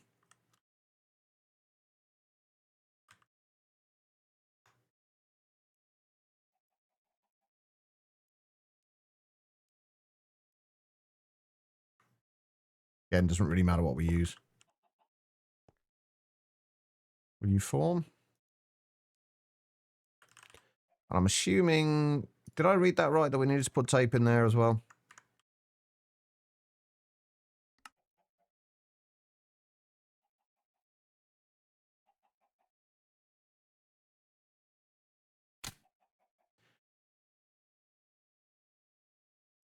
I haven't used the auto maintenance hatches on here. That's whatever. It's fine. How goes the GTNH passive production? It's going all right. We're just trying to figure out... Oh, we need an input bus as well, don't we? I'm just trying to figure out the... making sure I have the maths correct for the fluid drilling and for the oil drilling before I start doing maths for the diesel production. Yeah, Jester, that's exactly the reason why I wouldn't play something like this on a server. Because it fucks you up so much because like you're there to produce content from that server as well.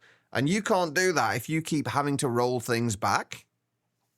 Oh yeah, we need drilling fluid as well, don't we? That's right. Forgot about that.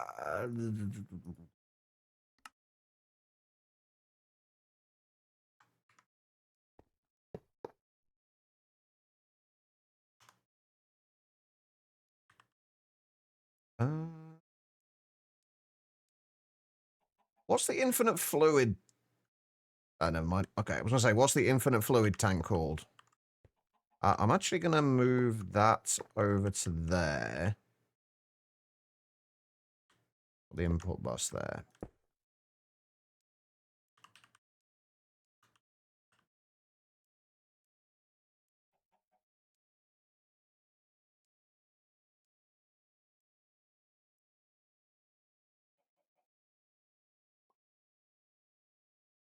You're now not forming, are you?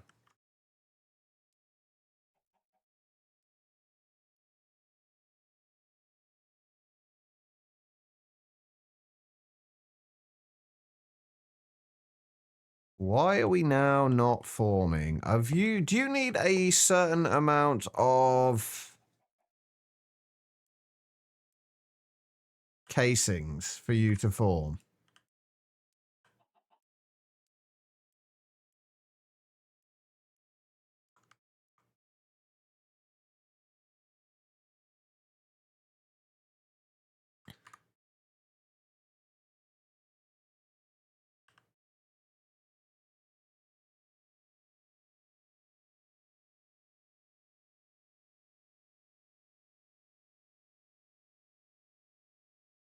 Wait, no, I don't need drilling fluid for this.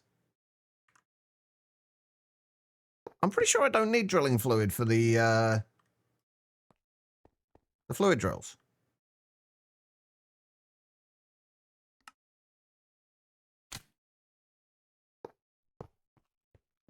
I'm fairly sure I don't.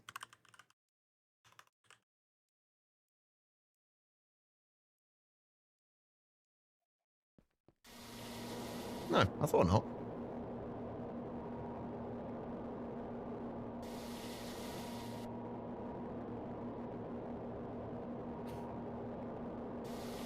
I'm fairly sure it's the real Julie. I hadn't thought to check, though, in fairness. I'm fairly sure it's the real one, though. Right, how much are you... You're not drilling anything yet, are you? You're just extending your mining pipe. Make sure we have enough. Right, okay, so how much are we expecting to get from here? So, 527 litres. Let's make sure I was doing the maths correctly. So, the amount of fluid extracted per cycle depends on the current listed amount and the speed. So the current speed will be basically 0.5. So it would be amount times speed, so it should be... What did we say it was? 527 times 0.5? So 263.5. That should be and a cycle is 8 ticks, so it should be around about 32.9 litres per tick.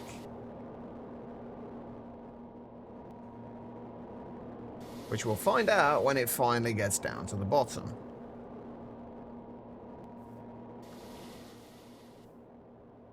Which it might take a while. Got to be able to play all the maths 9 with you and tell them at the start anything they break is their problem unless it harms the server. That's fair. That is fair.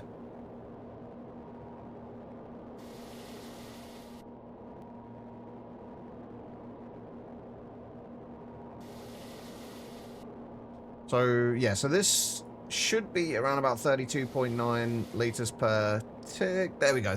It does round down, though. So, yeah, it looks like my maths is correct. It's covering 263 litres per operation. So, hang on. So, how long would this last, then? So, the total yield is 500 times the amount squared. So, 500 times 527 squared. So the total amount should be 138,864 buckets, or 138,864,500 litres. And if each cycle it is dropping that to 263 litres per operation, that should be 528,001 operations. Each one is 8 ticks. So... roughly 211,200 seconds. 3,520 minutes. Like, roughly about 58 hours it should last, which is not all that long. But at least we know the maths is right for how much we're actually going to be getting from it, which is what all I wanted to check there. If you're not paying for a service, you have no rights to demand changes to the service. Yeah. I 100% agree with that. Like, did you, Justin, like, just, like, without wanting to go into too much detail on this, because I'm sure you're already pissed off and fed up with the whole situation, but have you decided what you're doing about it?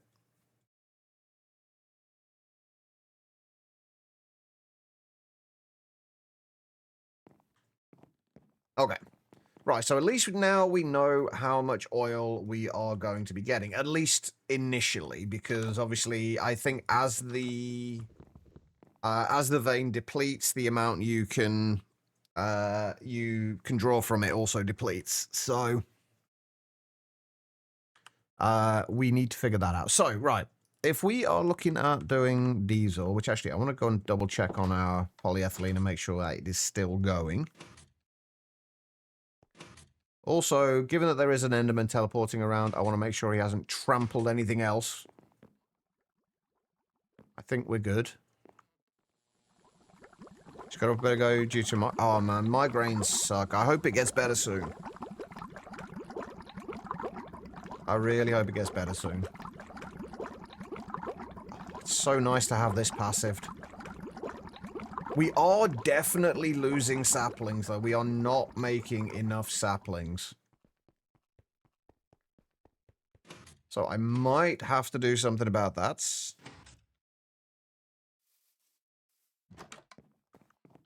I'm definitely not somebody who can answer that, Pablos.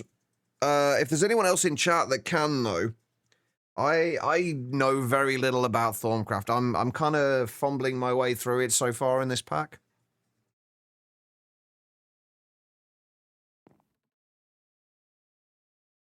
But hopefully somebody can help. You're suffering yourself? Yeah, I don't know much about Thorncraft. I like to experiment, and unfortunately, Thorncraft is kind of one of those mods that experimentation isn't always the best thing, because you can screw things up. All you know about Thorncraft is that you do it away from your base. Only if you want to be sensible. I mean, my what little Thorncraft I've got is being done up there. But I literally, I have the bare minimum at the moment.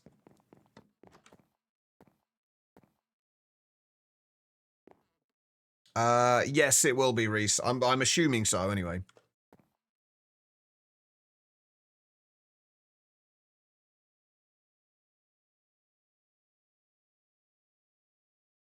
I think that's the bit that they're trying to speed up.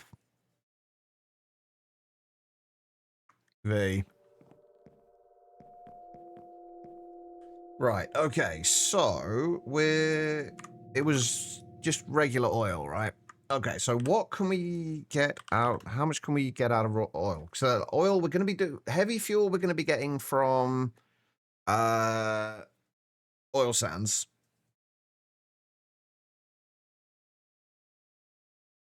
I don't think it's so much the processing it faster, Reese, because that just breaks it down faster into the Essentia.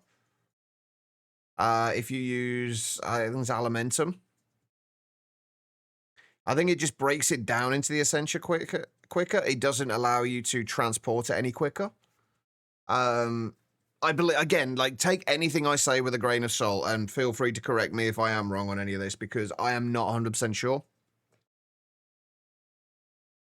But that was always my understanding.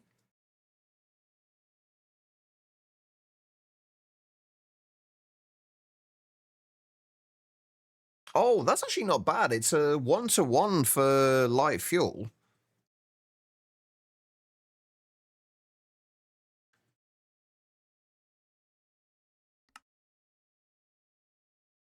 Yeah, so regular oil is a 1-to-1 conversion to sulfuric light fuel.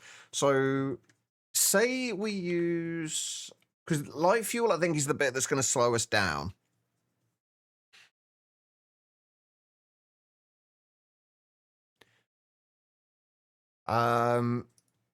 So what do we say? So say we put I'm trying to think where the best place to do this is going to be. It's a little annoying that it's over here. What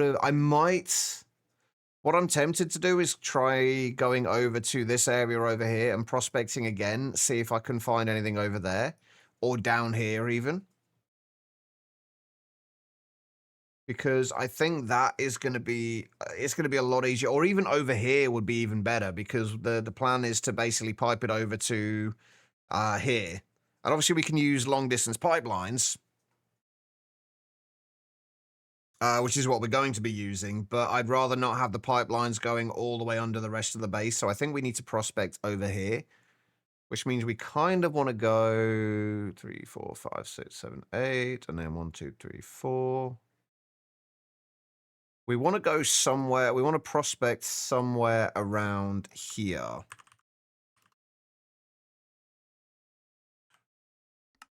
We want to go and prospect again somewhere around there. Speaking of which, where did I put the seismic prospector? Right there. Right, I am going to take some of these. I don't think these will explode in the rain since they don't actually have any power going to them. It depends on what you're doing though, Hayes, and what you want out of the oil. Like, if I were to use heavy oil, in order to get light fuel, I would get significantly less than if I use regular oil. Surely. Or am I wrong about that? If we like regular oil, if we are using that, like I say, we're getting a 1-to-1 on oil to sulfuric light fuel. But if we wanted it to get heavy fuel, it would only be getting like 30% of it back. Whereas if we're using heavy oil,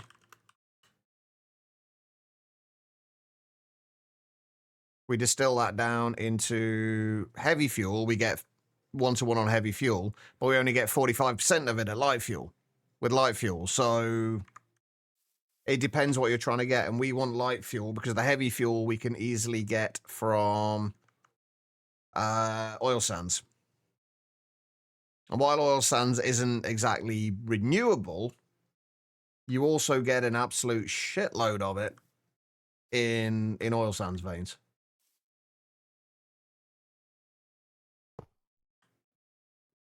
And just to be on the safe side, don't think we need to, but we'll do it anyway. I forgot my data stick, didn't I?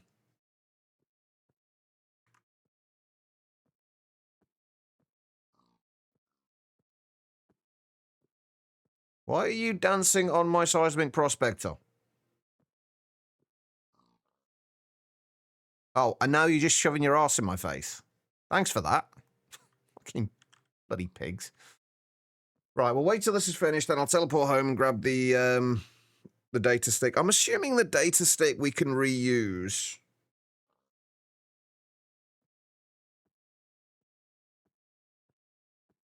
I'm assuming we can put the data stick into... I'm assuming we can put it into a crafting table and kind of reset it. Yeah. Right, so if we just go... home...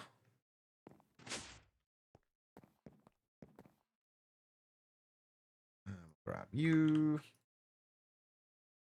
Reset you.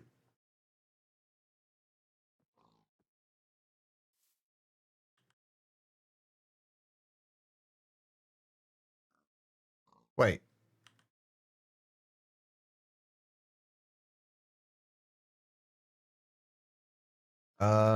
You've... Wait, can we not reuse them?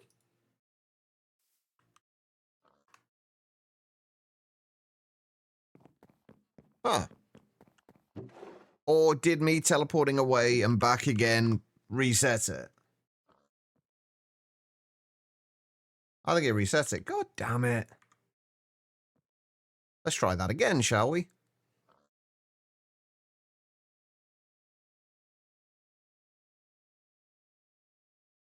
What's the cost for dark fuel? What even is dark fuel? Oh, are you talking about Alimentum? V. Alimentum is coal powder, a little bit of ignis, a little bit of potentia, and a little bit of peditio. Or you can buy it from villagers if you have villagers. Which is probably what I'll end up doing. Don't you stare at me. Oh, right. Okay, you were trying to be funny. I got you. There we go.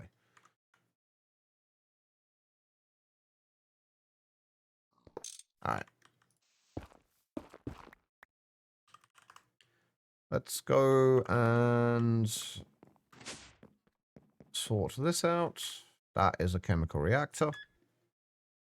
And we get the satisfying beep. I'm going to put you down there for now. I'm going to grab you. And you. Oh, and you.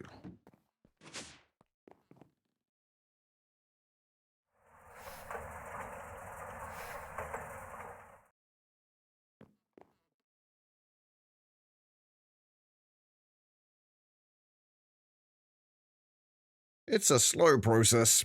Please tell me there's going to be a decent oil field over on that side, though. That would make my life so much easier. I mean, no matter what we do, we're going to have to dig a long underground tunnel regardless, but the less I have to do it directly under my base, the better.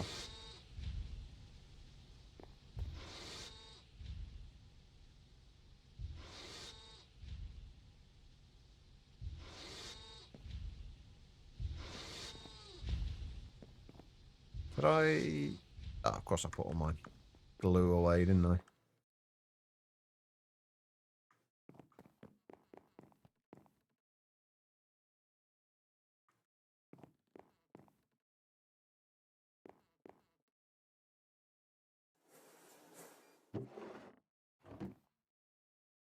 Right. What do we get? Natural gas, empty, light oil, raw oil. No, none of them. None of them are just oil.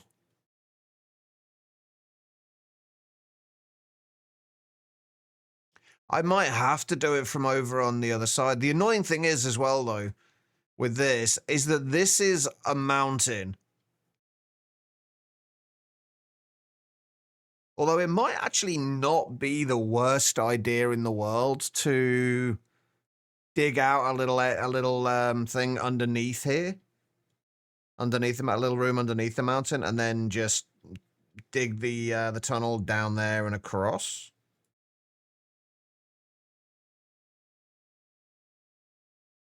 But this is like the yields of these are really bad. Like not a single one. Oh no, one's 207, but other than that, not a single one over 200. Oh, do I want to go and do more prospecting down here?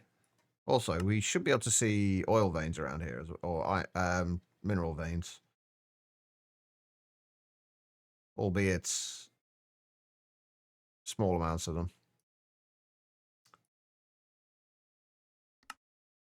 I think I might just do it over on this one. Like we know that this whole field has really, like, the lowest yield on any of these is 388 liters. Like the lowest of them. So I think we are just going to do it over there, and we'll just have to dig out a room underground for the to put the oil drilling rig in. We might end up having to use 2 of them as well. But that kind of sucks. What I'll probably do off stream though as well is just spend a little bit more time prospecting and see if I can find anything else around. I don't even know where to put my powder barrels, honestly. I guess put them in there. I guess I'll actually put them in there, and I'll leave them with that. Okay, well, either way, let's assume then that we're going to use this oil field.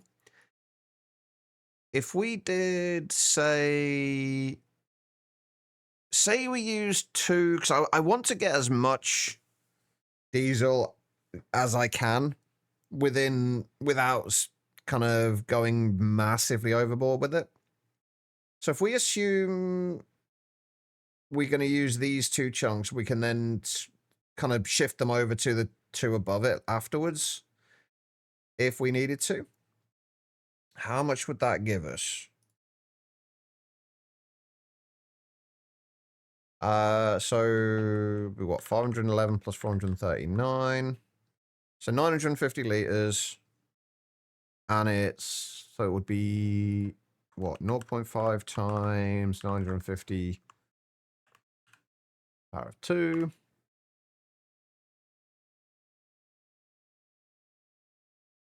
I used the wrong equation there, didn't I? Oh no, that's total yield, isn't it? I kind of mixed up the equations there. No, it's just 950 times 0.5 times 950 divided by 8 would be 59 liters per tick of oil. What could we turn that into in terms of diesel?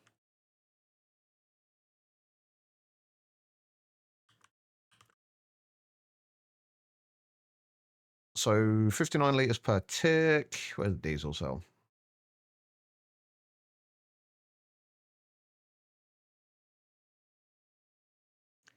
So we'd need 5 buckets of light fuel in order to do that. So 5,000 divided by 59 would be 84 ticks. We could basically run this every, would it be eight? Wouldn't be 84 ticks, would it? Surely not. No, that would be 84 operations, wouldn't it? No, it would be 84 ticks. We could run this every 84 ticks, assuming we could process everything quickly enough. So that would be 6 buckets, because I'm pretty sure the light fuel is what would slow us down in terms of how much we could generate.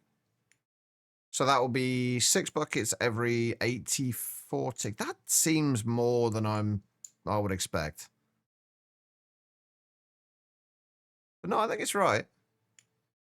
So 6,000 divided by 84 means we'll be getting 71.4 millibuckets per tick, roughly, which diesel gives us 480,000 per bucket, so 480 per millibucket.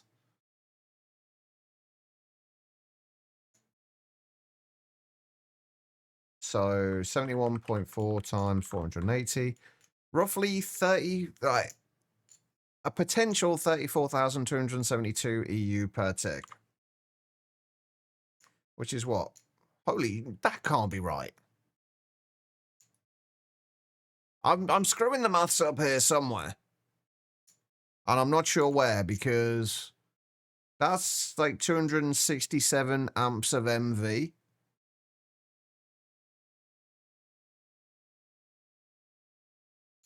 Can anybody see where I'm screwing the maths up here? Because I clearly am.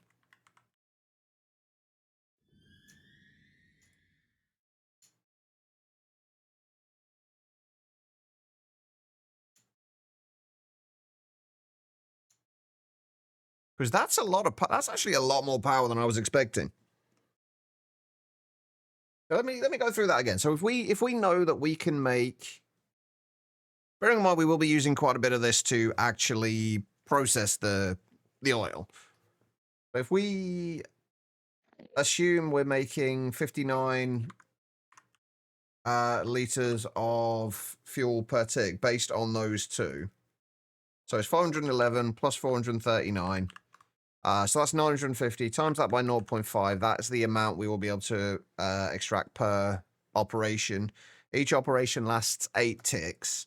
So 475 divided by 8 means 59.375, rounded down to 59 liters of oil per tick. That converts at a 1-to-1 to light oil, so we don't need to change anything there. Is there any... Oh, wait, no, there is some loss in the desulfurization process, isn't there? while we're using a chemical reactor.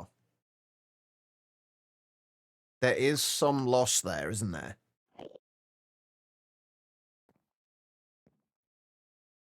So the oil gets distilled into sulfuric light fuel.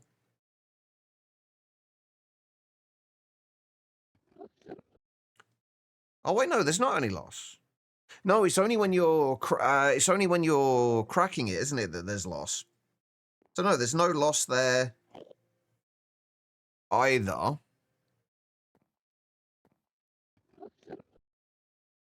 So the light fuel in a mixer with the heavy fuel. So no, there's no loss there anyway. So yeah, so we're making 50. Well, we can, provided we make enough machines to process it, we can make 59 millibuckets or 59 liters per tick. The recipe for diesel requires 5 buckets of. Oh no! Wait, no, that's right. Yeah, 5,000 liters. For the recipe. Obviously, we're not going to be able to get that in 16 ticks, but 5,000 liters divided by 59 liters per tick is 84.7. We could get 5 buckets in 84.7 ticks. Now, the problem there might be how quickly we can process it. That might be what slows us down with that. Because in order to distill that, in order to distill it at that speed, at 84.7 millibuckets, what would we actually need? That's the next question. So yeah, that's the bit that'll slow us down, because 50 liters in 1.5 seconds.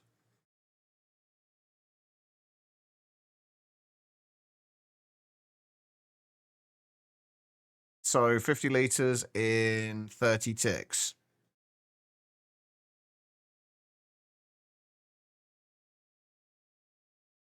And if we want to do that with 5,000 liters, or, 5,000 liters, that's obviously 100 operations. 100 times 1.5 is 150 seconds, times that by 20 is 3,000 ticks. So if we wanted to run it at that speed, we would need 3,000 divided by 84.7. 35 LV distilleries. I feel like that might be a little overkill.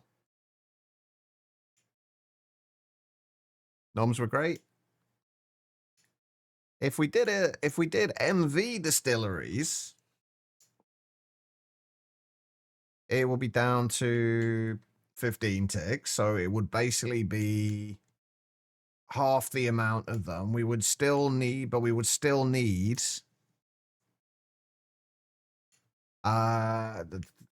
much to say it was 35? Well, 35.4, so 36. So it will be down to what? 18? We'd need 18 MV distilleries. I think my computer would be fine. My computer would definitely be fine. Is 18 distilleries worth it?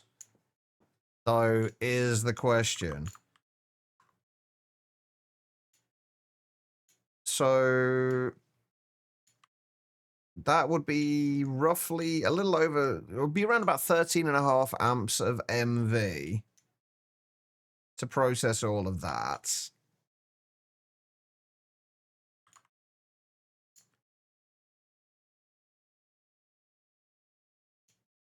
So an 84.7 times 480.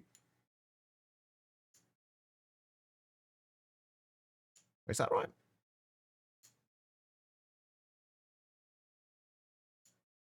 So 84.7 ticks be.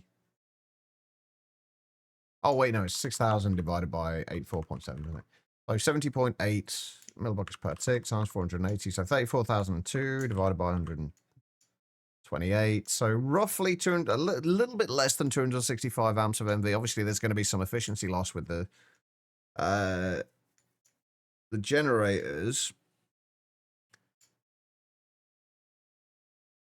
say we even use, say, even if we use like 20, 30 amps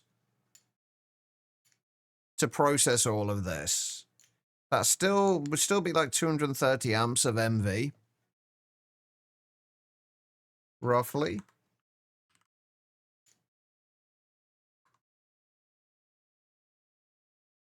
I think that might be. I think that might actually be overkill for for where we are at the moment, but it would mean we could do pretty much whatever we wanted. The only thing that's going to hold us back is how much I can be bothered to set up. Like, the distilleries are cheap enough, and obviously we'd have to make a shitload of circuits. But I kind of really want to do that. Because that would at least mean that would give us, what, at least I would say around about 50 to 60 amps of HV power. Which should be around about 12 amps of EV. I mean, that would see us through until the end of EV. We wouldn't even need to do benzene. Not that we won't do benzene anyway, but... You know what? Fuck it. Let's do that. The only difficult bit is going to be where I'm actually going to put all of this. And I think what I might end up actually doing is digging out an area underneath. I might end up digging out an area underneath here. And then just doing all the power gen underneath. Because my plan was initially, because I don't like having square, like completely square buildings. So my plan was kind of to have like a chunk off on one side of this. Or like a chunk off on this side and maybe one on the other side or over there. Or maybe make this into a bit of a kind of like a chunk there and a chunk off that way. And it's kind of almost like a, I don't even know what shape you'd call that. But that might not be enough space to put everything we want in there. So it might be an idea to just have like a purely decorative bit out the front of here. And then just have all the power gen underneath. I think that's the way we'd need to do it. How much, right, before we do this, how much, like, if we wanted to get, what am I doing? I actually don't remember what I'm doing now. If we wanted to get a bucket of, or 1,000 liters of heavy fuel in 84 ticks, how much would that be? How long would that take?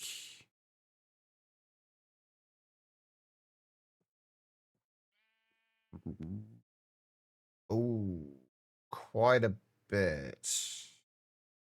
So it's what, 20 operations, 2 seconds. So basically 20 times this recipe.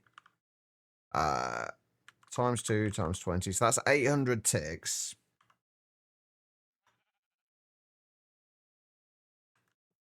So we'd basically need another 10 MV distilleries for this. That's not that bad.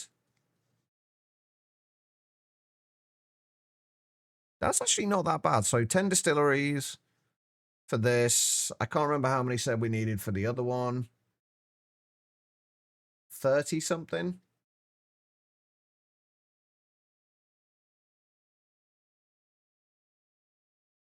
$18, I think it was. So 18 plus 10, so 28. Would there be a shitload of distilleries? And I'm going to have to do some more maths to just double check, make sure how long, like, that I am right about all of this. But that should allow us to make a decent amount. And I think I am going to put the things underneath, the actual power gen underneath there. Okay, cool, right. So we have a plan at least. It's going to take a while, but that's fine. We are definitely not in a rush. So, next thing is next. We need working with oil, hydrogen. We can just go and pick those up, I guess. Since we have both of those already, then heavy fuel. Do we need a wait? Do we need an MV mixer for this? We do need. Okay, so we need an MV mixer for that as well. Yeah, I think that's going to be. I think that's going to be absolutely fine, honestly. So.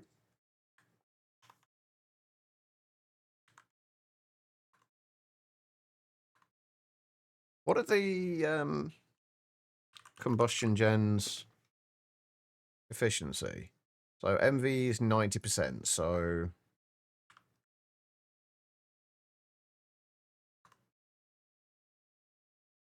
oh yeah, that's going to be more than enough. Okay, perfect. Right, we've got a lot of work to do. Do I want to start doing the fluid drilling rigs first? And get those figured out and figure out where everything's going to go. I think that's actually what we need to do first.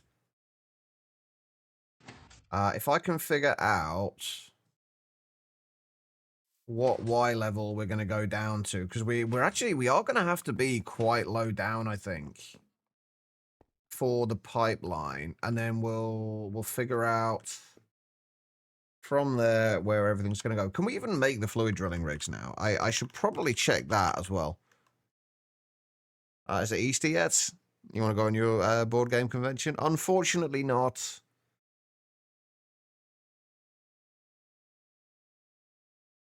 I don't actually know when Easter is, come to think of it. That's not too bad. We are gonna need so many circuits for this though.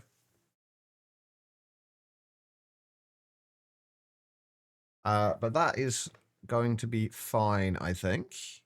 2nd to the 5th of April. Still a little ways to go then, unfortunately. But yeah, this is easy enough to do. And then we just need more steel frames. We should have plenty of mining pipes already, but since I keep getting them in quest rewards.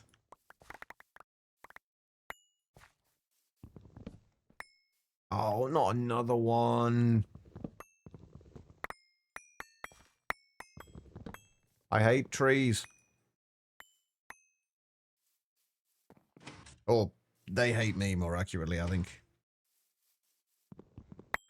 Anyway, I think we're kind of done with the maths now.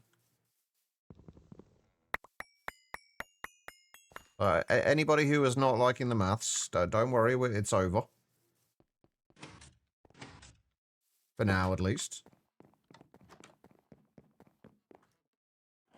I might need to expand my spruce farm, though. I have also just realized that we've run out of space for great wood logs as well. Fantastic. Right. Let's actually if we just bring the floor of this down to I want to have I want to have at least 2 blocks of space here for piping. So basically the underside of this is going to this will be basically where the ceiling of our maintenance area is going to be, like at this level.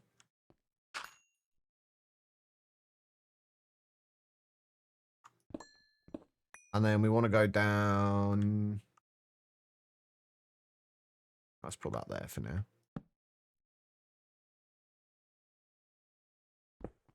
So it's what? 1, 2. Do I have any torches on me? Yeah. Oh.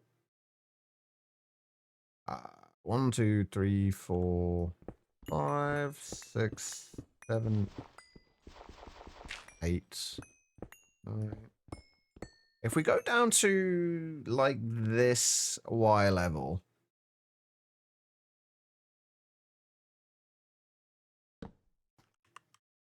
for the floor at the bottom of there. Can you tell I've not planned any of this bit out yet, by the way? I've gone from the nicely planned out bit to I'm just going to figure this out as I go along. Right, so the floor's going to be down at this level. And then I'm kind of thinking we do another larger kind of maintenance floor down here that's at least, say, 5 blocks, maybe.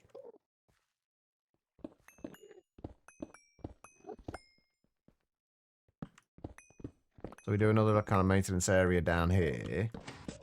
And then this will be around this kind of level is where...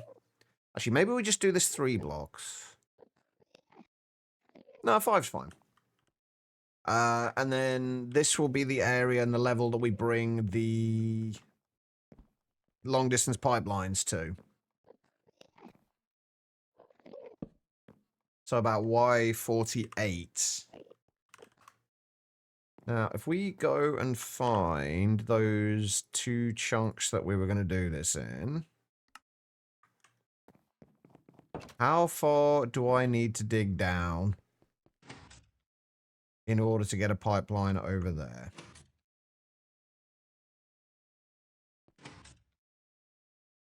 Oh my god, this is going to be a long chunk, a long pipeline. Thankfully, they're cheap.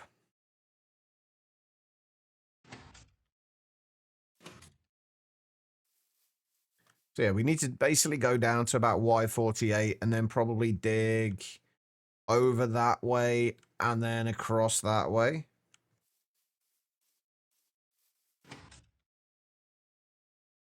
For the pipeline.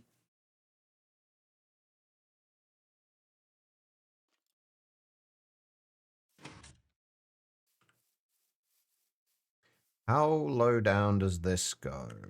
Is there anything that's going to cause problems? I mean, that's only Y62. I don't think anything else we've got is going to be any lower than that. Certainly nothing that's going to get in the way. What about the bottom of these?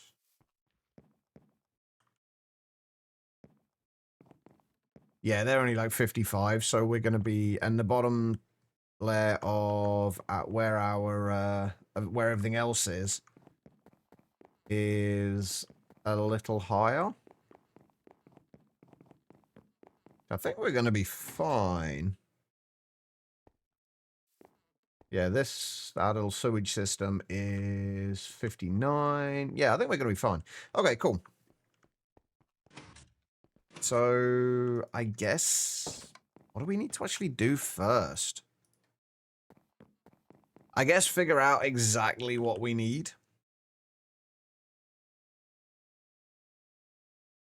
Okay, maybe we're not done with the maths. Either we're not done with the maths or we do this off stream. Which might actually be the best idea.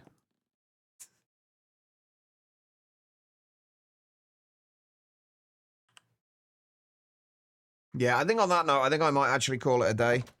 It's a little earlier than I normally would, but I've kind of run out of things that we can do without doing lots of maths. We are up to 84 buckets of polyethylene now, but we are definitely losing saplings. But we did get what we intended to get done today done. We got the polyethylene passived. It's going to slow down significantly when we run out of saplings, but that's fine. Hopefully by that point we'll have a decent supply already, which will be fantastic.